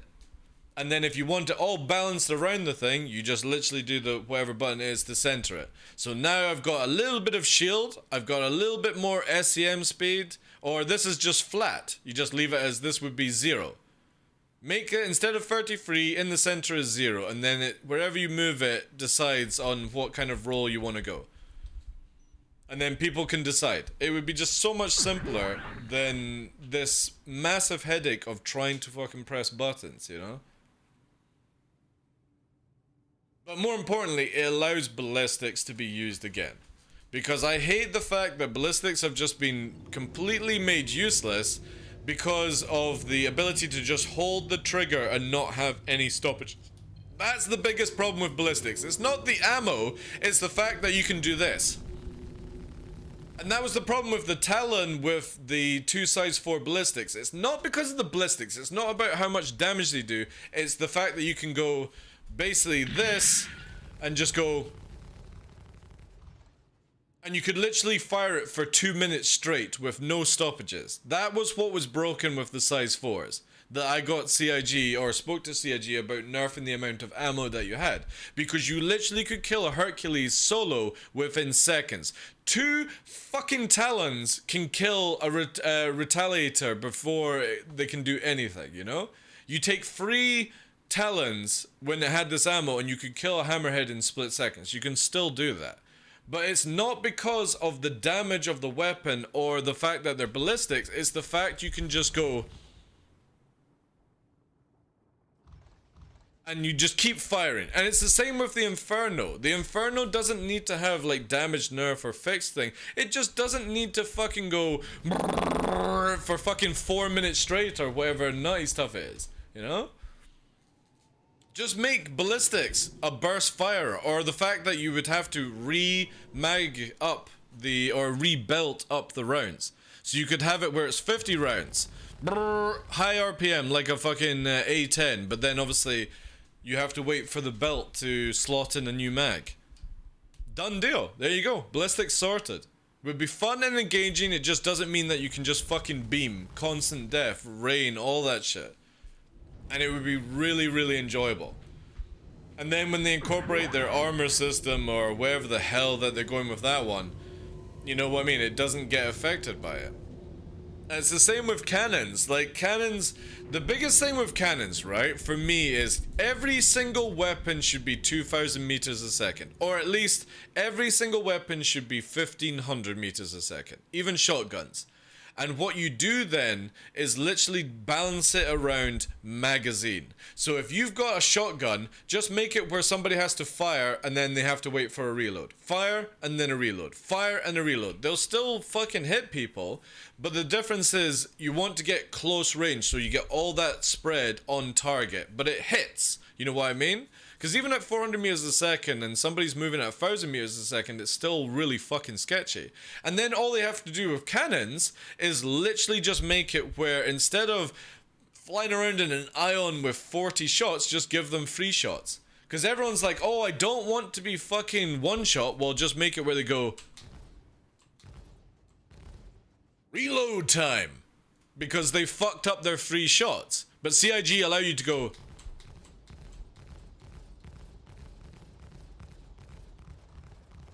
And the guy has literally already uninstalled the game because they've been shot so much with all that alpha. It's just bonkers. Like a golden shot moment. Yeah, exactly.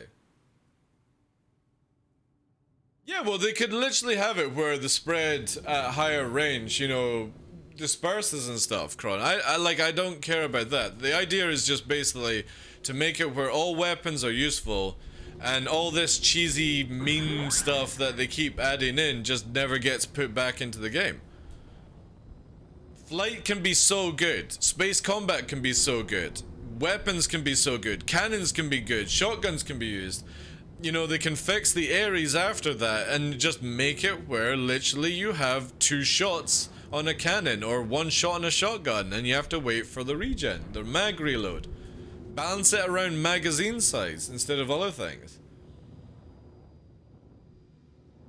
Low ammo, yeah, exactly. I mean, you could even go crazier down the line where you could actually up the RPM and change out the rounds or something like that, but then you can only put in like 2 belts worth or 2 mags worth of ammo because it just requires the system to do that. You could go crazier if you so wish, but again, what's the point, you know?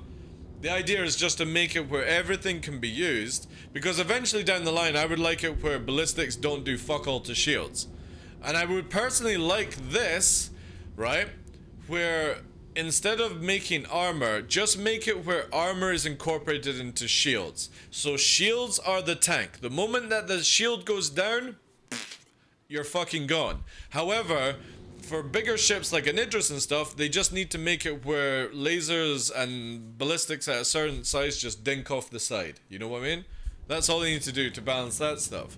But just make it where literally your shield is your life, and the moment that you don't have the shield, it's just like modern day where when you come around with these high caliber weapons you go brrr, and the fucking fighter dies. That would be engaging. That means you have to watch your shield, not be like, oh, my shields are down, I can hold a little bit more damage because I've got fucking HP on my ship apparently. You know what I mean? Or I'm invincible, the hit reg is not working. Just make it where the shield is the most important part, and when shield goes down on a fighter, you are fucking screwed unless you get the fuck out of there.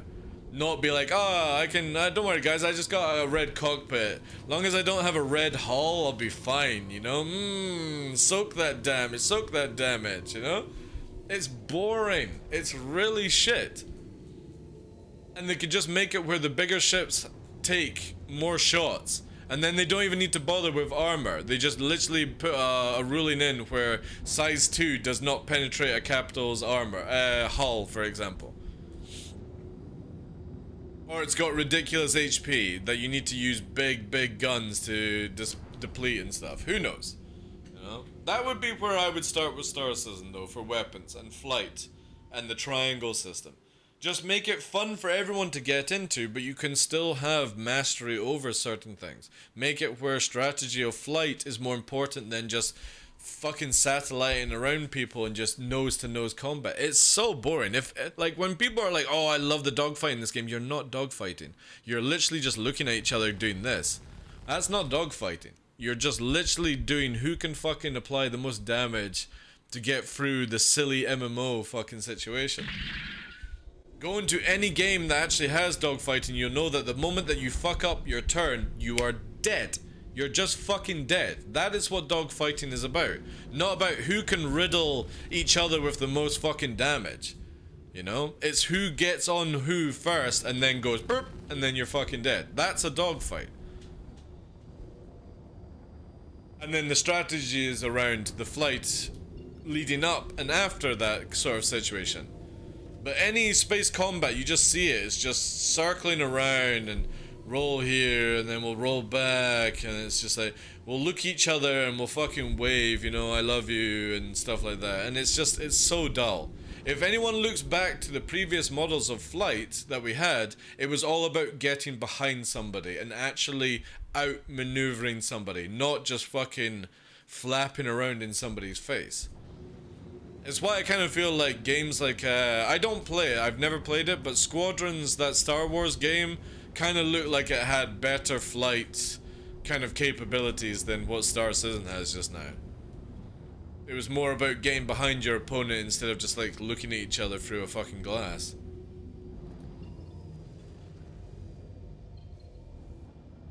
Oh man, I've done nothing like for the past hour apart from rant.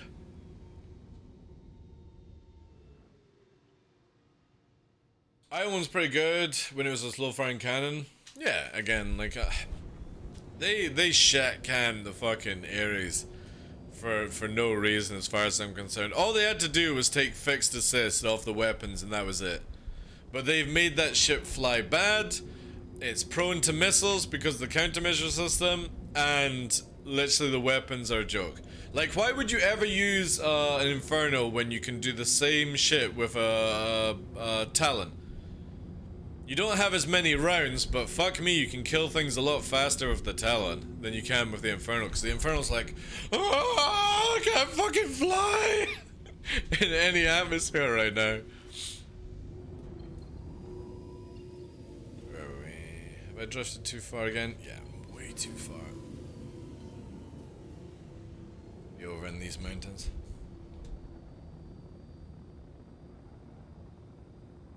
Hazard says just have 2,000 or whatever, so that it runs out, it takes away the total. I mean, again, there are many ways that they can incorporate what I've said to make it easier on development, but also where it's not just hold the trigger and look for it. Cannons would then be viable, shotguns would then be viable. Shit, they could make distortions just cannons and make it where it's a high skilling shot to do distortion. Take away distortion repeaters, you know, and just make it where distortion shotguns and distortion cannons, they fly at the same speed as repeater, but you can only fire 1 or 2 shots at a time and you have to reload. This means that if you miss your shots, you're screwed, you know? And that would be pretty dope. I would love to at least have one PTU cycle where we get to see some of this stuff.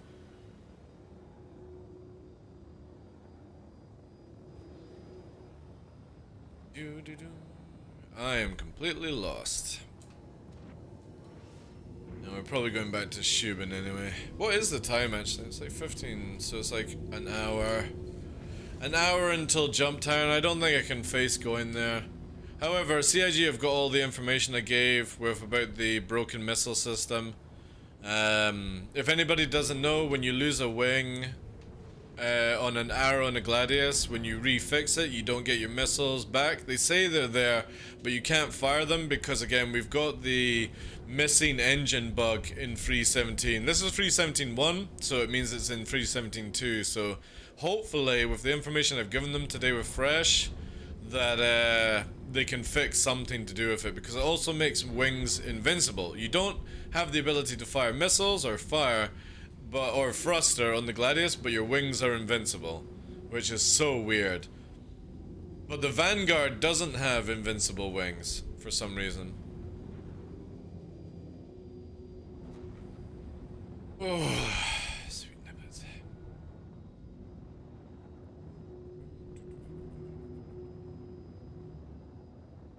Yeah, I'm definitely lost. This is not the right. This is 88 now.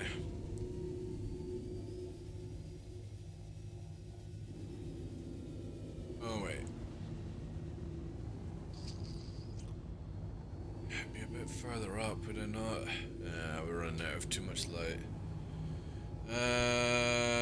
We can do this one then. We can do this one.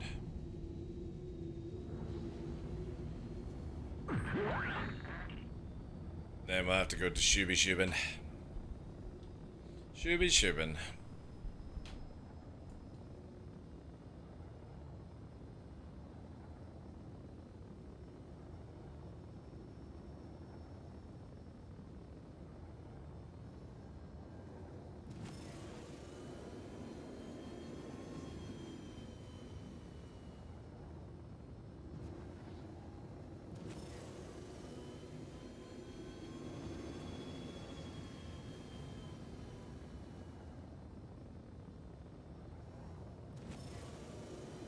I don't even know if we'll be able to do anything out here.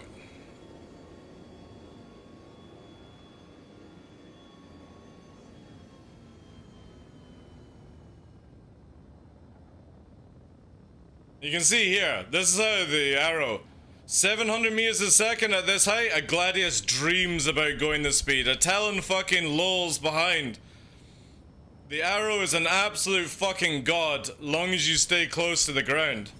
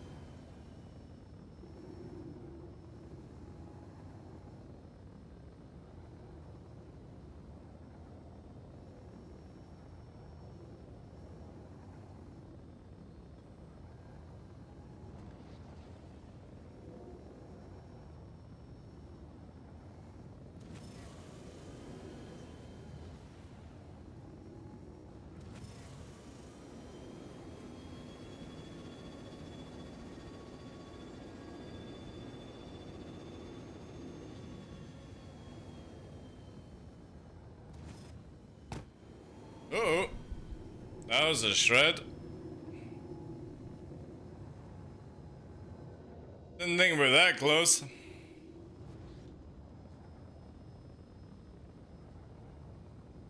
Now this is where we've lost one missile, right? I'll show you guys this bug then, how to fix it, and this is why I carry different missiles now. Let me quickly go and repair.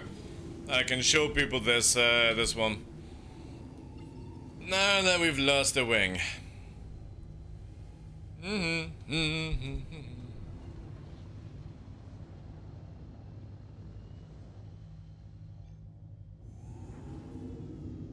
Now you can do this if you, say for example, you like carrying the EM missiles.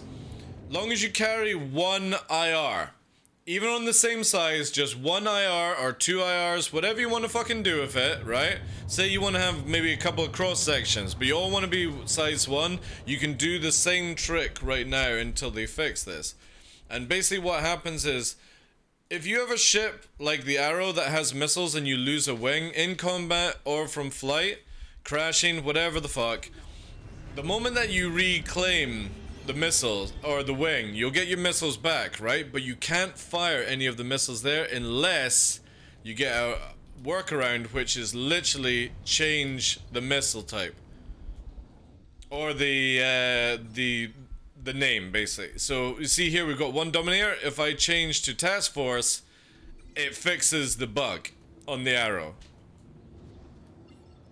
So again, if you're somebody that wants to just do a full rack of size 1s, all you need is one missile. So you go down from like, what, 12 to fucking 11 or whatever it is. And that way, you've got plenty of working situation. Just in case you lose the wing. Because we'll show you here, right? So I got one Dominator, that's on the right side. And we'll quickly rearm. And I'll show you exactly with the missiles here. So we'll repair. We then get our stuff back. So watch this. 2 Dominators. If we then go to here, we don't need to restock because the repair gives it back. Let me just quickly get fuel for you. Turn on TheDarkLaw, learn new work on, yeah. Right, so we rack up 2 missiles. We've lost the left wing. The left wing is technically there, but it's not there. Now, we fire 2 missiles. You see in the far right corner, I have 2 racked up. Fire them. Only 1, right? Only 1 fired, because again, the launcher is fucked. Watch this. And all you need to do is, say for example you were using Task Force or you're all Dominators, all you need is a different missile or size or name to change. Let's restock.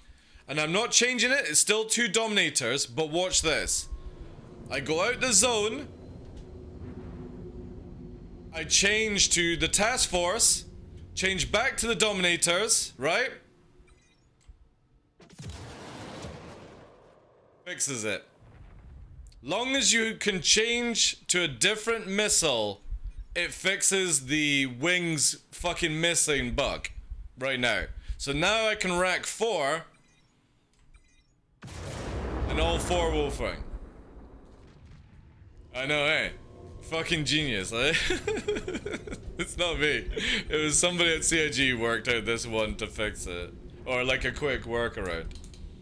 So if you have it where, again, on any ship that has like missile loss, long as you can do this process of changing out. So again, if you're somebody that likes all size 1, just have 1 missile that you can change the name.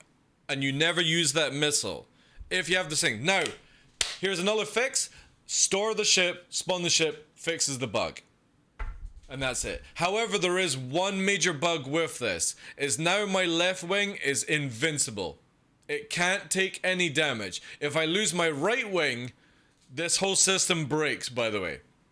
Where you have to literally store the ship or reclaim it.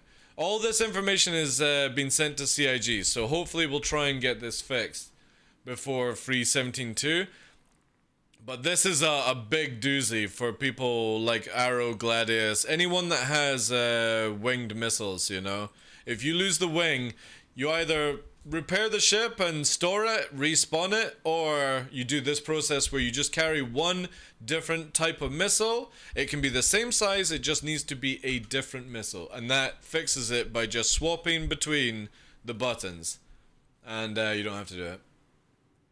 You just need a different missile. It can all be the same size. So say for example you've got 12 task force, you just go for 1 in IR missile or 1 cross section, whatever meme, and then you just use that to replace the other 11 missiles that you've got. I don't have 11 fingers, sadly. But again, storing your ship fixes it. It's the same as if you've got this bug now. I sent this one into CIG today as well. If you've got the Vanguard and you lose a wing, this bug is back. This one's back, guys, where you lose the engines.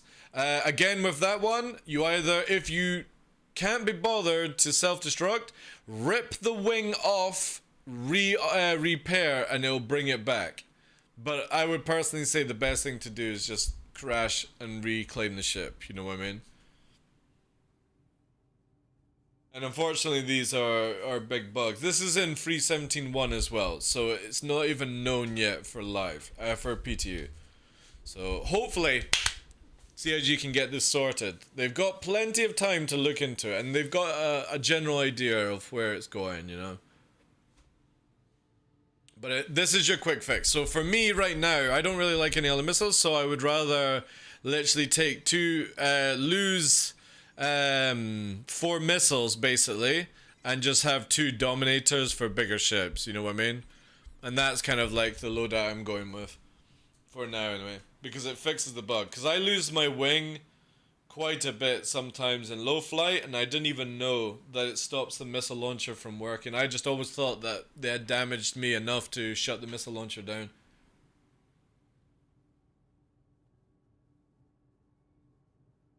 And then there's other bugs. But, we will see, chat, if it all gets fixed in time. There's some doozies, that's for sure.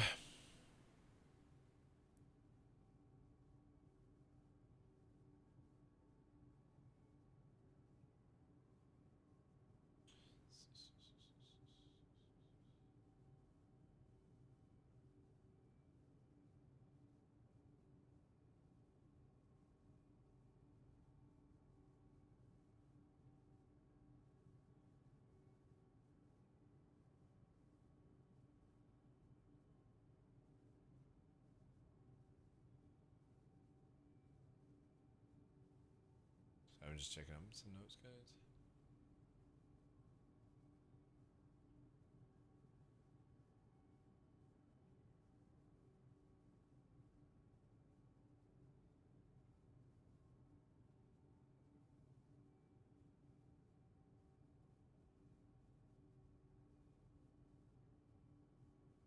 Boom, ba-dum, bum, bum, ba-da-bum, bum, bum.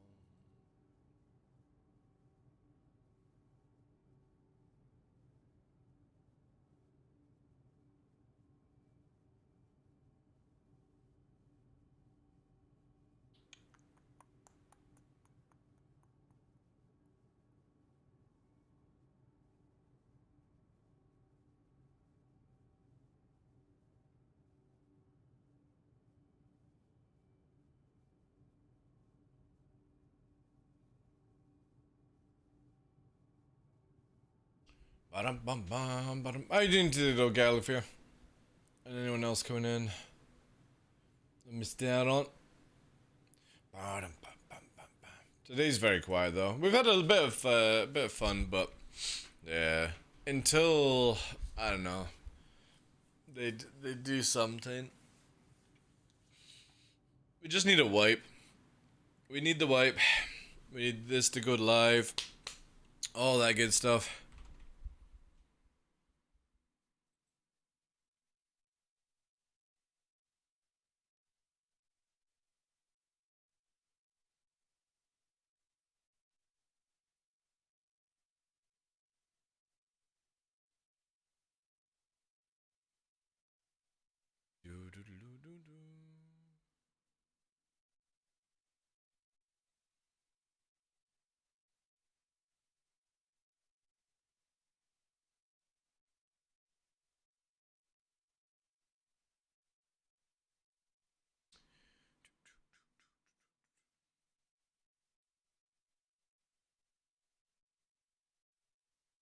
Oh, what's this?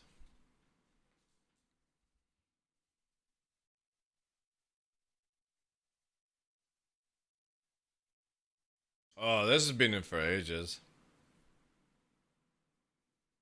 Yeah, yeah. This has been. Yeah, this one's been submitted so many times now. It's not been fixed in like I want to say 9+ months with this one.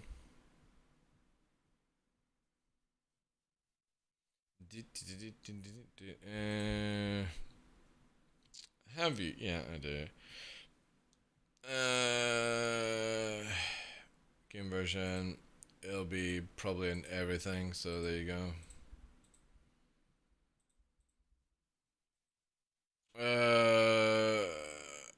Yeah. It's not critical because a lot more can kill fucking Hammerhead, in my opinion.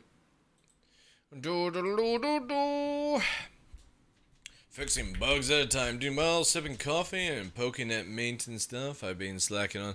Yeah, I feel you on that, dude. Feel you. Tomorrow marks 60 days in a row of streaming Star Citizen, and I'm now within the 60-ish days. I think I've got on top of it where I can do all live stuff and still stream each day. I just need to learn to be like, if I have anything on, to be like, right guys, I've done like 3 hours, I'm dipping out, kind of stuff. But I try and save them for like the Tuesday, Wednesday, Thursdays, because originally they would be my days off. So we just do really, really short streams on those days. That allows me to go shopping, do anything that I need, cleaning, all that jazz. Yeah, we're trying to do 6 months straight of Star Citizen. It's going to be a challenge, but massively enjoying it so far. Plus, a lot of new faces popping into the channel, which is really, really cool. I'm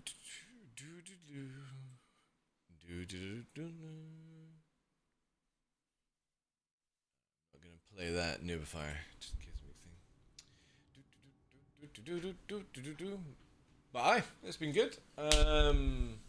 Obviously, the craziest thing, no joke, right? I don't know why this is, and I kind of wish that I'd done it a lot more, is ever since I stopped doing giveaways, Galthier, my numbers have gone up every day. And I mean with like, you know, the average views and follows every day has gone up, which is just bonkers. Like, I can see why now a lot of content creators don't do giveaways, you know? What does the stealth thing do on the displays? Are you talking about this one? Well, it used to nerf like your EM and your IR basically, but it doesn't do anything anymore. This is something that's been removed from the game for quite a bit now, Hazard. It used to prioritize power in certain areas, you know what I mean? And you can sort of do it now by, you know what I mean, like, you can actually drag the bar. It just basically automatically dragged this bar to a certain point where you see things going down, but it doesn't really do that now, so again, just, it's one of these features that used to be in the game but got removed because it probably caused too many issues, to be honest. You used to be able to like make every ship stealth, which was kind of muted.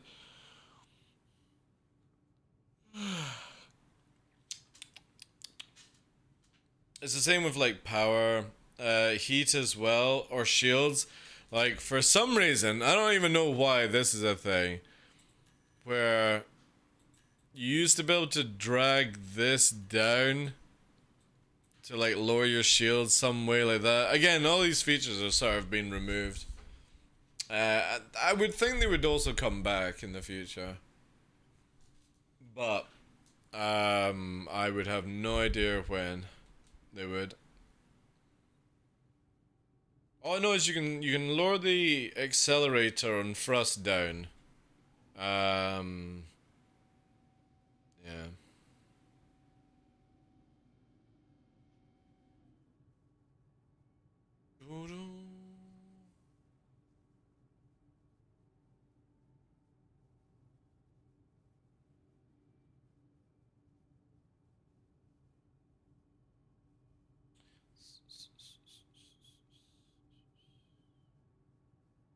I still need to start watching Stranger Things. I need to borrow somebody's Netflix account. Oh, darling.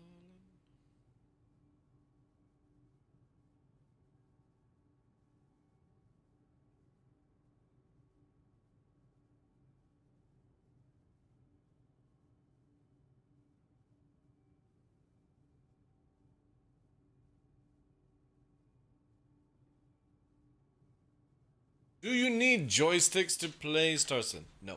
Not at all, dude. Not at all. Some of the best players are just mouse and keyboard. And I don't even know if they've got like any fancy keyboard or mouse, you know. It depends on where you want to go with your immersion, what you want to do in the game, because even low flying can be achieved to some case, and racing with mouse and keyboard. Top PvPers are normally keyboard and mouse. But yeah, no, you don't need joysticks. It's only if you want to. It's the same with like HOTAS. You can use a HOTAS, which would be like stick and throttle. For me, I'm using 2 joysticks, which just benefits with how I fly basically. Yeah, you need a sim pit that moves up and down and flips you upside down, you know. That's everything you need, you know. The more monitors are better, yeah. Cat camera, dog cam, bathroom cam, everything to dial it in. Like keyboard and mouse does it really, really well. I would say that some of the default keys are probably not the best. I know a lot of people like change their power management out to 1, 2, and 3 instead of it being target pip or whatever it is. Again, everyone's different though, because it's a bit of a stretch to do like F5, F6, so you know. So chilled. Using joystick and mouse works great, yeah. I always feel like if you're going joystick and mouse, pedals for the roll are a really good thing. But a lot of people make do with roll and like finger buttons and stuff.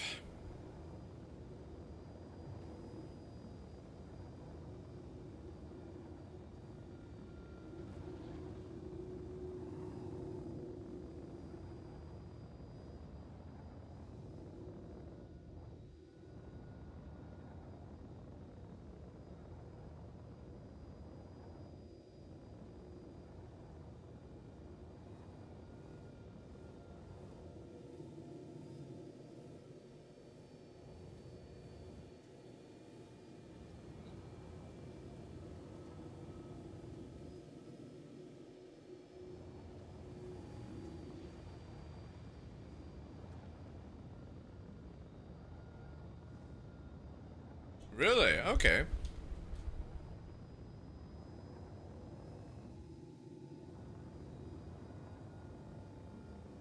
Some cases, right, yeah.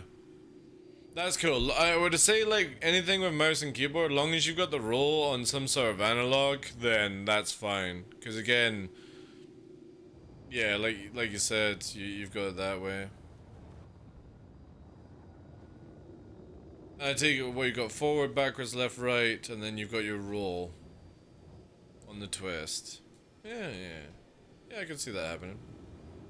Then you've got your up, down. Hi. I would have probably said that it would have been better for your left and right strafe because your up and down strafe are more important. But each to their own, you know. As long as you got the roll and analog, I feel that's the best part about joystick and mouse, you know. You get the benefit of analog strafes.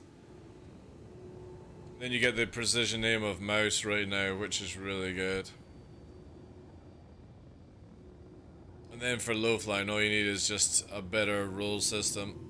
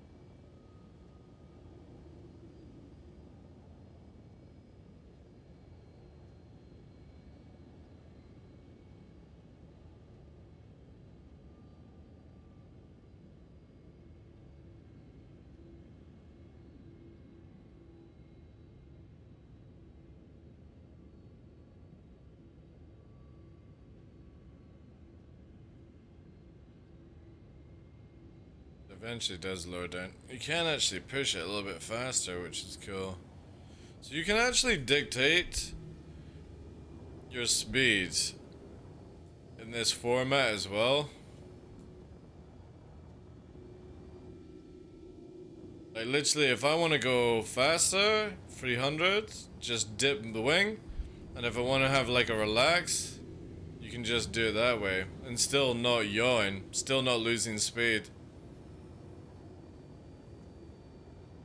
And we can pull the nose around actually.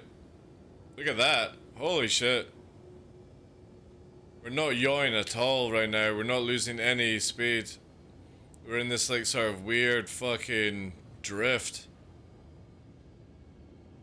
It's almost like a Cobra maneuver that isn't a Cobra maneuver, if you know what I mean. Still 200 and then I just afterburn if it dips too much. Still no yaw incorporated. We're not causing any drag. That's why, like, again, you can beam people down so easy in atmosphere as a support. All you have to do is learn that. You'd literally be able to aim on Pip, and all you're doing is just going around and around and around, keeping yourself very safe. And at any time, you can just disengage and just fucking pump it, you know?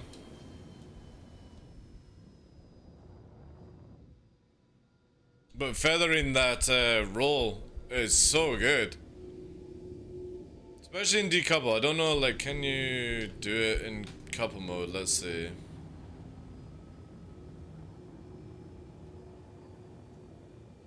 Oh, it's not as good. You lose so much speed.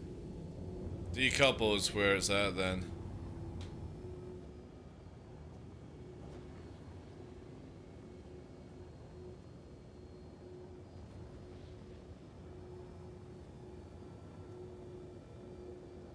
Yeah, look at that. 300 meters a second. Holy fuck, like.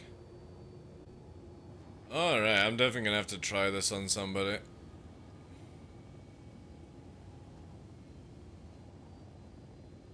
Because if they turn too fast, they'll stall. But more importantly, I can fucking cruise around like this and I'm not using any afterburner. Only when I start slowing down. There's the slowing down because we yawed. Roll it back up.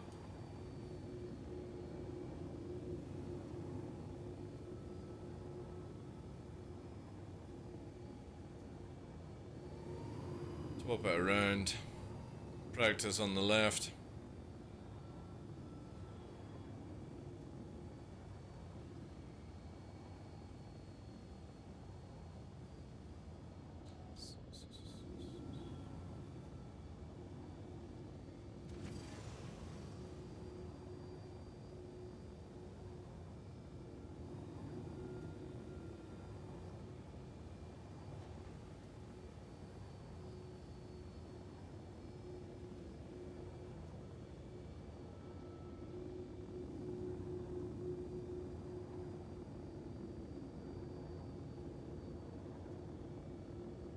Yeah, that's nice.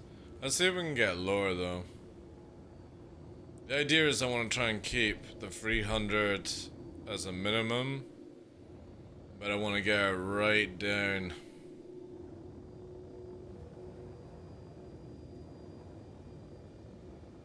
We're at 290 just now. Might be difficult because of the mountains. 280. Maybe if I can incorporate a bit of afterburn to get the weight going. There we go. We got some weight in the back now.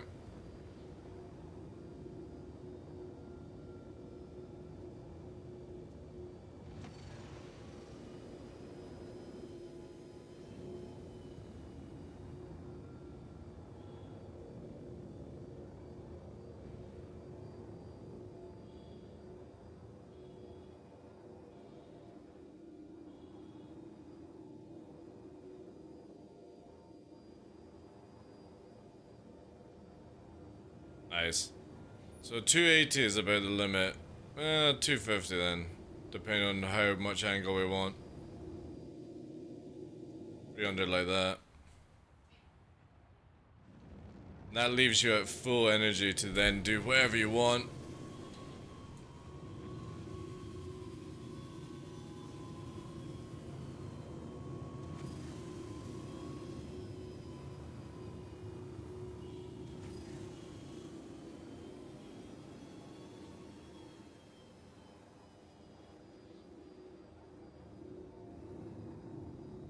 Back up to 400. And we're not really that locked up in G's either, so we should be able to go around this mountain on the right. 430. A little bit of G-lock. Gonna have to roll out of it for this one.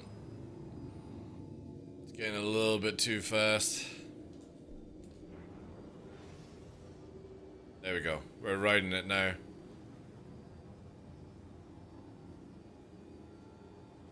263.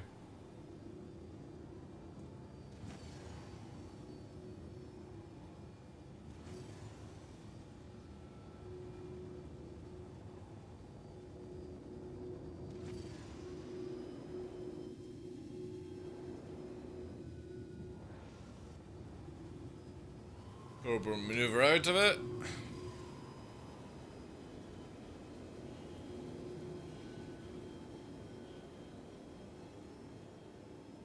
Nice, nice. That is a big fucking push. And I think I got to about 25% less fuel. We're still pushing 400. That's strong, that one. Back up to 500. Full, well, enough to get us up to 700. Then we'll just rock it. There she goes. And ride it a bit. Still holding that like 400-ish sort of area. It's kind of difficult to push it a bit harder.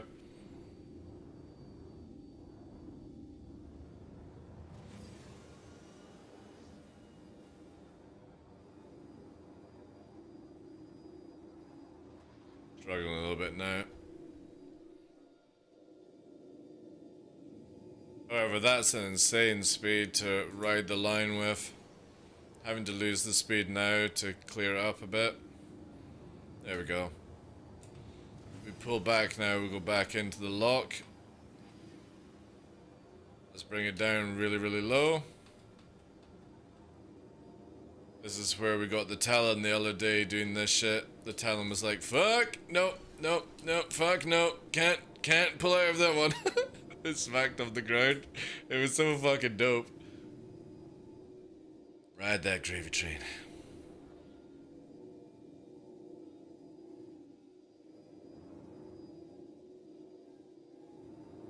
Oh yeah. If we pull back too much, we're gonna go. A solid fucking like 8-9G circle right now. And we're only going about 2,000 away from the actual circling point.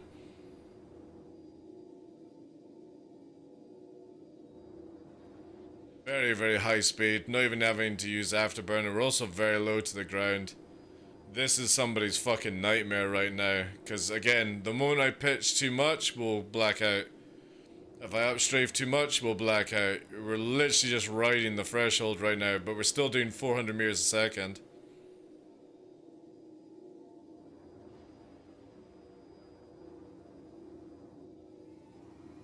Dodgy as hell though. Sometimes you lose it. And that's when the eyes cave in and stuff. So you just upstrafing there? No, not upstrafing at all. Only in certain parts to keep the speed going. It's mainly just literally. Oh, you talking about that one? Yeah. When we're doing the feathering, that's definitely riding on the upstrafe as you would be going for lift.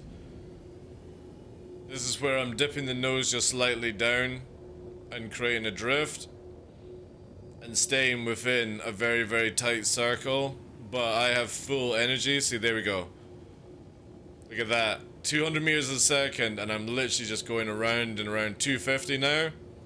So in a fight, this is a high energy opportunity where I can literally maneuver myself in, doing Cobra maneuvers, into a fight, and then the moment somebody is using afterburner to turn on me, I can then use my whole tank, cut it, even slip it, and I've still hit the 200 point. This would be the only dip if we did that, but again, we can reverse out of it, and we're back up 200 into the climb. Flying decoupled to do it. You can't do it coupled. You need to actually manually do this. Coupled basically just is a computer trying to help you out with certain things. It's why like a lot of people fly couple mode because it's just easier to like get faster and slower and stuff, but for certain acrobatic maneuvers in atmosphere, especially the Cobra maneuver, you need to be able to have full control, or again you'll have issues. Alright, we got something coming in. Gladius.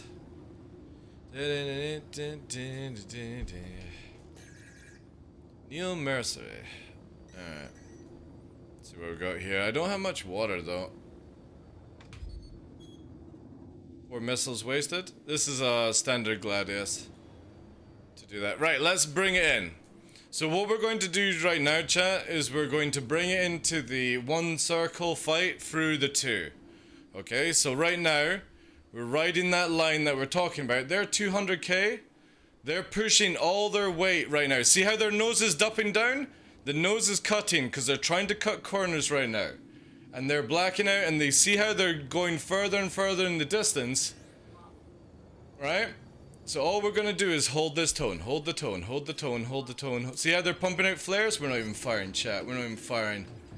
We are literally going to do this. Fucking Fox free.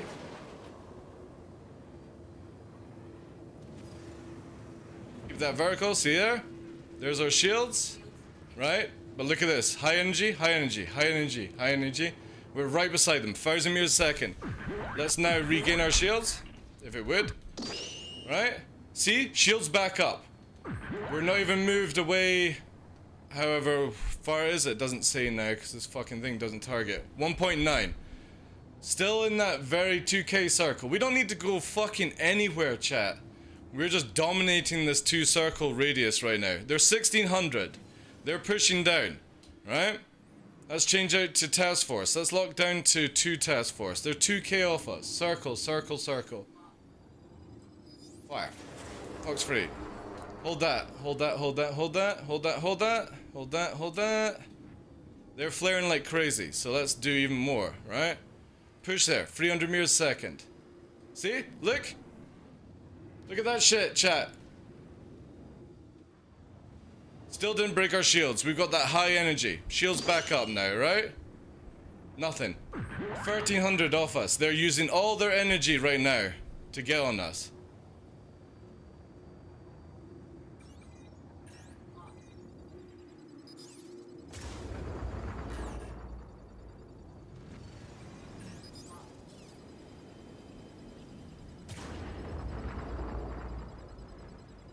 Keep popping those flares. Keep popping those flares. See? Look. How's a mere second, chat? We don't need to go fucking anywhere. Don't need to travel 10 kilometers away from the fight. Let's just keep bringing this in.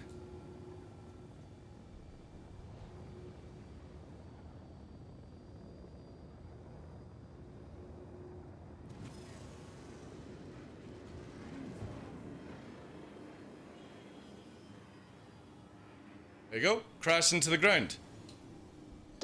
Somebody's not prepared. And the Alt F4 chat. Fucking god of atmosphere. See that shit? Didn't even need to shoot around. They Alt F4 because they crashed into the ground, chat.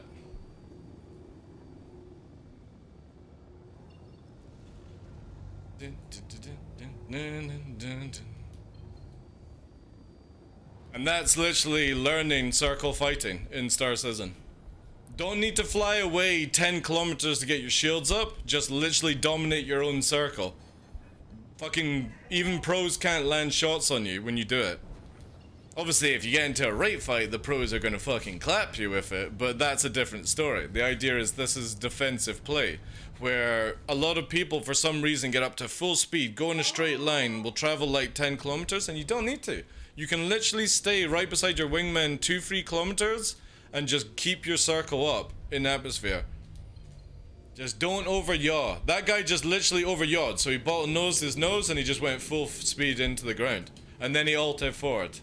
I mean, seriously, like, how fucking lame do you have to be to Alt F4 because you crash into the ground? It's like, Jesus, man. That subscriber flare is so fucking worth the embarrassment. I think I definitely, when the 317.2 comes in, I'm going to change out the Dominators, and I'm just going to have, like, 2 IRs. And the 2 IRs are just going to be fucking annoying things. Or, I might just do... I might do... Pioneers and Task Force. Because a Pioneer can be quite devastating if you manage to get a good proxy on it. It was at the point he knew he was going to lose. Again, it's good fun, man. Like, I fucking love circle fighting in this game.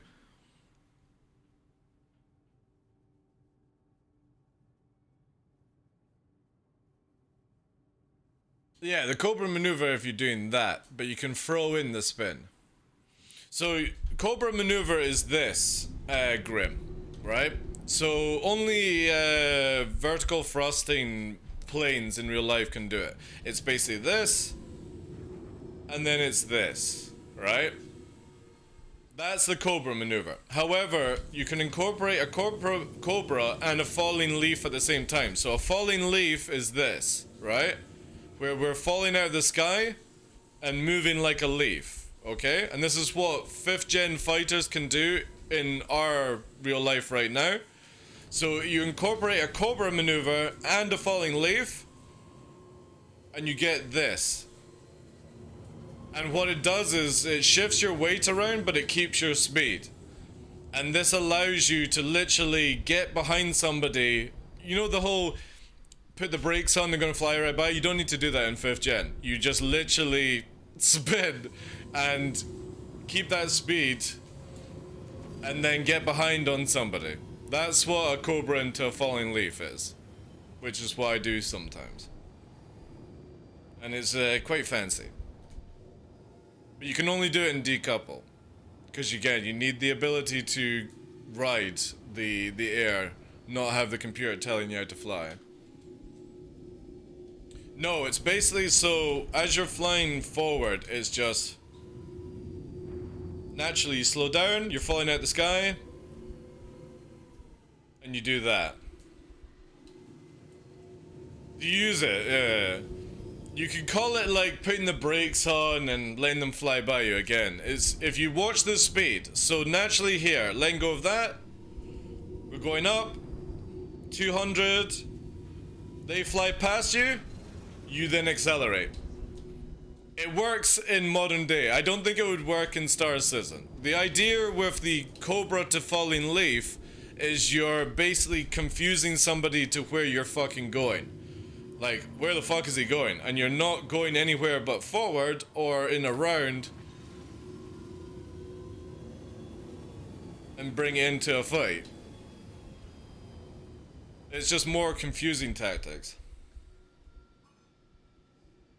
They would fly underneath you, yeah. So as you're flying, if you guys don't know, right? So watch this. I'm just gonna literally use pitch. If you see in the right joystick, look at this.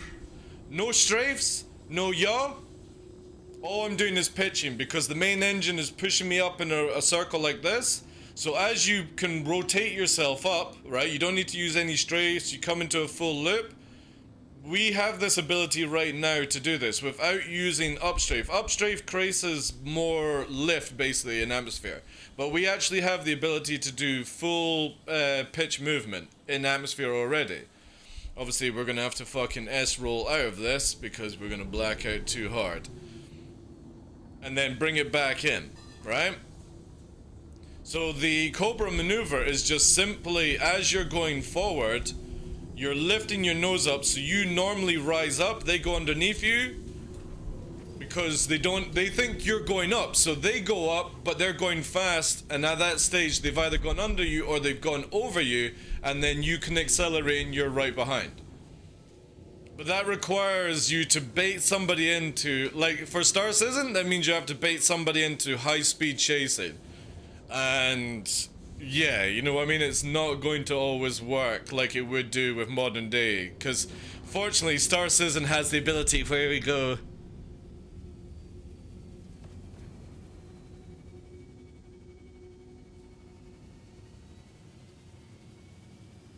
You know what I mean?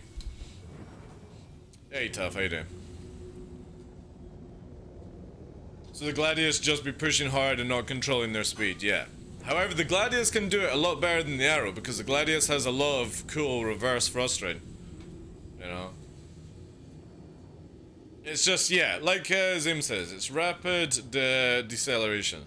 And the falling leaf is basically a confusion where, for example, if we're flying up in the air and we currently drop our speed, and we go into the falling leaf now, we're flying in a straight line, but we're spinning. So they're like, where the fuck are you planning to go? Where's my exit, basically?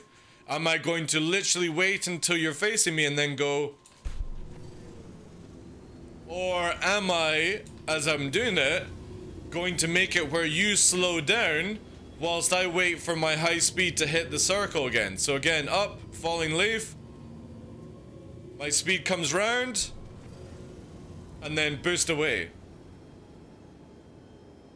And then we're pushing a 300 meters a second tight one circle right now. Because we got nose on. It just again depends on whatever is going to happen in the future of Star Citizen. But obviously the moment they add in control surfaces, a lot of this stuff will be way more useful than it is right now. Because if somebody doesn't manage their speed, they will fly right past you, because it's not like you can just do this in control surfaces. You won't be able to do it at these speeds. You'll just flop around a lot more, so.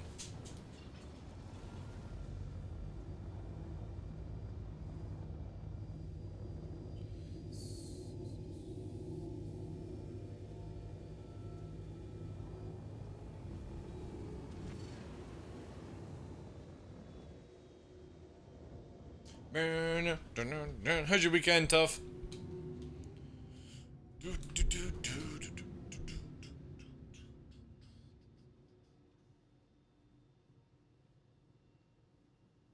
I need to start recording all my fights, but I always keep forgetting to press the button for recording. I should start doing Avenger 1 videos. And I will use Photoshop to describe things. Alright guys, we're going to do some Photoshopping. I'm very slow learning control with slow speeds and getting my peripherals dialed in. It's just time, dude. That's all it is. It's just time. It's good, thank you. Drank a lot last night to start my leave. Nice, nice, nice. Good stuff, good stuff. But every ship has its advantage and what it can and can't do in atmosphere. The Arrow just obviously has a slight little bonus because under the 2k point, or the 2k threshold, this is where, like when I was ranting about Avenger 1's movie, or video, this is where you can control. The Arrow dominates the Gladius in these heights. The moment that you go to about 2k, which is roughly about here, the Gladius has way more speed and agility than it would normally do. So a smart Gladius pilot is going to incorporate, right, if I'm getting chased, I want to be roughly about here, which means that you can't use the terrain as much as the Arrow. However, you can still sweeping in, right? So say for example you had do we have any mountains? You could use mountains like that. So say for example we would be going, right, I'm getting chased by a couple of bounty hunters. I'm in the Gladius, I'm in Daymar atmosphere, right? They're going to have the kickdown advantage, but you're roughly cruising about the same speed in the Gladius right now as an Arrow does. The Arrow only has the bonus when it goes underneath, but at these heights you can still do certain things. And the Gladius has the ability to do them. Again, we're going to go into decouple for it. We're flying at 700 meters a second. So you can see here that flight lag is kicked in if we yaw. We don't want to yaw. But at these heights, we're already up to a decent speed. And again, it's just roll, down strafe a little bit, and push her now. And we're at 300, up, up, up, up and up, and then we've got people into that position that you want with the Gladius to be like, look, I'm still traveling at 200 meters a second, you're pushing, you're using all your afterburner towards me, and then I can just feather around, and I've got that full tank now to do whatever I need to do as a Gladius pilot, you know? But just literally making it where you lift it up using these sort of same maneuvers. And it's the same thing with, like, when we talk about going into the vertical, is that again we want to go up, we want to watch people chase after us and use their shit, and again we don't want to use our shit, we want to just dominate it where instead of just hard turning, we're now doing 400 meters a second, not G-locking, they're afterburning like a motherfucker, and by the time that they catch up to us, we've got full speed, ability to move around, roll her out, gain that speed, dive, whatever, and you've got all this play area back up to 300 when we push up, because obviously we lose it when we turn down. And this is how, again, we've not used afterburner once, but we're still gaining so much speed from just catching the energy. And we've got so much height. Look, I'm just feathering, not even up strafing yet, not even afterburning. Now I'm going to do it because we're stalling. And at that point, if somebody doesn't do it, they smash into the ground.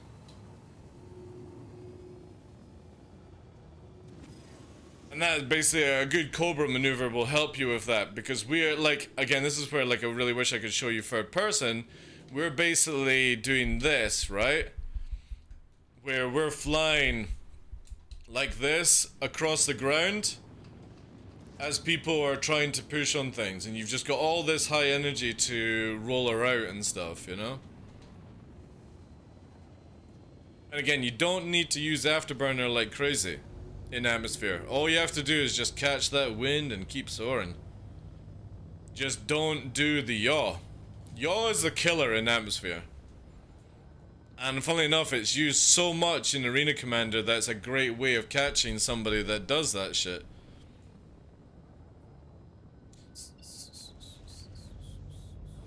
And, like to make the point, moment that we actually have proper control surfaces in, it makes it even harder for people to do this shit. You'll have to actually feel a lot more with your ship than what we do just now.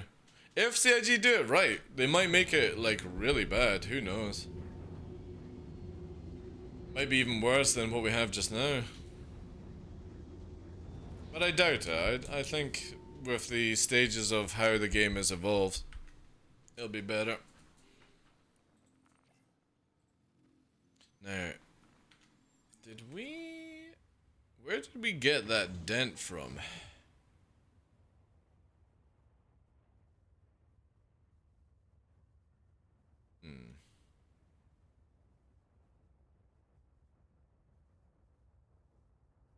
It's not repairing either.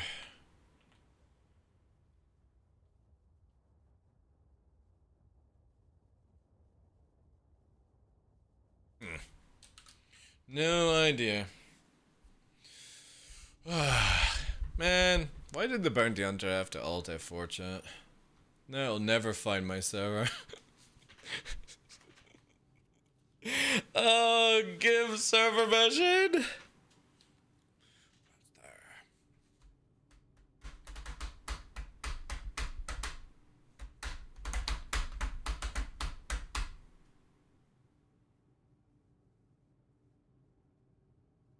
Yeah. Well, that's because I fly like a Jetfire, jump to, you know what I mean?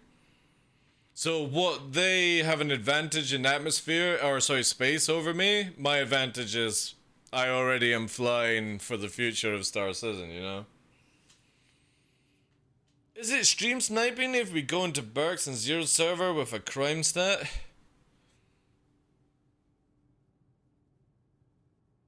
No. No, it's not.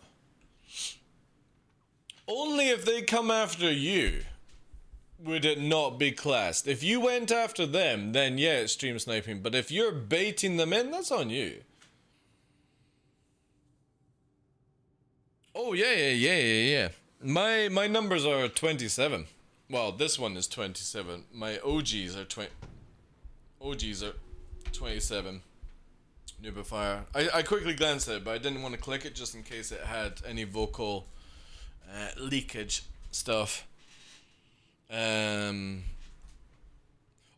oh dude, if you're printing, could I trouble you for a large red or black, depending on what color, what are they called? The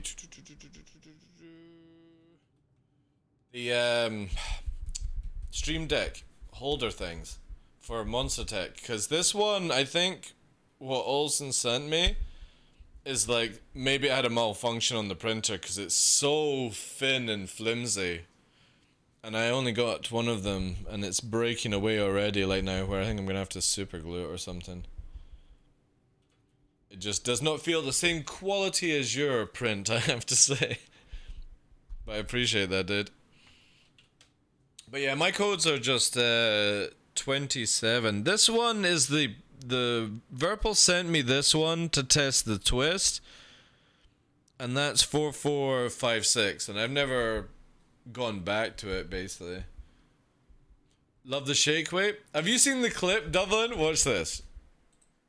Zero State kindly made this whilst I was PvPing the other day there. Yeah, watch this, dude, right? This one here. Yeah, watch that. That's super important, that one. Cause let me get rid of that one. If you guys don't title your clips, they get deleted. This one here, let me just check radar. Watch this. Oh wait, you can't see me. Camera off.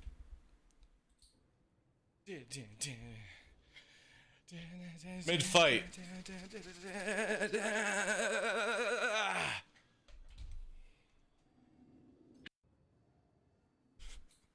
So yeah. We were mid-combat. I think it was 2v1 at this situation, and we decided to bust out the shake weight. For old time's sake, you know? So yeah. Again, this is why, like, no joke, one day I will take PvP seriously, guys, right? I promise you, the moment that CIG dial in their shit, I will stop the memes, I will go and become God Aim Pro Pilot AC Sweat if it's got the systems that I like, right? But until then, that's the kind of PvPer you're fighting. Serious PvP, yeah. I will do my serious consecutive punches, since I'm the one punch man. Right now, you just get the half-assed fucking I can't be bothered system and stuff. I need to get that shake weight emote properly done, you know. Vocal leakage, yeah. Noobifier kindly sends me a lot of his stuff, where I've been papa blessed by his latest script for his upcoming thing, and it's really cool to like see the madness behind the man when he's doing stuff. So yeah. But he printed me off. I think it's on. Let's see. Is it this camera? Oh wait. It's on the sneak one. I don't know if you can see it. Let me just give you some light. I have really shit bulbs, so there you go. At the top, there's the Noobifier badge, or plaque, sorry, beside the crown. So that's on the sneak wall that we have just now.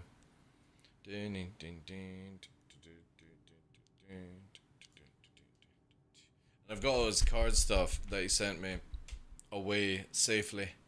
Secured. Anyone can be normal. Exactly, yeah. But I appreciate all the love he sends. That's why we always send the love back to Noobifier. Because his channel is worth it, chat. Especially if you're not watching the second one. The second channel that he's got has lots of cool racing, fucking high-tech shit that's just bonkers, man. Sim rigs that move around. He's got a streaming trolley. It's crazy stuff, man.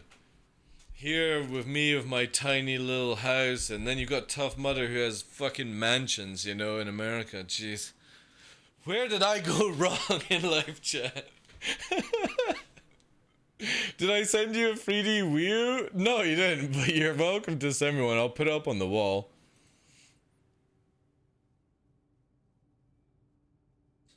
Bad company.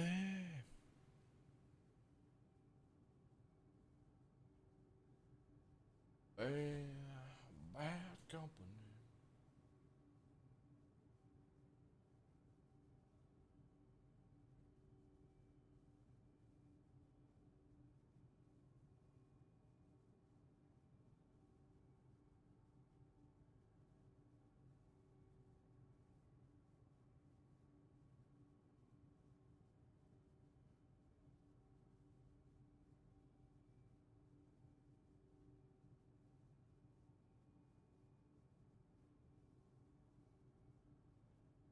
Noobifier needs more monitors. Yes, there's clearly not a monitor behind one of his desks, I think. You still have the... No, do you still have the exercise machine? That could use a monitor, I suppose. We could get... the next step because Noobfire does a lot of stuff with Monster Tech, like tested out things for them and stuff. He could get a oh god, why did I even think about this? Treadmill stand where you could play Star Citizen whilst on the treadmill. Dual joystick, Monster Tech, monitor, and it wheels into your treadmill and goes up and down. For those people who want to play Star Citizen or video games whilst on the treadmill. That's what I can. Oh man, if I see that, I'm gonna laugh so much. That would be the next step. Has anyone ever seen the video of the guy that literally made the electric treadmill buggy thing, where the more you run on the treadmill, the more it flies across the ground with its wheels, and you can actually drive it. It's got like a joystick to turn the wheels and stuff. That was bonkers. Let me try and find this one. This is the craziest thing. You'll see. Treadmill buggy. I think I'm gonna just do buggy. See if it is this. It might not be on this. Treadmill that moves.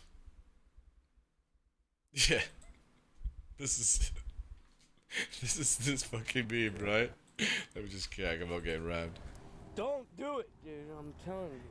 He can start. Tag. Okay. Hey, do him. Where is that? Zoom in on him. Please. But you found it. Exercise and have a change. Yeah, here we go.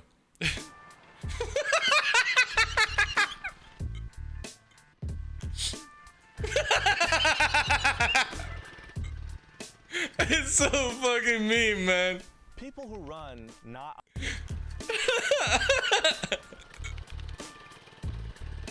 This is fucking genius, like. Let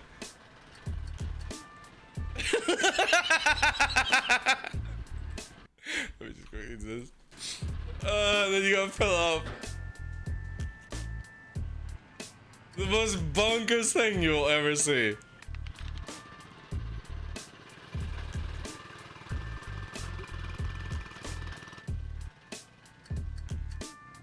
Chris says, I wonder what wasp honey tastes like. Chris thinks, Is that it? Here's the throttle, steering, brake, tread on, off, engine off. If anything goes wrong, just kill it and stop. Okay. Chris came up with this idea. He said, It's absolutely bonkers, man. I wouldn't mind if we show up that one. If I ever see this where I'm on it, I swear, I know. No, I think it's Australia. They were doing it tough. I think. Where they made it. But yeah, that's a crazy one. But the great thing about it is it's also really good. Because you're getting a workout, you're just getting around the workout so much faster. But you can have your water, you can have like a little TV and stuff on it, and you just like... It's pretty cool. Very practical, I think. They could put a wee basket on the front of it for shopping and stuff. Bunkers stuff. Bunkers. Anyway, guys, I think I'll probably call it there. The game has gotten quiet. And I would imagine people are going to PTU and all that jazz. But we'll be back tomorrow for day 60. Day 60 in a row for more memes. Fresh is away all weekend, so again, it's just gonna be really, really quiet. We need the wipe, we need the patch. Hopefully next weekend we're gonna be full into patch mode on live, maybe, possible. If not, then it's going to be the 30th. Oh no, 29th, so at the end of the month. It's either next week or the week after that. It can't go really much longer. Well, actually, it can. Who can we go to?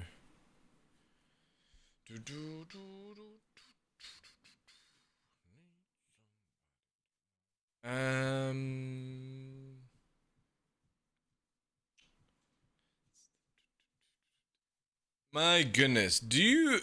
Like, I genuinely feel that Nova knows what the hell I'm saying at all times, which I should really then worry about what I say.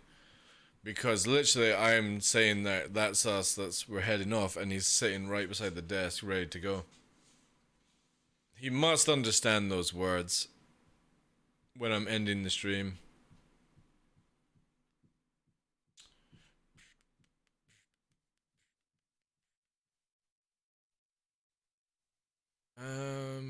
Fuck, like...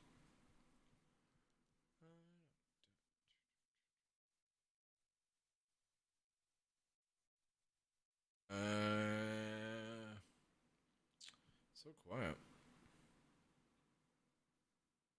Yeah, Veshkan is on. Let's go to Veshkan. He's a PvP up. Check out his content. Alright, there we go. Appreciate you all, guys. Thank you for all the love.